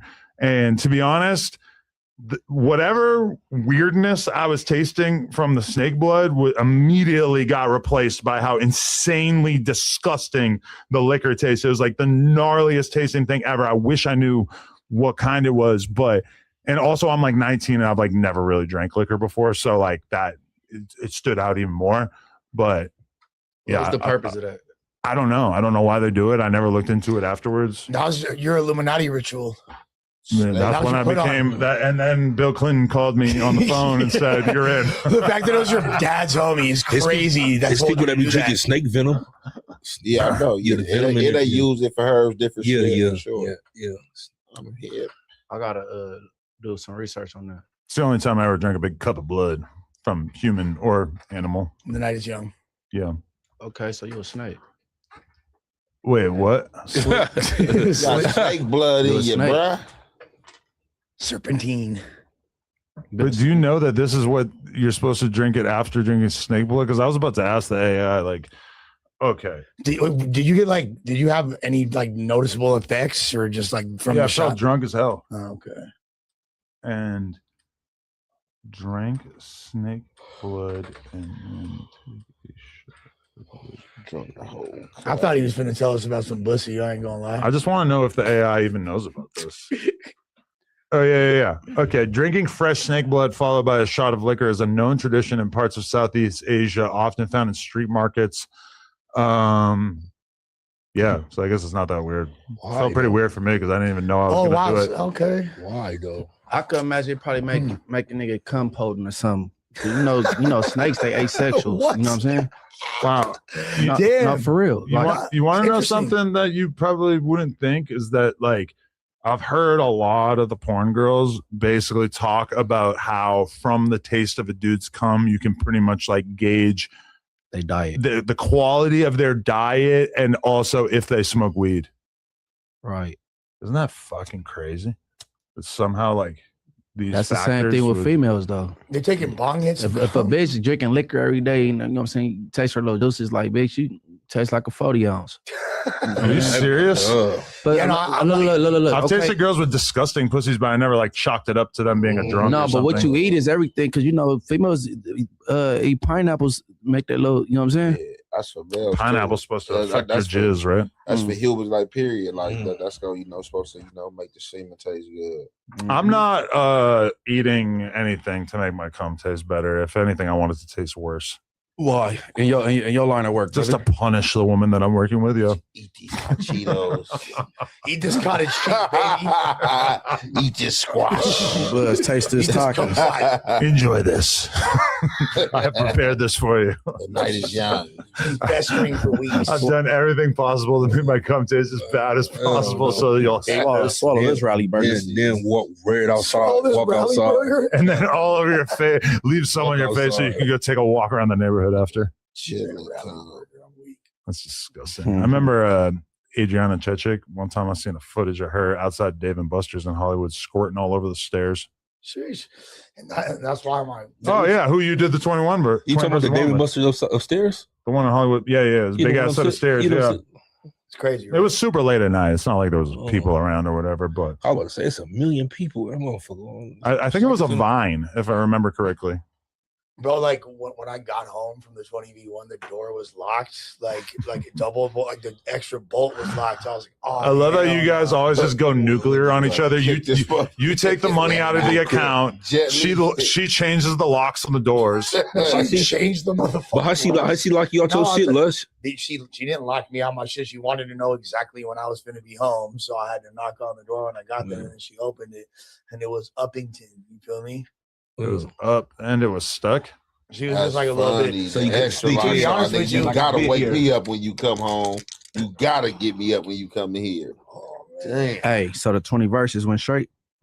Yeah, bro, I was trying to get eliminated sooner, but this fool Adam kept like telling her to advance me and shit. Like, so I was like, fuck, because I told her off rip, I was like, yo, I might be a disease holder. I'm saying crazy shit. You feel me to get eliminated. Was it a cool selection? I'm freestyling. Yeah, there's like it was like you, Brick Baby, P Nice, who showed me his sex videos that night. Ryan Pownall, yeah, fucking that fool Marco. Who else? Doing a 20 versus 1 is basically the coolest thing you can do as a man. Yeah, it was pretty chill. Oh, you was one of the 20 dudes. Yeah. Oh, okay. Oh, imagine the Lush 20 versus 1. Please no. How are those offers not rolling in already? Because I don't know about that. You would be abused. Well, okay, Lush and Germ together. You're looking for a unicorn. No, like 20 bitches want to choose up on me and Germ. Germ's like, I'm the unicorn. You almost had a threesome recently, right? Nah. I don't know what you're talking about. Oh, okay. Hell no. Oh, okay. You trying to get this man murdered? The fuck? He leaned on. Oh, that was a Skid Row. He leaned down on you in his chair like, hell no. Hell no. The fuck is you talking about? Sound crazy. Yo, can everybody watching this please smash the like button? Sound crazy. That nigga came alert quick as a motherfucker. He was leaning back in the chair. He said, whoop, what? Bro, trying to play with my shit. Trying to play with your piece. Come on, bro. You're a Scandalous ass fool, huh? Yo, Adam78B said, Adam, are you back on TRT? Which, by the way, I was never on TRT. You sort of ruined the stream last night. Really verbally abusive to Lush and started repeating far-right streamer talking points. Take it easy, buddy. These guys are your staff. Far right. I have to abuse Lush because he wasn't talking into the mic. And also, sometimes the far-right streamer perspective is the correct perspective. I'm sorry. Is that what he was doing? Taking far-right streaming talking points? I just watch Nick Fuentes and then I deliver his message on there. Yeah. Even Fuentes was upset. Even Fuentes is offended by my personality. Anyway, all right. So Drake has put a bunch of giant ice blocks in the middle of Toronto so the fans could figure out the release date of his album. I guess apparently one of the fucking fans burrowed his way into the ice or something and figured out that it is going to be released on the 15th, which means that if there's 9 days left in April or so, that means we've got like a 24-day countdown. Now, obviously, this album, Iceman, is going to rock and shock the nation. The question is, how should we celebrate it coming to the streets? We know when it's going to be released. We have to basically plan something. We have to do a fucking party here and play the album and have everybody on stream reacting to it in real time. It can't be a podcast because everybody's going to want to talk the whole time. I think we got to do it more like a handheld mic. And then we're in the fucking the studio. I think we just do it here. We get a bunch of girls because obviously we need to know what the girls think. We get a bunch of gangsters and gentlemen, a bunch of spotty faces, if you will. Music fans. We get some fellow rappers, fellow Drake fans. This is assuming that I'm not invited to some sort of event to celebrate its release. But you know, was that gay? No, what didn't Ye have you out there? That one time? That was 2018. That's fire though. That was from Yes Jules. She somehow got me invited to that event. I thought you were a Talking about the- I know. I was fully like trying to kind of act like it, like it was a Like in the direct desert? Kanye invite. Yes. That's in the desert, right? No, I went to Wyoming. Oh, okay. Yeah, it was in like Wyoming. That's the only time I ever been on like a jet, or it wasn't a jet, but it was like a plane that they chartered for me and many other influencers that in retrospect it was bizarre to be on the same plane as. Cool little G5 girl. Yeah, I went to his ranch, huh? I don't know what the fuck it was. No, it was like hundreds of people on it. Oh. Yeah, it was like a big ass thing. But hopefully, yeah. I think we definitely got to do a listening party because that sounds more expensive. The Drake album coming out is like it's too big for us to just like wander in here a few days later and have a conversation. That shit about to do numbers. Yeah, no, I think like if he doesn't already have it padded with like previously charting singles to make sure that he's platty-wad out the gate. But that don't even work like that, does it anymore? It's worked for him a few times. Well, I don't know. But either way, all right. Estimate the sales. Yeah. I'm gonna go. I don't know. I'm gonna say it's gonna do 600K. Yeah, I was first week. Within You what? talking about streams or vinyl? And I have another theory. No, I'm talking about combination streams and hard sales, but the same way every other album is judged. But and then also, this is my thing. I wouldn't be surprised if he drops like vinyl, CDs, merch bundles, etc. with the release. I think that Drake probably has seen like how well that has worked for Taylor Swift financially, perception wise when it comes to album sales, etc. And I think the only like sacrifice when you do that is it means that you basically have to like finish the album a month or more in advance of releasing it. Mm-hmm. To be honest though, like whenever I've talked to Drake in like the last few months, it doesn't really seem like he's like hard at work in album mode. So maybe he did finish it a while ago so that they can drop the vinyl, because that if they drop vinyl, especially if they drop vinyl that's in like a bunch of different colors, so all the hardcore Drake fans are ordering fucking 10 records so they can have all the colors. This could be the craziest album sales we've ever seen. They'll announce this next week. What you just said, the vinyl pre-orders and shit will go up probably next week, I'm a guess. Oh, if they do vinyl pre-orders, I was picturing them putting it out on the release date. I can see them wanting to run up the merch and pre-orders and all that too, especially that helps with charting and all that. I think your 600 is a pretty solid estimation. I'm gonna go out on a limb and say it'll do slightly more, like maybe a soft 650, 630. If he drops vinyls and CDs on the web store for everybody to order, then I think he honestly could even do like almost a million. Yeah, I think it would be like outrageous how much he could do. It's hard.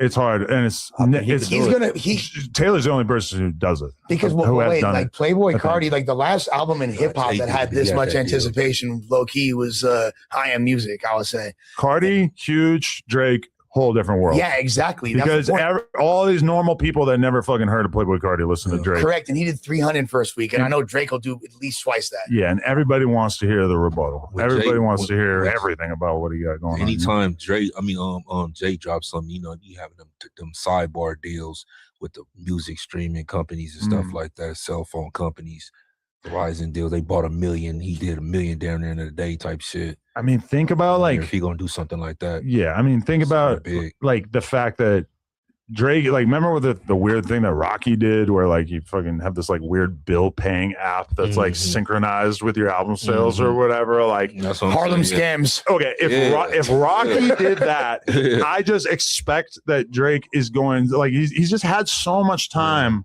to like do whatever in the buildup for this, and I just feel like he's gonna like do something crazy to fucking. Has his obligation over? Is his obligation over with Cash Money? I think he like honestly like bought himself out of the Cash Money With Cash shit Money. and the fucking mob ties shit for like a long time ago. Like well over a decade ago. Yeah, they I kept thought it it was all that super scary one. It quiet, was but- the what was that one was the five hours Oh, Scary Nights? Hours and all Scary Hours. Yeah. I thought that was the first him. one. That was severing with Wayne, but the other thing that's what you I'm saying. saw, The first one. Yeah. that was him severing with Wayne. If you're reading this, it's too late. Yeah. But the first one without. Oh, he just got out of that deal like some years back. That's what we I talking thought about. that was some He was Scary talking about Hours. Cash Money. Yeah, no, but that's what you talking That's about. what we talking about though. Was that project? That was the first one since he got out of Scary that Hours. deal. It was like 2017, I think. 16. I don't know. I thought Scary Hours was like his first one. No, I think he was still signed with Wayne after that. Though. I think he did because they talked about when he was coming. Scary Hours. Everybody was talking about it like, dang, like he's about to come into an independent deal. He can cripple the game. Yeah. Like right now, he want to. That was like post 2020, 2021 when everybody was talking about that. Okay, and that's what we talking about. Scary Hours. Yeah, but that was the first one after, and the one that Yeah. finished his contractual obligation was if you're reading this, it's too late, and that's why it was titled that. No, Reading Too Late was before Scary Hours. Yeah, so I just said. Yeah. Yeah, so like that was the last one he did to fulfill the obligation. And Scary Hours was the first one. Was the first That's one what I he was did on saying. his We own. said Yeah. the same thing. Face, describe your level of Drake fandom. I'm not a fanboy, but he make good music though. See, this is interesting because I would expect you to be identified as a Kendrick Ian. I am. I love Kendrick. I love Kendrick. But then I know you're in touch with your soft side, and you probably love R&B music. And I do. I I'm feel like definitely R&B. You like Drake from that perspective. It's as well. To me, besides Take Care, I really don't like his R&B like that.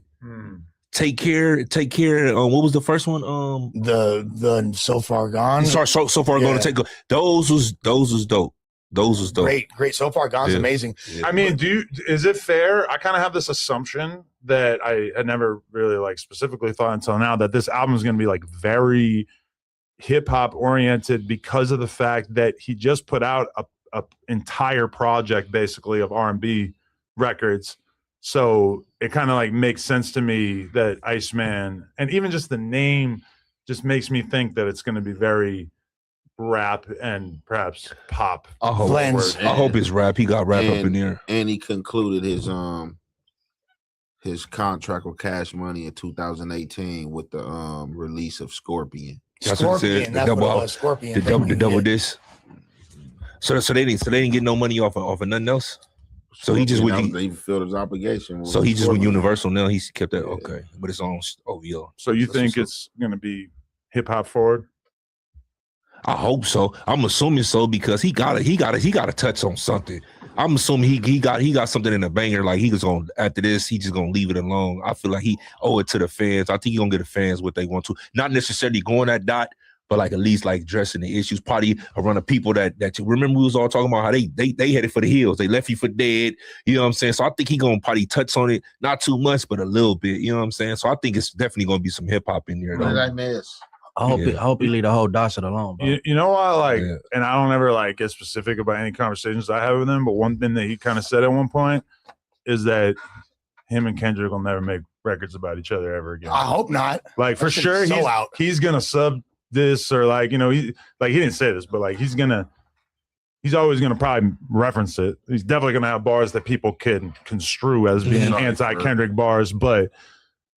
It's kind of like where do you go? Like what could they possibly do after what they did that would even be worthy of being a follow-up to that? The thing is that there's people that are extreme dick riders of Drake, and there's people that are extreme dick riders of Kendrick. These are the fucking weirdos, the extreme cases. Most of us are just hip hop heads, and we like both of them. Why fans gotta be dick riders though? No, because there's an obsessive. Babyface does not live on Earth. Yeah, no. I know what you're saying, but I'm just saying fans. But you got no. Hip hop is extremely polarized between Kendrick and Kendrick fans. Like, I'm not. It's honestly, it feels like being a Republican or a Democrat. It's embarrassing. I'm not disputing that. What he's saying is dick riders. I'm like, why they can't just be fans? Because their level of fandom. It's a figure of speech. Because their level of fandom takes them out of the ability to even objectively look at what they're seeing. Because they don't. Oh, I see. You know what I'm saying? That's I dick can agree riding. with that. By definition. Okay, but I would say that like the majority of hip hop fans are easily capable of enjoying both Drake and Kendrick's music, myself included. But there's like the question of identity. Who do you identify as being more of a fan of? Like I clearly identify as more of a Drake fan, even though I probably listen to GNX more than like any other rap album the year it came out, you know?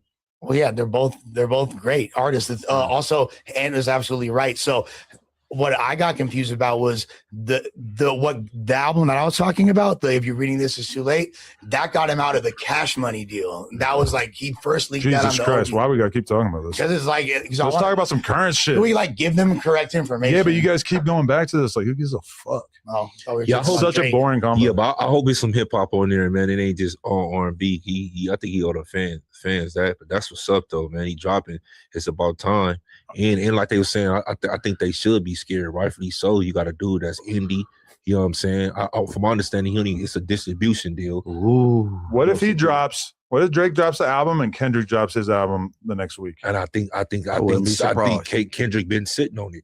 Yeah, because remember I think that's absolutely a fucking terrific idea. And to be honest, I think he been sitting on music. He said, is that even a good idea? Didn't he say GNX was supposed to not even be the real album? Wasn't that the initial narrative? They just made him. He has it. Yeah. It really didn't feel like it had anywhere near the level of depth that the average Kendrick album had. You know, like a bunch of the songs sounded like him and Peso getting in the studio and just rapping together and fucking not taking it anywhere near as serious as like prior projects. It wasn't nearly as conceptual, although it still was. Not like us. It was a great album. Made them become, you know what I'm saying? Fast forward it, speed it up. It was a great album, and I think the reason why a lot of us loved it is because it was dope to just hear Kendrick rapping without as much structure and different stuff. Yeah, because a lot of us got it. Just having fun with it. That's a lot of why we liked Kendrick, like those songs like The Heart Part 2 and all that, where he's just spazzing, backseat freestyle and all that. So it's like nostalgic damn near.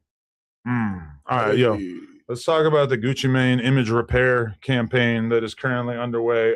Step one, go to a football game and perform in front of the world. And as you'll see in this clip, I guess at least one fan got some bars off on him. I'll show you.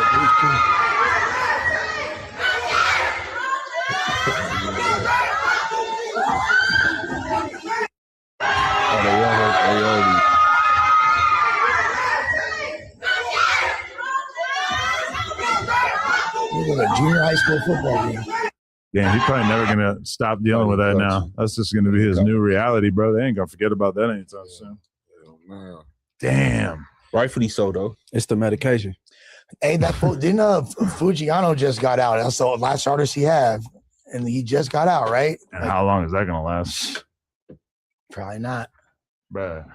Gucci football game. Yeah, because this is what I guess that's not going to do it. Like, this is what he's got to do. Like, he's enduring the worst PR that he's ever dealt with in his entire career.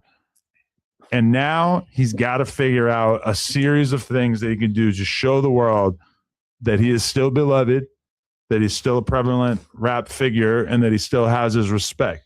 So if he hired a PR crisis company, I wouldn't be surprised. You know, he's definitely got the bread for it.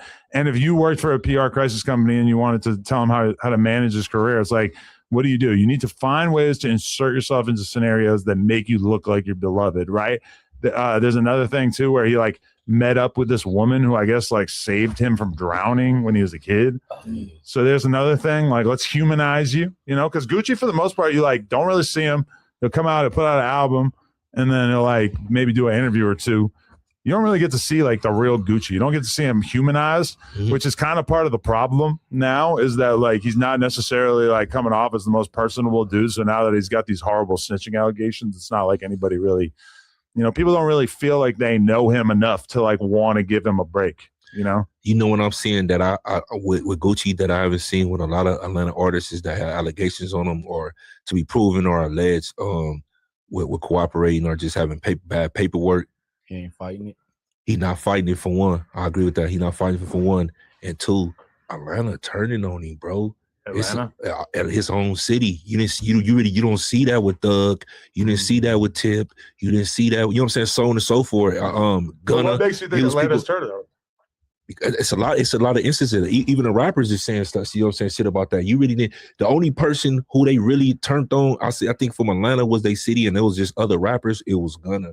But like as far as like you see the post and all that, people from Atlanta, they're like, oh yeah, you a rat, you this, you that, you that. You really didn't see that with Thug. Look at Woody. Look at what he did. He went on there. He went on a whole campaign, and he was riding all around there. They was. But to be fair, like Woody 21 Savage troll this singing all Shiesty song. okay, Woody is funny enough that the people love him, but none of the rappers out there will touch him. Yeah, but I'm not saying because he get busy from my understanding. I don't know him personally. You went out there. No, I would even touch him like that. I just mean like fuck with him. You're not gonna see 21 taking a picture with Woody. Yeah, of course. But he had got big. You didn't hear a lot of people going after him and going out there, even to in his city. What I'm saying, the people in Atlanta, they was effing with Woody. Besides the one that he was smacking on and all that, he was beloved out there. He was beloved out there. Gucci, even to Thug still beloved out there. Baby, all them T.I., whoever you want to say, they still beloved out there. To me, in my personal opinion, what I've been seeing online, Atlanta, most of Georgia, they turning on him, bro. Because part of the problem is that Gucci's an old head, and people probably like Gucci's an old head that managed to avoid a lot of the scrutiny over the years that, you know, normally old heads get clowned and shit. But Gucci's like reputation just carried him through his older years. Like if his music wasn't that popping, it just didn't really become like a narrative like, oh, let's make fun of Gucci's music or anything like that, you know? No, he stalled him out. Yeah. Dropping trash for a decade straight. No one was tripping. And people weren't tripping. But now, like, I feel like now people, like, everything he's doing is going to be scrutinized so hard, they're going to be rustling the fuck out of him. The dumbest shit he could have did was put that song out. Yeah, that was crazy. That was stupid. That's not that. After that was the moment that he hired the PR crisis management company. That was probably that was such a dumb move that was his Russell moment where he had the chance to maybe like do something smart and instead he did like the dumbest thing you could nail think in of. the coffin. Yeah, that was probably the worst, one of the worst career. I'm not gonna say but one of the worst career decisions. Yeah, or somebody else. As far as the recent memories that I know, as far as a rapper. Probably even a musician, bro. Was one of the most aura-shattering moments we've ever seen. I thought it was business, but you came and tricked me. The overall message of that song was, yo, you robbed me, you hoed me out, you took all my shit, and now you in big trouble. For sure. Just like that, too. And I told the cops...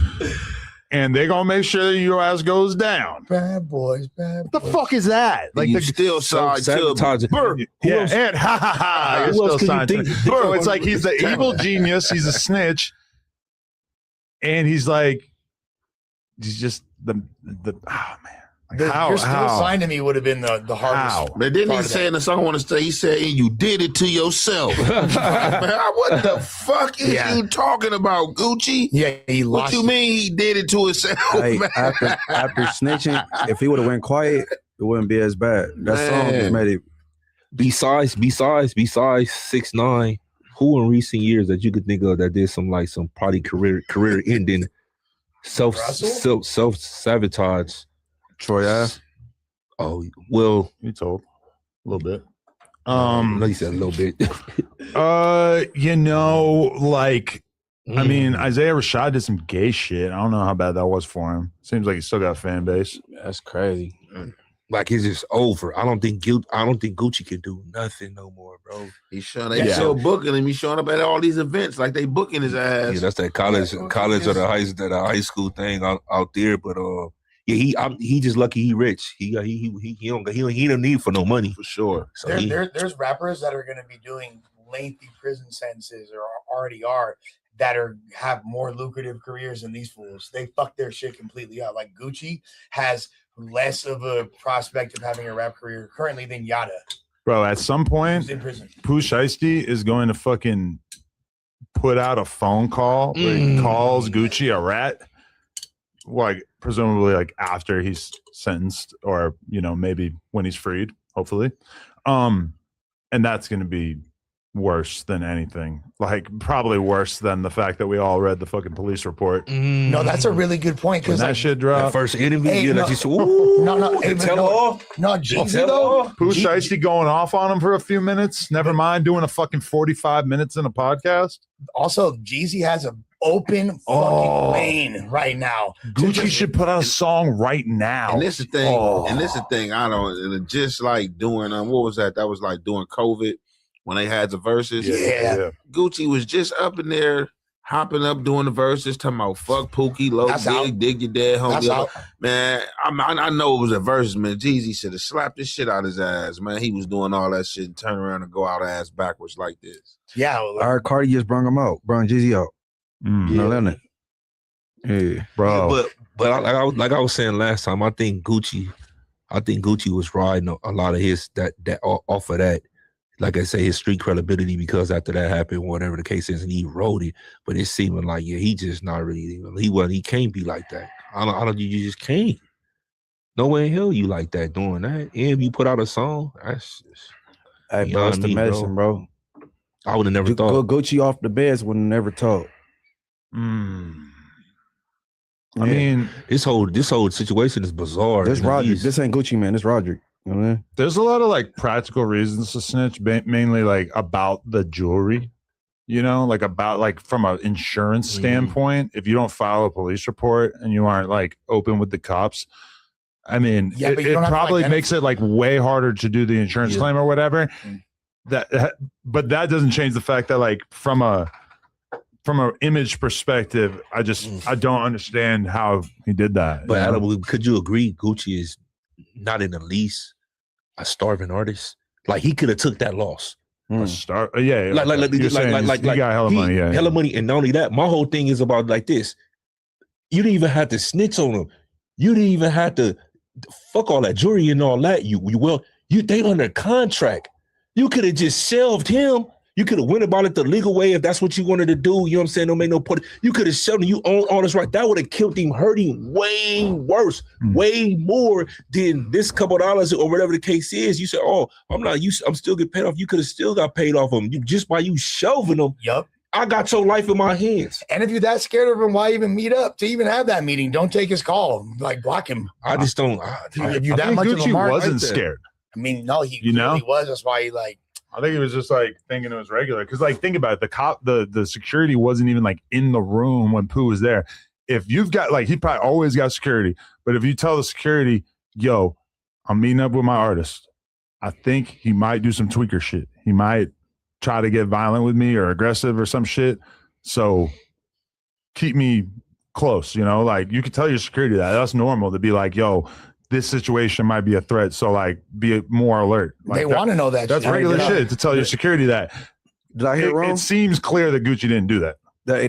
He like, let me holler at you. They went in both and hollered. Right. That to me, that's just crazy. Or even if you sold this contract, you know how much somebody would have bought Pooh Shiesty contract for? For sure. I just would have shelved him forever. Yeah, that's what I'm saying. That was an option. Yeah. That was an option. You're going to make him suffer. Like, you just embarrassed. You could make him suffer way more than he ever could have embarrassed you, though. Like, you would never make another dollar, bro. Go do something else.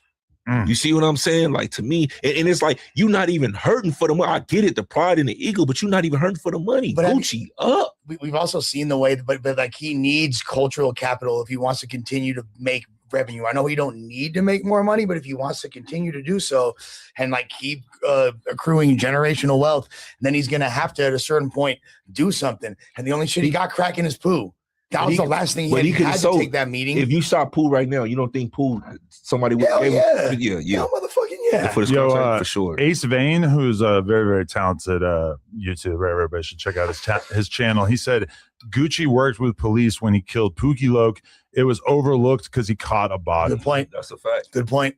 I mean, did he work with police? I mean, he had to tell the police, hey, I fucking shot this guy. I killed this guy. Like because of Jeezy. But that's not telling him.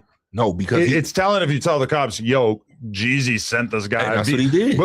But to be fair, Jeezy put a bounty on on Gucci's jewelry on a record publicly for the world to see. So Gucci telling the cops that, is it telling? Yes, I think it qualifies. But it's kind of weird because it's out there for the world to see, like literally any rap fan. Probably plenty of the cops were big enough rap fans in the Atlanta PD or wherever to know that this was a thing. Like you probably didn't even have to tell him, and they would have been able to figure it out in 5 minutes. I heard that for the first time with the only one out of motor do it. Bitch, I heard that for the first time on here. I never heard. Yeah. I remember that shit way back. Yeah. Mm-hmm. It was this guy. He was saying it all the time. Yeah, that's when we played it last week. That's the first time I heard that. But if you trying to plead your case on standing your ground, you ain't gotta say who sent it. You just money. He came in trying to. Yeah, that was smoke his dog unnecessary. ass. He came in tripping. Even putting it in the song, Pookie Low, go dig him up, all that. You know what I'm saying? You a lying Jeezy with him. No. Well, he didn't. So like the original Put in the diss song, track, cool. he didn't say him by name though. Show the screen real quick. This is an interview that I did a while back with this guy, Young Throwback, who claims basically that he was there when Gucci killed the guy, when he killed Pookie Loc. He was there, and he more or less claims that he was the one who killed Pookie Loc, not Gucci. It was kind of weird because that was the whole pretense of him doing the interview. But then once we actually did the interview, he like sort of dances around it and doesn't want to actually say, I'm the one who fired the gun and killed him. But he basically casts doubt on the entire prominent narrative that everybody's accepted where Gucci. I mean, it's unbelievable now. Did he? Was he Sure, just it's like trying to get unbelievable. like his mixtape reviewed or what? Like Young Throwback. I mean, he's got some records and shit. Yeah, it's not like he's like totally irrelevant, lush. But no, yeah, I'm saying like was he trying to like finesse the promo move? So like allude to something viral, but actually I have something I'm trying to promote. he might have been dropping music at that time. I forget. That's it. Man, I would hope nobody even align themselves with no hot one if you ain't got nothing to do with it. That's just crazy. Even if you had something to do, that's just crazy. But like Adam said, like if you don't actually say it for real and it's already like a closed case and all that. The thing with Gucci too is that like he never really said that he killed Pookie Loc. Like this is also true. He kind of like always has danced around it. Even in his book, it's like he puts a printout of the story about him killing the dude from the newspaper in the book, and he doesn't actually speak at all about killing him. I disagree. He got lyrics. Yeah, He got lyrics. definitely, He got lyrics. Even putting up the news thing and all that. Him getting arrested and then But what that's what I'm happened. saying. He alludes to it like crazy, but he doesn't actually like say that he's killed. Say the someone. song, I want to say in the song, he said, I killed your dead homie, go Yeah. dig that nigga up or something He like said, that. "Go dig your Definitely, partner up, right, player. yeah. Bet he won't say shit. And if you're looking for the kid, I'll be in zone 6." But that's what he not. said. Yeah, That's rapping. That's not even. That's not. That's not even the only song though. He got some. Yeah. He got some other shit. You showed me That the was the lyric first where he one. says, "I killed him." Man, I'm about to go look through this snitch nigga file. Because I used to listen to Gucci. I'm going to have somebody find it for you and I'm going to send it to you. He Well, I will admit it if I'm proven wrong, but I feel like you always kind of. He kept it a He little got bit like a lot artistic. of different songs where he like this, like where you can say where he's He taking references- credit for Yeah, referencing, yeah. taking credit for killing it. That's a Pookie. fact. That Bro, he a make lot of songs. his I get bread and like butter off different that. songs. Ain't no one specific song. Okay, we're gonna rely on our friend ChatGPT. Has Gucci Mane ever claimed responsibility for killing Pookie Loc? Hey man, y'all recall when he dissed the C? Well, it Yep. says yes, Yeah. but has he rapped about it? Is the question? Yeah, on wax. Adam, you you know, this shit is crazy. And now he's just Your saying, friend No, just okay. told your ass, Obviously, now you switching it up. Obviously, he claimed responsibility for it to the police when he had to claim self-defense. I'm not denying that. But even this article from the time, I guess, like his manager at the time, Waka Mom, Deborah Adney, is saying that it wasn't Gucci that was the actual shooter. See, she confirmed it too. Yeah. Because Waka was into it with for a minute, and he got him in that deal, that BS deal. She was hot. ChatGPT says he has rapped about the incident extensively. Thank you. Yes, Thank you. We've all said this. Extensively, it's crazy. It's Sure, nigga. I heard at least about 3 or 4 different I done songs heard with it. him, like Come saying on, some man. crazy, like him saying, like, yeah, for sure, like, you know, I did that. Like, anybody listen to Jordan's it, like, most he taking wanted. credit for this. State versus Roger This is Davis. good. He says, "I'm not a killer, but you pussy." Oh no, not that one. It said, Go dig your partner up.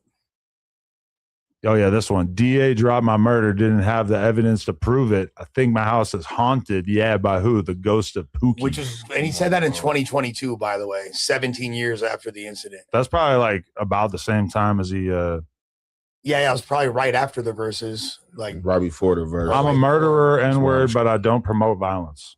That's another one. That's a bunk bar. Okay, I was generalizing because he didn't say it in the book, but either way. Oh, you was wrong, Adam. Okay, I can admit that. Better man than me. We're like 20. We're like 20-1. I didn't know that you were actually. Were you wrong? You said 20-1. Fire on Spody. Scrody versus Spody. Better man than me. You gay. Okay, what else we got? Jeezy need to capitalize. Oh, kick him while you down. But he's gonna look like a bitch. No, he ain't. Fuck it. It's Kick gonna while you look, down. yeah, it's gonna look crazy because they Yeah. went on there, did a verses and squashed the beef. And like, it's like if you don't diss him, like Jeezy's never really dissed Gucci like in modern times. And then like something really, really bad happens where everybody's dissing Gucci, and then you jump on it, you're gonna look like a fucking clout chasing weirdo, you know? Gucci, Because I didn't even understand this. Like, let's just say we have a little situation and we doing like a verses. Like, man, shit, man, I couldn't even been up in that same room when he was rapping that song, being disrespectful. Man, you ain't about to rap that at the verses. That's the only thing. That's the only thing I don't like about it. To be fair though, along they beef, it was like I understand why Jeezy when he's left it alone for years, he was like more successful than him. Like every album that he came, he was just more successful as far as endeavors and all that. But Jeezy fell off while Gucci was still hot. That is a You fact. said what? Post prison Gucci is way hotter than Jeezy fell off in what year, You Lush? said what? Lush, you're my AI. What year did said Jeezy fall what? off? 2016. 2016 is when he got out the feds. Oh, you said No, what? no. What year did Jeezy fall off? Oh, like Jeezy fell off. like 08, 09. Yeah, I agree. No, Like he didn't. 2011. He had 104 after that. You crazy? Well, Crazy. yeah. Oh, he had You're Tim's. deep in the grades. Yeah, yo. No, I'm not deep in the that's way after that. Bro, Tim. Yeah, you're right. Spody Face, you are so the type of dude who would be listening to Jeezy too long. See, No, no, Jeezy Jeezy was still making moves. All right, just before I went to jail, 2013, we was just in Gravestone in the studio with Jeezy when he was coming out with TMZ 103. Yeah. That was hot. He in there with Warren G. 2009 he fell off. 104. No, All that. hell no. Yeah, you know you crazy. He was still bro. hot, bro. He had shit going on, son. He was doing all type of little See, shit. the black for president, sure, but he got the church in That the was streets. 2008 though. No, I'm talking about the church in the streets. He got the Tim all the way to what he had like. I know he had 4 or 5. He put out some other shit. All but right, he was successful. His popularity began to wane as the 2010s approached. His prominence decreased as the musical landscape shifted away from his signature sound. Around the time he pivoted to just Jeezy around 2013. Exactly. Yeah, I forgot about Approaching the 2010s, I would agree. This is about That's when why I it said, when it like- slowed down. But then meanwhile, think about Gucci Mane when he got locked up in like 2014. He was still red hot all those years in the lead up to that. Then he gets locked up for a few years, comes out, has a run, is kind of like an unk rapper at that point, but Gucci got still has the respect and like the popularity. Hold on. So I like to challenge you on something. You think before Gucci went to jail, he was red hot? Name one of his projects that was red hot. All that shit. Molly Gas and Lean, bro. No. Bro, he was the hottest rapper in the world to us. I don't know about commercially, popularity wise, but to us in 2013, 2014, Gucci was everything. Well, yes. 2013, 14? Well, he was locked up at the time, but yeah, he was. Gucci was he the wasn't man the at that hottest. time. His Gucci's more mixtape run consistent. during that era, I'm actually going to say, I'm going to take his Gucci Mane's mixtape run over Lil Wayne's mixtape run. What? That's a personal preference. For me, on a personal level, no, by far. Wayne got one of the best. They consider that an album that no Nobody ceilings. fucking with Lil Wayne. What the low mixtape, ceilings, bro. all the dedications. Yeah. What the Gucci's mixtapes are way better than his albums. Although that I disagree that he's better than Wayne mixtape Weezy, I still think that like that's not an insane take because people love Gucci's mixtape. That's a fact. I'm not. I love it too though, but to say nigga, mixtape Wayne, I disagree with that, but crazy you know what I mean? shit. Gucci ain't got no mixtapes better than none of the dedications, none of the droughts, none of the no ceilings 1, 2. What they like? We don't even need to have that discussion. I'm gonna put Trap God 2 in my top 5 of all time projects. amazing. Top 5 projects ever. What? Yeah, you just saying Trap God 2.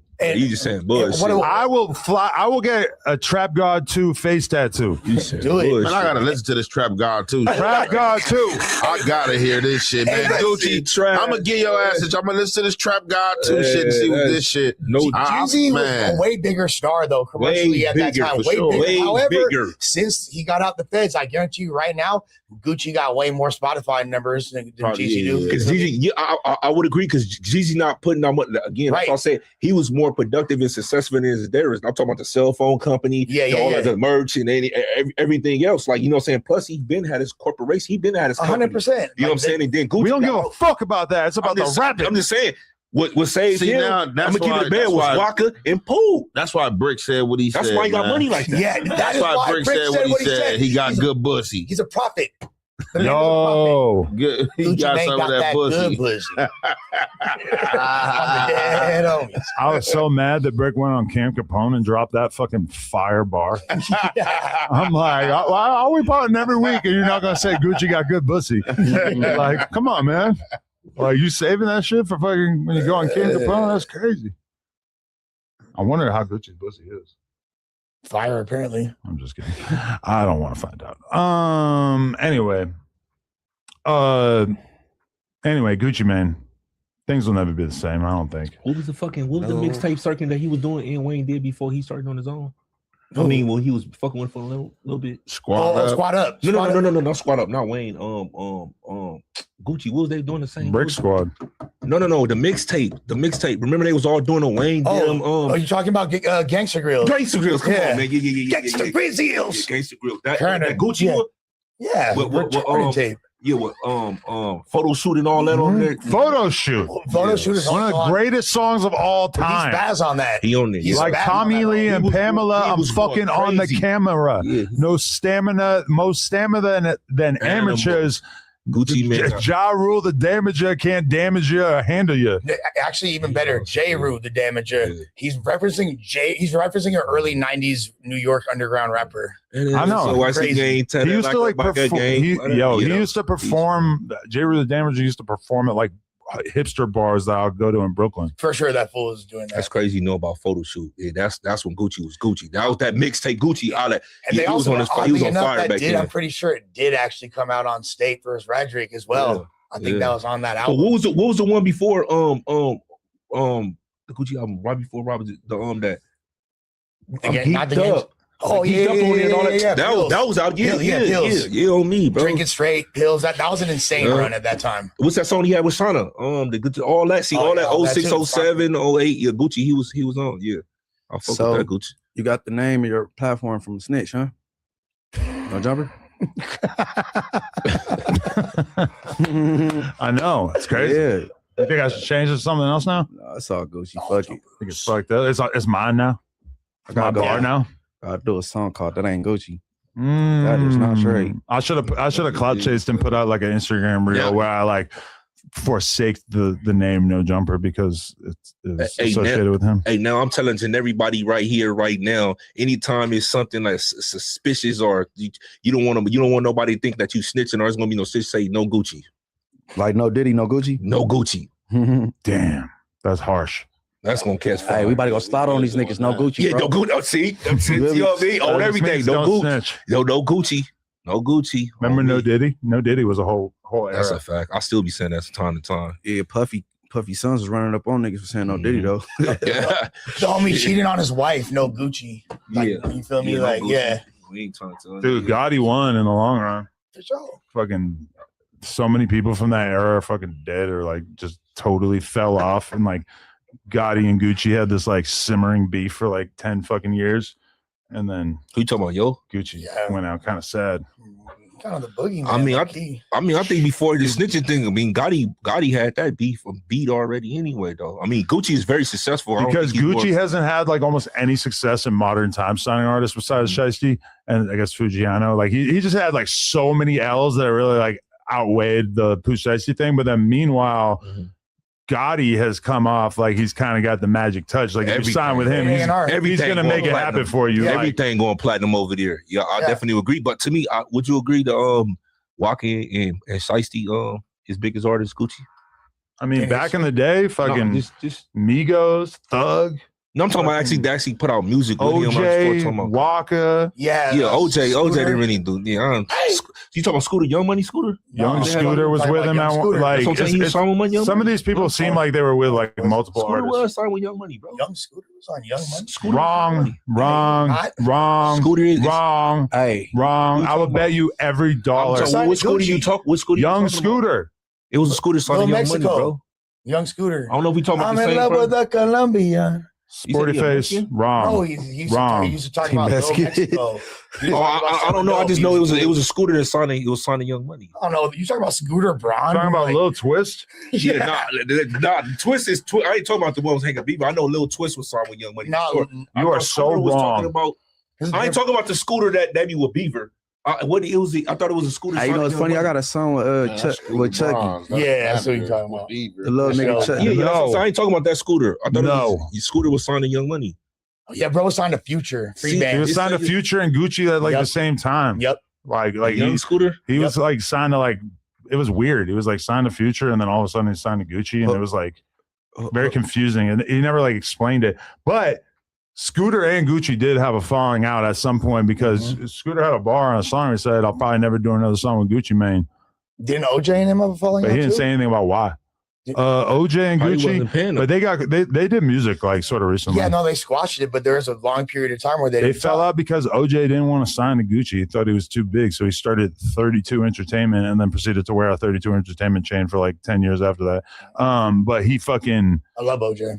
It's like if OJ had signed to Gucci, it probably would have worked out better for him. I think OJ is like he wasn't supposed to be the star of the show. He's like a supporting player. You know, OJ is Scottie Pippen. But Gucci. I mean, Scottie Pippen got 6 rings though. But Gucci, I'm saying is like Gucci. I'm not a basketball insider, so I don't know if Scottie Pippen could have stood on his own. But I'm just saying, like OJ as the guy to the side of Gucci was as his Lloyd Banks, which also that relationship didn't work for so long. Summer. Quarter brick, half a brick. That was the over with after that. Man, they feel like that. Gucci got a history of not paying his artists, man. Hey, dude, is anybody surprised his relationships don't last as far as what his artists? You signed to somebody that got schizophrenic. He's schizophrenic, bro. Great point. Your CEO got mental health issues. You know what I'm saying? He so seems he'll wake very up one morning heartless and drop everybody. Yeah, he seems very cold, distant, removed. And especially I think after having so many failed artists and so many artists who he like had on the label and then they like basically turned on him and started beefing with him or whatever, it just seemed like Gucci grew to be more and more jaded, more and more distant from the artist, wasn't like hanging out at all or like doing anything like being out and about with them or anything like that. It just seemed like the same thing that made him cool in 2012 to fellow artists in terms of like the fact that he was actually drinking lean and smoking weed and fucking partying all the fucking time and recording constantly and whatever, like all that lifestyle shit that made him like accessible and cool is like totally changed by this point where he's just hanging out with his girl and like not really like kicking it with anybody from what I could tell. What made him sign Asian Doll, bro?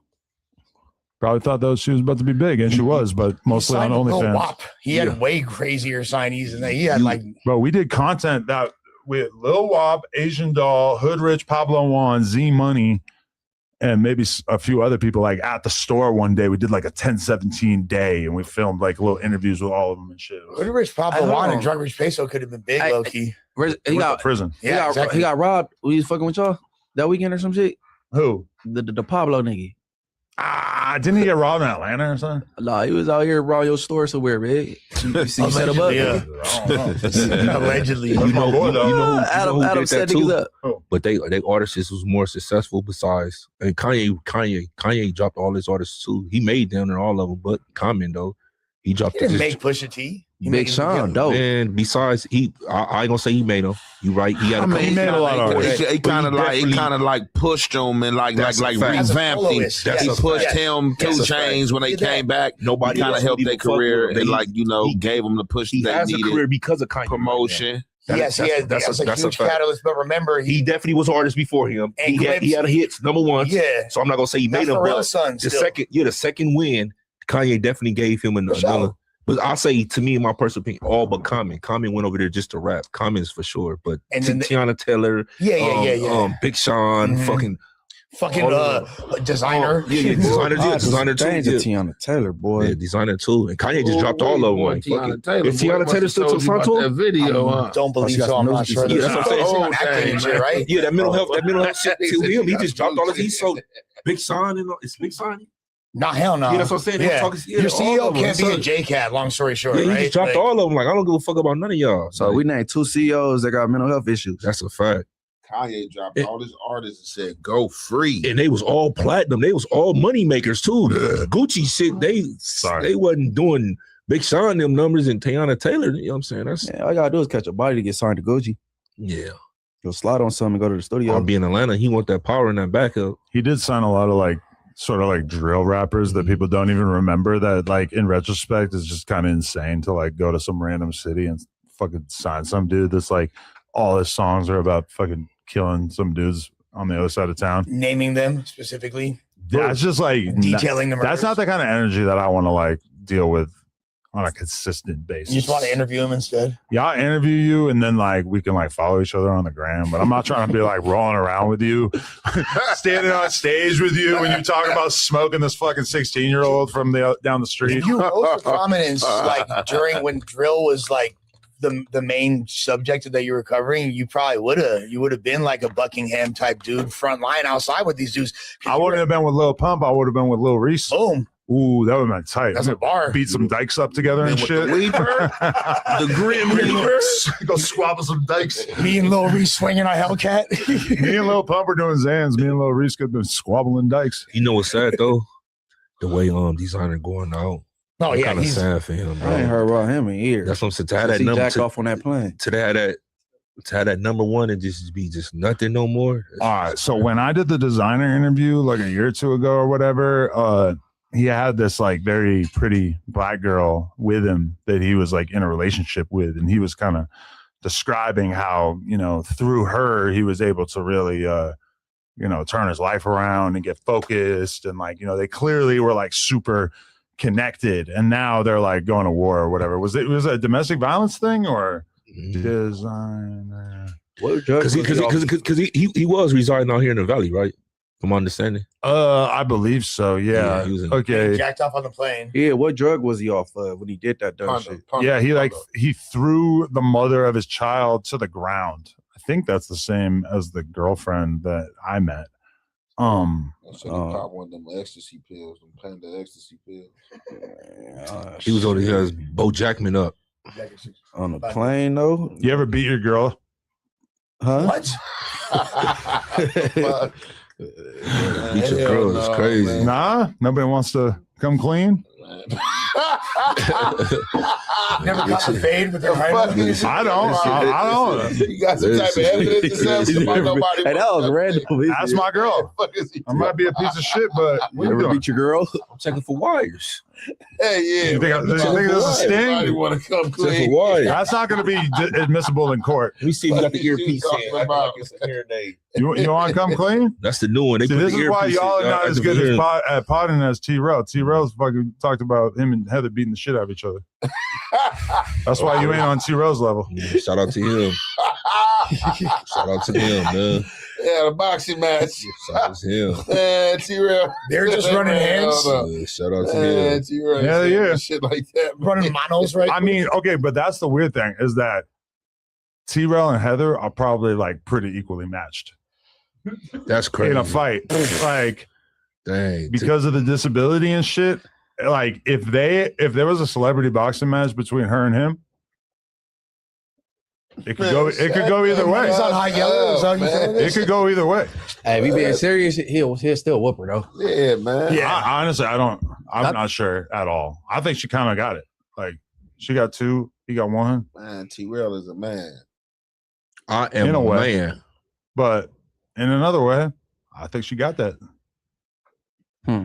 Coming soon on the next brand risk card. But that would make them doing domestic violence would be like way more entertaining than like the average person because it's like way more fair. Like normally it's just super depressing. Like a guy beats this girl, it's like super fucked up. He's like way bigger and stronger than her. But T-Rail and Heather is more like, all right, I can respect it. Like they catch a fair one. It's some women out there. It's some women out there that's slapping their men around and socking on them big women. You got them short dudes with them fat girls and all that. Or just I'm serious. As you see it all the time.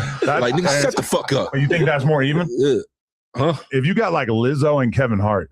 Yeah, see, that's what I'm saying. Those type of relationships. Like those types of relationships, that's a real thing. Yeah, those type of relationships. Lizzo and Kevin Hart. Like people like them. I'm just saying, depending on who the dude is, because them little motherfuckers, them short motherfuckers like that be having anger problem. Fuck around, whoop Big Mama ass. Hey, you see the Instagram post that went viral when it was like the dude is in the background and the wife and the girlfriend and boyfriend fighting. Like, oh, this is what we doing? This is what we doing? You seen that shit? And she was beating his ass. I just I just seen some shit that day outside the club where Lil Broad then knocked out a big dude. Like came outside the club. She squared up with him like, what's up? He squared up with him. He tried to get in. She moved, sidestepped, and beam Cardi. He fell face first. See, you can't have no girlfriend that really got hands like that, man. Cause they gonna be on you, bro. Like, come on, Jackman. They tripping, bro. Papoose is not meant to last. Bo Jackman. His days are numbered. Like Bo Jackman posted yesterday, like he was getting into. He basically got beat up by a big ass bitch in public, like what you just described happened. To Bo Jackman is a Mexican Kevin Hart. Yeah, type shit. But I assume that Kevin Hart is like off the peptides. I bet he's like hella strong and shit. Just imagine having a girlfriend like Ronda Rousey or Carissa Shields. Like you can't say nothing out of line. If it ever get like go left, they gonna fire your shit up immediately. But bro, that's fucked up. Like I'm calling the cops on your ass, bitch. Like you're a professional fighter. All right, so which one you think worse? Carissa Shields could just sock your face up, or Ronda Rousey put Ronda you on Rousey, no professional fighter. This was just outside the club type shit. Like they squared up. She beamed Cardi. Oh yeah, if you catch the guy in the right spot. That's embarrassing. You waking up, tooted up, tootie raw. Tootie raw. It's crazy. You know what I'm saying? Yo, wait, can we watch this clip right here of our good friends at the Syndicate podcast? Everybody go check out the Syndicate podcast. Word on the streets. Do you think Ace Boy Rios is ready to come to No Jumper? Is that a thing? I fucks with Rios. I feel like he's like pondering it on the podcast, or at least that's the narrative that the Reddit is trying to push. I think I've seen a little bit of him basically like kind of saying like, why were we acting like Adam and No Jumper were so evil? Like, what is the point? Like, I think he's kind of like disillusioned with the Figmunity thing a little bit. But are those things that like you wanted thinking about after like things gonna go favorably? So it kind of just gave a new perspective to him, and he was like, hey, I never really had a problem with this guy. Yeah, I think probably a little bit of that, where he's like, ah, shit, I could have gone on that platform years ago and probably got like a pretty good boost on the number of people who know who I am and what I'm doing or whatever, which granted he did get the boost from like Pun and all them, but I don't know. Either way, this is them talking about if they're talking about the fact that T-Rail has essentially been complicit in Flacco's little snitch campaign in terms of exposing who allegedly killed Draco the Ruler. Which it seems like people aren't psyched about that video at all, like universally. Like there's Flacco's video? Yeah. It's a lot. I've seen, I mean, I don't know. Hey man, that's our local detective. You need a detective. Every city needs a detective. Let's see what they got to say about this. So what level of energy do you hold for T-Rail? I don't like that he associated himself with that. He better than that. Mm-hmm. Like you don't have to do that. He got all kind of shit he got going on. So to be involved with somebody that's making that type of content, that's smearing what you built your brand off of, which is street culture and street life, is it's crazy. It makes no sense to me. As you're saying that, as I'm looking at you, and I could tell you really mean that. Like you're not just saying that like empty saying that. You want more you want more from him. You want more out of him as a person. Like, dude, like I want you to stand up against that, nigga. Like you are better than this. Yeah. But do we know that? I think he do. Do we know that? We don't. That's the thing. We don't. I hope he is. I got hope that he is. Yeah, I do too. Like I do too, but that doesn't stop what is reality and what's actually happening, because I have to believe what the actions that are taking place. And at this point, I feel like there's no need for T-Rail to ever have to be on that, be elbow to elbow with that. You know what I mean? Like, you got a lot going on for yourself. You don't have to do that. Yeah, this is just nigga. You could pivot right out of that shit, nigga. Like, but post, I'm out. But once you sometimes, and then, but if you allow yourself to go too far deep into the hole, you're gonna be stuck in a minute. Munchie, I'm sure we can rely on you for an unbiased opinion on this. No, I agree with them. I don't understand. I don't understand why T-Rail his take on it when they was discussing it and all the little weird shit. I told T-Rail that shit was weird. You know what I mean? And I don't know, coming from our demographic. But you know, T-Rail ain't never been in jail and all that little shit. So I don't know. What was his response to you telling him that you wasn't, you thought that was weird? He violated you? Nah, he just like danced around. Why? You know what I mean? Nah, man. Why? Man. Like, you said some bullshit though, Munchie. Oh, he brought that shit up. Yeah, he pivoted. Like, you said some yeah. It would have been hella awkward if he was out here during that time and he was like on the podcast talking about it as he was making those videos and shit. Hold on, if he was what? Like if he was here when he was making that video about the Draco thing. Whole Poetic Federal? Yeah. Oh. Like if he was out here like talking about it on the podcast and shit, that would have been hella awkward. I really already don't get it from Flacco because he got hella emotion as far as the metaverse streaks. You know what I'm saying? Like the subscribers, the views. You ain't got to do you know what I'm saying, the bullshit. But I guess he can't help himself. He definitely can't help himself. Nah, little freaky frog. You still love him? Hell no. Fuck Yeah, that fool. that's your boy. Nah, y'all gonna get back cool. Nah, never in life. Damn, they get lying on me and shit. Hell no, fuck that fat. Whatever. Yeah, man. You don't seem like the type to patch it up too easy. I forget, but me broke, man. Hell no. But like let's say it ain't really like making a noise. I think he expected. You know That's true. Well, I mean, I feel like that video probably got a bunch of views, but where do you really go from there? And how interesting is it to people that you're like, hey, this guy that you never heard of before, he is responsible for it and is going to get arrested one day. To the average person, it's like, whatever. Well, like props to Flacco and Ross and them for getting mentioned in major publications, because now like mainstream media is taking on like shitting on them. Yeah. Like, so props to them because it is like an accolade even being mentioned. However, it's not in his, if you read the coverage, it's not in the most favorable light at all. What are they being mentioned about? Basically just shitting on him for being like clickbait journalists, but they call them ambulance chasers. But the article that I think you're referring to, I read that too, and there's basically this dude like saying that what they're doing is partially a response to the fact that the LAPD moves at the speed of a fucking snail, and that they fucking haven't made an arrest in this whole thing in like 5 fucking years, and that's pretty crazy. So yeah, so like they're essentially doing what the police should be doing is what they're saying essentially, but the fact that it's these people that aren't even trained in that regard just not only highlights the ineptitude of the LAPD. Maybe we should abolish the police and replace them with Poetic Flacco and Traplo Ross type shit. It's an idea. Wastegate. It's worth considering. No, you know what's kind of funny is that one time when I was in New York for like a 420 event that we did, I believe it was, like the New York Times was following Traplo Ross and 1090 Jake around when they were out there and shit, because they were doing an article. They were supposed to do an article about like the YouTube fucking reporter, investigator, detective dynamic. And they were hanging out with us and like kind of like interviewing Traplo Ross and 1090, but then they never actually did an article about it. And I suspect that it might be because it's kind of weird optically to do a piece of content about 2 white men who do this kind of content. I don't know if they would have been comfortable like celebrating that.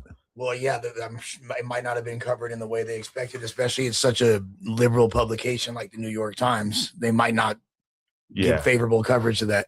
Probably look kind of weird. Might have been a hit piece. Or maybe they just didn't end up considering them newsworthy enough. But man, I mean, the Times does fucking articles about all kinds of randos. I think Flacco. I think he know he made a bad decision trying to that type of content, but he got to stand on it now. So he just like try to act like yeah, like he happy with the little bunk ass decision he made. But you know, that shit was I don't know. I just want to say 28 hours in a row on stream, bro. Yo, you can be okay. You ain't sober, bro. You need to go home and go to bed. 28 you ain't hours, sober. You weren't taking Addies during that? No, on my life, bro. I did not take any Addy this whole time. I did no streaming. I drank hella Red Bull. That's crazy. That's it. No uppers whatsoever. No drugs. Just dank and drink. Test my pee. You're a legend. Test my pee like sharp. You're a rock star. You are a rock star. Y'all are. Rockstar Uno, especially the way you were dressed last night with your nipple hanging out and shit. I'm a rock star and I get cracking. Bro, what's happening? You have play ball touchdowns? All that.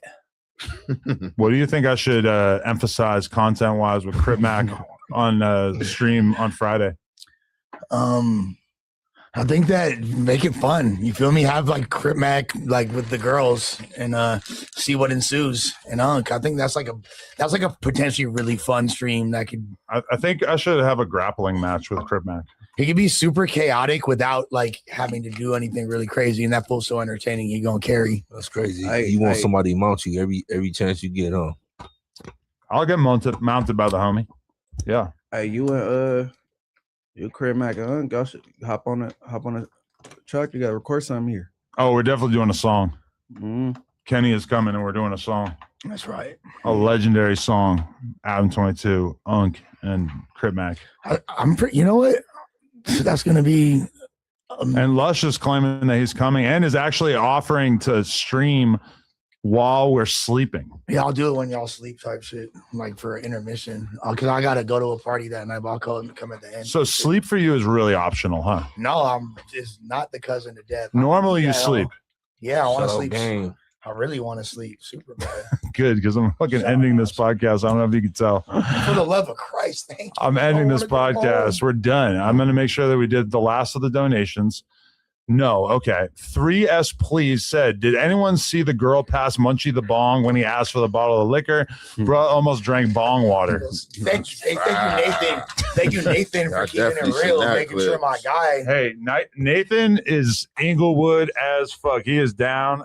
He is because he saved Munchie from drinking bong water, which I repeated myself. That would have been one of the funniest clips in the history of the internet. I would have reported that shit. I would have reported that. For 5 years. I would have reported that shit for bullies. Spider Lug would have been on stream reacting to it instantly. That nigga don't wear underwear. Nigga don't wear nothing out of him. Shadow said, just watch Flacco's video. He said Brig got tricked and Brody is going in for 115 months. Any updates for the break? The last update that I have about that, I hit up Brig's girl about it, and she gave me a whole breakdown basically saying that she believes that his plea deal is going to get him like 3 or 4 years. That's not bad. So he's already done a year. Maybe he does 85% or whatever. You know, he could be back in a year or two, which is amazing. But Flacco just dropped a video that said it's all bad for Brick. Like, what's he talking about? I mean, I haven't seen the video, so I can't really comment. But from what I know, nah. 3-4 years is cool, man. Bro be back. Yeah. But 115 months right now in my life, that's gonna break my back. Oh, whiskey. Yeah, I ain't got 115. Yo, we still need to see the Spody Face Brig Baby collab episode. Yeah, man, we gonna come. Man. Gonna come. Bro gonna get out of the next year, so we need to see that. That'd be insane, bro. I forgot that like my first No Jumper episode back when me and Brick argued or whatever, and because I brought up like you and Extra coming over. Devil Donuts. Neem Keys said, shout out to Spody and Lush for keeping it real about Iran and prayers for my people there. Lush looks like a dude that tried to sell me opium in Tehran when I was 13. Hey, much love to all the Iranians. You feel Shout me? out to y'all. Beautiful Shout out to Persian y'all. people. Yep. Philip said yesterday y'all talked about Ye and the verses.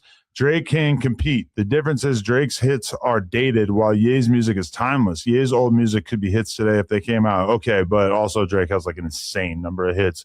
When you actually see Drake live, it's pretty shocking how many hits he has at his disposal.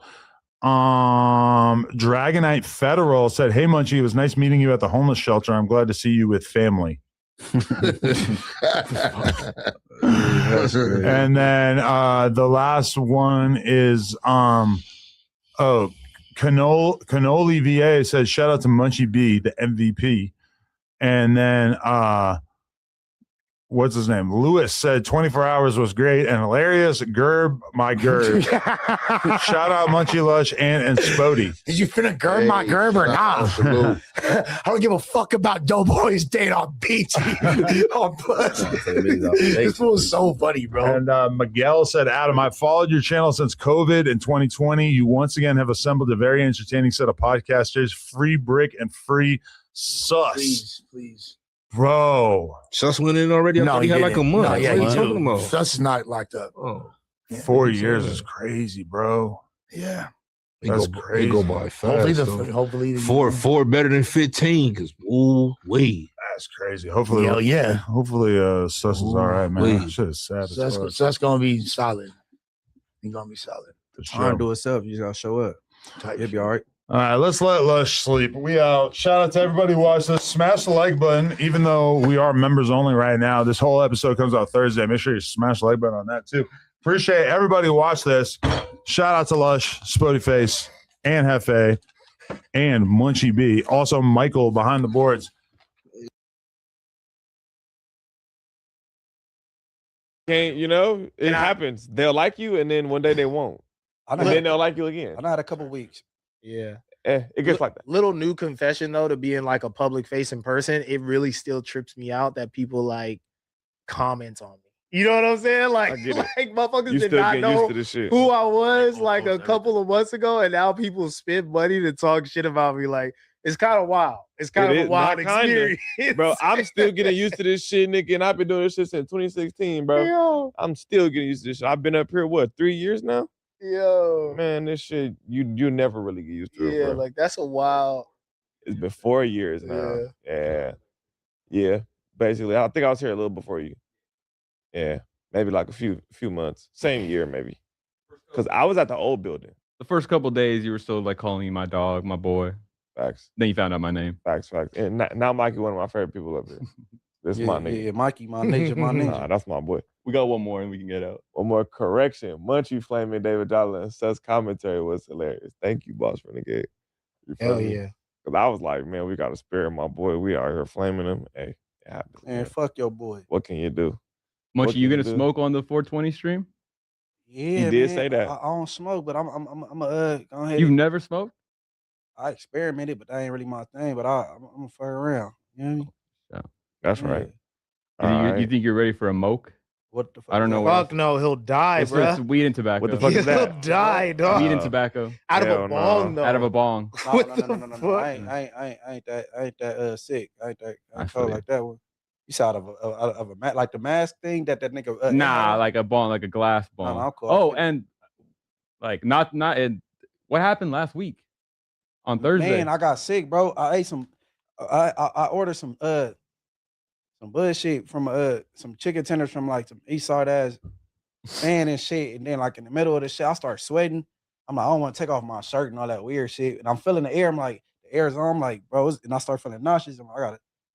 And I threw up like a motherfucker. I'm like, I'm about to go. Like, we'll tell Adam. I'm like, nah, I text that nigga. I'm out of here. I gotta go. Like, nigga, I was fucked up. It wasn't no alcohol, no drugs, none of that shit. No, I didn't see you with any alcohol. That's why I was curious. Yeah, I'm like, no, that's what I ate, bro. I ain't never going back. I wanted to spit on them so bad. like y'all did, like, you know what I'm saying? Y'all dirty or something in that motherfucker. But yeah. Yeah, I heard it. Ricky, you want to take us out of here, my boy? Nah, man, it's been another classic Monday episode of the news. Kyle, thanks for joining us, brother. W Shout out stream. Kyle. Appreciate you guys. Hell yeah, but we up out of here, man. That nigga artist just got released. Fujiano back home. Bro, he came home at the wrong time. Man, did he? If I was coming out that time, I would have said, wait, I'll stay another month. Fuck Told that. you, man, you better get out that deal, my guy. like, bro. You know he wants to. You know he wants to. Hey, what he go down? Don't take advice from your other label mates. Bro, Nah, was but- they friends? Yes, they were. But here's the cool part is Get up outta Fujiano here. right now, he could potentially, from a career perspective, like if I was managing this guy, I might be there like, yo, Gucci Mane low-key really needs you right now more than he did before. He might put all his money and resources into you right now. Might kind of be a move for somebody that You gotta kind of Yeah, you could. I ain't gonna hold you shit. If I was bro, I'd get out. Maybe like you said, take advantage of that, run it up real quick. And then be like, "Fuck you, Coochie." Do That's like what five, do my little 5 albums and get the fuck up. Get the fuck on. do my little 5 albums. You understand how insane that sounds? That's like someone doing a fucking 28-hour stream. But it is work. I understand it's work, but you still got to do them. Yeah, but I'm gonna do my 5 albums and get the fuck up out of here. Because that is that, but just like let's not like mischaracterize that obligation. It's gonna Nah, take. it's not saying that that's an easy task. Yeah, at yeah, all. yeah, You yeah, feel me? yeah. It's not saying Nothing's that's an easy in task life. at all. I'm trying to. It's hard to wake up. It's all bad. Even the task of him coming home, even with Gucci putting money behind him, is not to say that nigga's still going to make something of it. No, Feel me? for So, sure. and all that whole shit is, you know what I mean? That's a difficult task in itself. But like, with that being said, like, nigga, shit, do what you gotta do. Essentially, get the fuck on through. Collect whatever bread that he gonna have for you. You feel what I'm saying? But yeah, I think Gucci lost all his lore, and that shit is unfortunately probably gonna trickle down to all his artists too. So yeah, For get up out of there, man. But tell me this. Hey, tell me this. From y'all point of view, do you think it affects the artist that deep? I know, I'm clowning, man. Look, I wouldn't be there, man. What? Who's Look, that? me, Fujiano, fresh out. Hey, look, man. Yeah. You know what's going on, man. Look. I already know how you You feel. got the label made in jail. You know, I heard you turned a different leaf, man. You know, man, you lost it. I just don't want to be signed to you no more. I ain't trying to go through the Pooh Iced Tea, pull out the Drake on you. Just let me out the deal, man. How much to get out the deal, man? What you want to? I'm gonna drop a single. Let me out this shit. So since it's you, what would have happened in your situation? What if your artist did it to you? Like, how would you have handled that? I'm not making no song. I'm not talking about nothing about with no police and no nothing. He got that off, and I'm gonna get your little snotty nose ass. I'm gonna get you. That's what everybody. I'm going to expected. get your little snotty 'Cause nose I ass for expected sure, that for from sure. Gucci. Don't even worry about it. You know what I'm saying? Like, I'm not saying nothing though. It ain't for nothing for me to say. Like, regardless for me being far, like me right now, family man, far removed from the street. Some little niggas come up on me on the street, rob me, man. I'm not about to go point them out like, yeah, man, them the ones that robbed me, whatever. Even if the police come like, oh, we found your stuff on the wall. All right, for sure, man. I don't even remember what they look like, man. Hey, man, I was just, man, I don't even remember, man. Like a gun up in your face, man. You don't know what, man. I just stripped. Yeah, Like, I'm not telling on nobody, man. Like, I'm gonna handle it my way. You feel me? Type shit. What about you though? Like, if your ass was already signed to Gucci and your girl, you and your girl in the Bahamas, and then you found out what he did, and then you come back to America and he like, hey, bro, I got these plays for you to continue to 1017. How and like you can't, like, you know, people always try to tell you what you could do in your situation. Like you was on Big Brother. People gonna tell you, like, bro, you should. I was at home cussing you out, bro. You should have did this, but bro, I can't tell you how to live your life. Your life is your life. Who already told What you? would He you said- do he said he in collecting the check. 1017? He said he collecting his check. Wait, you said it again? He said he's staying with Per. Because that's why I gotta hear you. Yeah, nah. If I was that's a hard if I was Fujiano, like I said, I'm gonna come home. I'm gonna take whatever bread that this nigga got because he's desperate. You feel me? He gonna put whatever money. I'm his only artist. You feel me? Yeah. So he gotta put money behind me. Yeah. You feel me? I'm gonna make whatever I can make, fulfill my deal, and then get the fuck up out of there. Because the alternative to that is trying to come home and make it myself straight out of jail. And this time is not how it used to be. Fujiano is somebody, but the Yeah. shit go fast. So people don't give a fuck by tomorrow. You know what I'm saying? So if you ain't really coming out with some shit that's gonna catch everybody else, then like you kind of selling yourself short by not taking a deal and getting some money fresh out of jail specifically. You know what I'm feel saying? me? What's your favorite Fujiano song? I don't even know. Baby mama keep tripping. I don't know what's She won't let me see my son. Oh, that's him? That Oh, nigga that's bang. snap. That's Yeah. hard. That's him? That song is super That's hard. his shit? Yeah. Oh, What's the name of that that go shit? hard. What's the name of that shit? Shit, I forgot. That just come up in a rotation on when I be listening to YouTube music, but I heard that song got knocked right And there. people used to do the skit. You know, I'm a comedian, so I have to do the skit. I'm like, damn, niggas did 15 skits. I gotta do the skit too. Hey, mom, keep Let me tripping. You did the what's the name skit? Well, that boy Funny put me on to that skit, and that's Did you how do I found out. Did you do the Ben 10 skit? Hell nah, bro. I'm not getting involved. I don't want to play all right, with I'm no just saying. death. Hell nah. He ain't died? I mean, well, I don't play with nobody. I got real family that deal with real shit that's on the public air that's not in the air. So I don't play with shit that's in the air. I stay out. I see that shit like that. They said 10,000 niggas like that. Well, I'd rather be who on got paid from EBT. that? Who got paid I'd from rather that? fuck EBT. Why? I'm gonna get all that money just look over my shoulder and then I'm doing this. Like, nah, hell nah. I'm trying to protect how I die. If you kill me, I don't give a fuck. But at least if I die, you have some sympathy for a nigga. You feel me? 'Cause I ain't do shit to you. But if I'm sitting up here trolling a nigga that went through a situation, everybody always be like, well, if I was there, I would have Matrix. No, nigga. Bro, I've been in that situation. I'm terrified. It turned me into a comedian, nigga. Like, I always wanted to be a gangster. That shit ain't work out for me. I turned to a straight comedian. Because I was down there holding my nigga. He got shot in the ass. No. I'm holding him. I'm like, do I cry? Like the movie? Hey, you remember you got shot in your ass? Bro. Oh, chill, bro. No, chill, bro. No. But it's real shit. Come on. No. Come on, my dog died. He was like, ah. I said, damn. I was trying to cry. And he said, they shot me in my ass. I said, nigga, tighten up. Nigga, don't say that out loud no more. You feel me? I was embarrassed. Wait. You know he survived though, or what? Yeah, he's still alive. He All right, just got so out. I don't feel bad then. So did you have to hold the wound? Bro, Wait, that's what you had to touch his butt to do it? No. What? No. When he said my ass, the principal already was coming. I'm like, nigga, goddamn, nigga. The principal. Who's the principal coming? His name was Mr. Lee. Oh, there's actually a principal coming. Yeah, a real principal. It was on school. He got shot in the ass on school by the principal. No. You sure? Yeah, it wasn't by the goddamn principal. I don't know who he got shot by, but he got shot by. And when he got shot That's what I'm saying. You don't know it wasn't the principal. It could have been. No, it definitely wasn't him because he was already on the floor. It wasn't him. No, you're so sure. He was already on the floor. I'm looking at the principal, dog. I think we need to investigate this. All right, let's call him up right quick. No, you call him up and then you tell me what happened while I smoke. I'm calling the authorities. To be honest, I might get my Gucci Mane on. Berg.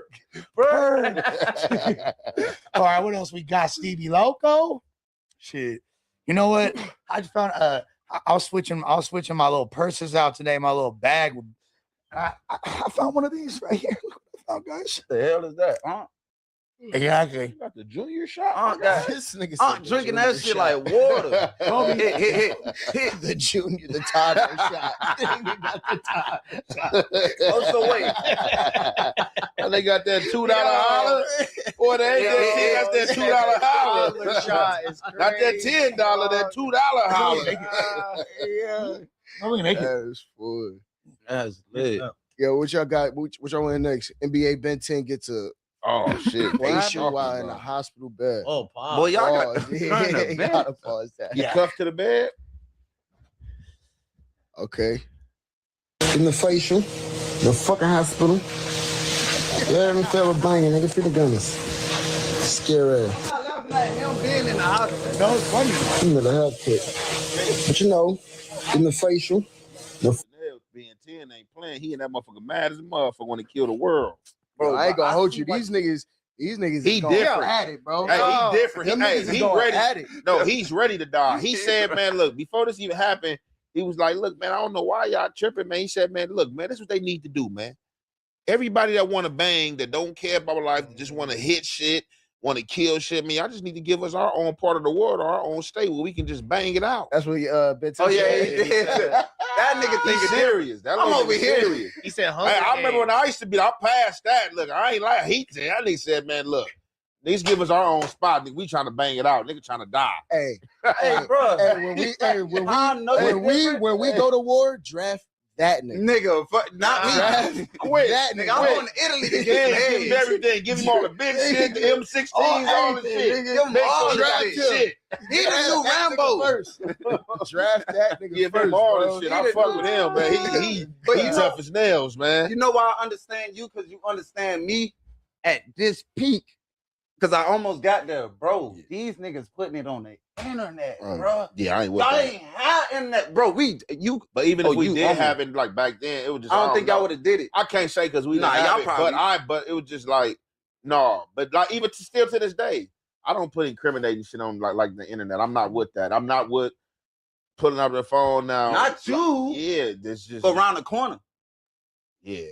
So, but my thing is, you know what it is? But this is showing what y'all would have probably been. It's just the controlling of the whoever controlling, like just off of a device, because it's all really just a device. Y'all had the y'all had the you feel me, the big ass phone. But I'm Y'all had saying, but I'm saying you was being able to record like on phones. Motherfuckers wasn't recording though. That's like that new shit, man. Like motherfuckers like just pulling. Recording like yourself doing shit that like who like, bro, I'm scared to do that. Who record telling on themselves?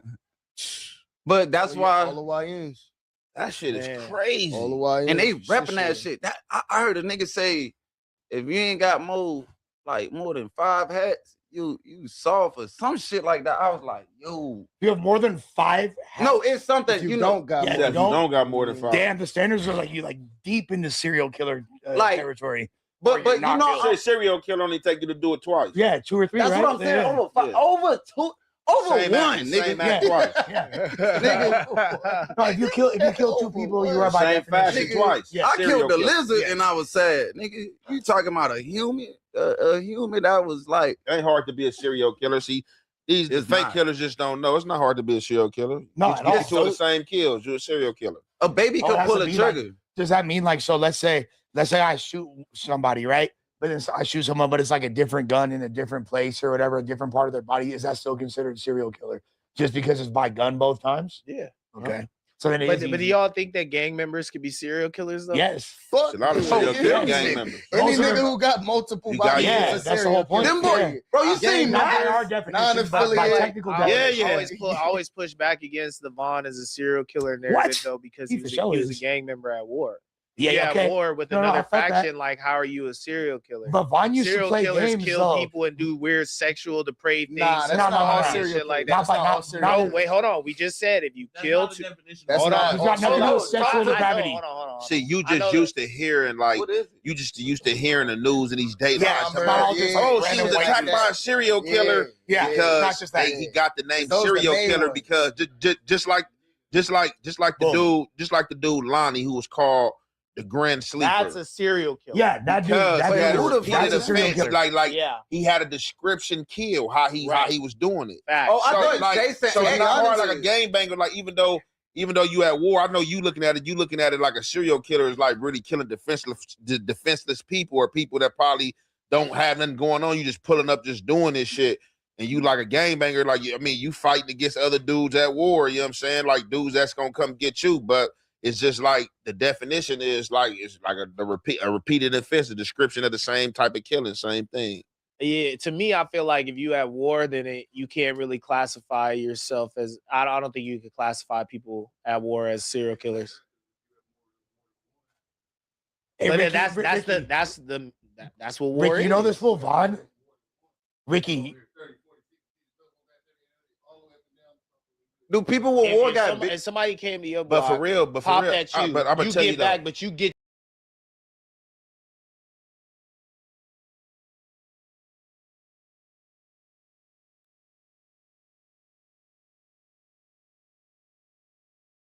Be fucking up at too, but do your research. Don't just be doing any blogs. Like, do blogs that fit your style of music because niggas will fuck up and be like, oh, I can get on World Star, say cheese, my nigga, and pay all this bread, and my views and my numbers is gonna go up. Nah, nigga, that ain't necessarily it. I just seen posts on Say Cheese, nigga, that didn't get really no reaction. I just seen posts on World Stars that barely get reaction, but you done paid all that money just to say that your shit up there. They ain't even doing a collab post. But if you go to some of these smaller blogs, my nigga, they'll do a collab post and build your shit up. Do good business, you feel me? And we meet a lot of people that is doing good business, but we new in the boxing shit. But you feel me? We ain't just waiting for a motherfucker to hit us up. We running our shit up too, and motherfuckers just hit us up. We can work with that, man. My name Big Twin. You feel me? I'm from Columbus, Ohio. I manage Frank Lito. I've been locked in with Lito since he first started doing the coulda been shit. And we just been building, you feel me, a friendship since then. Locked into a lot of business, you feel me?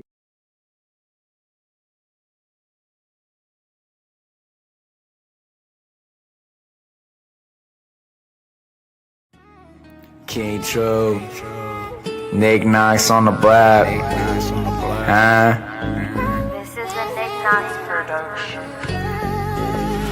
I'm trying to get rich so I can buy the block. King True.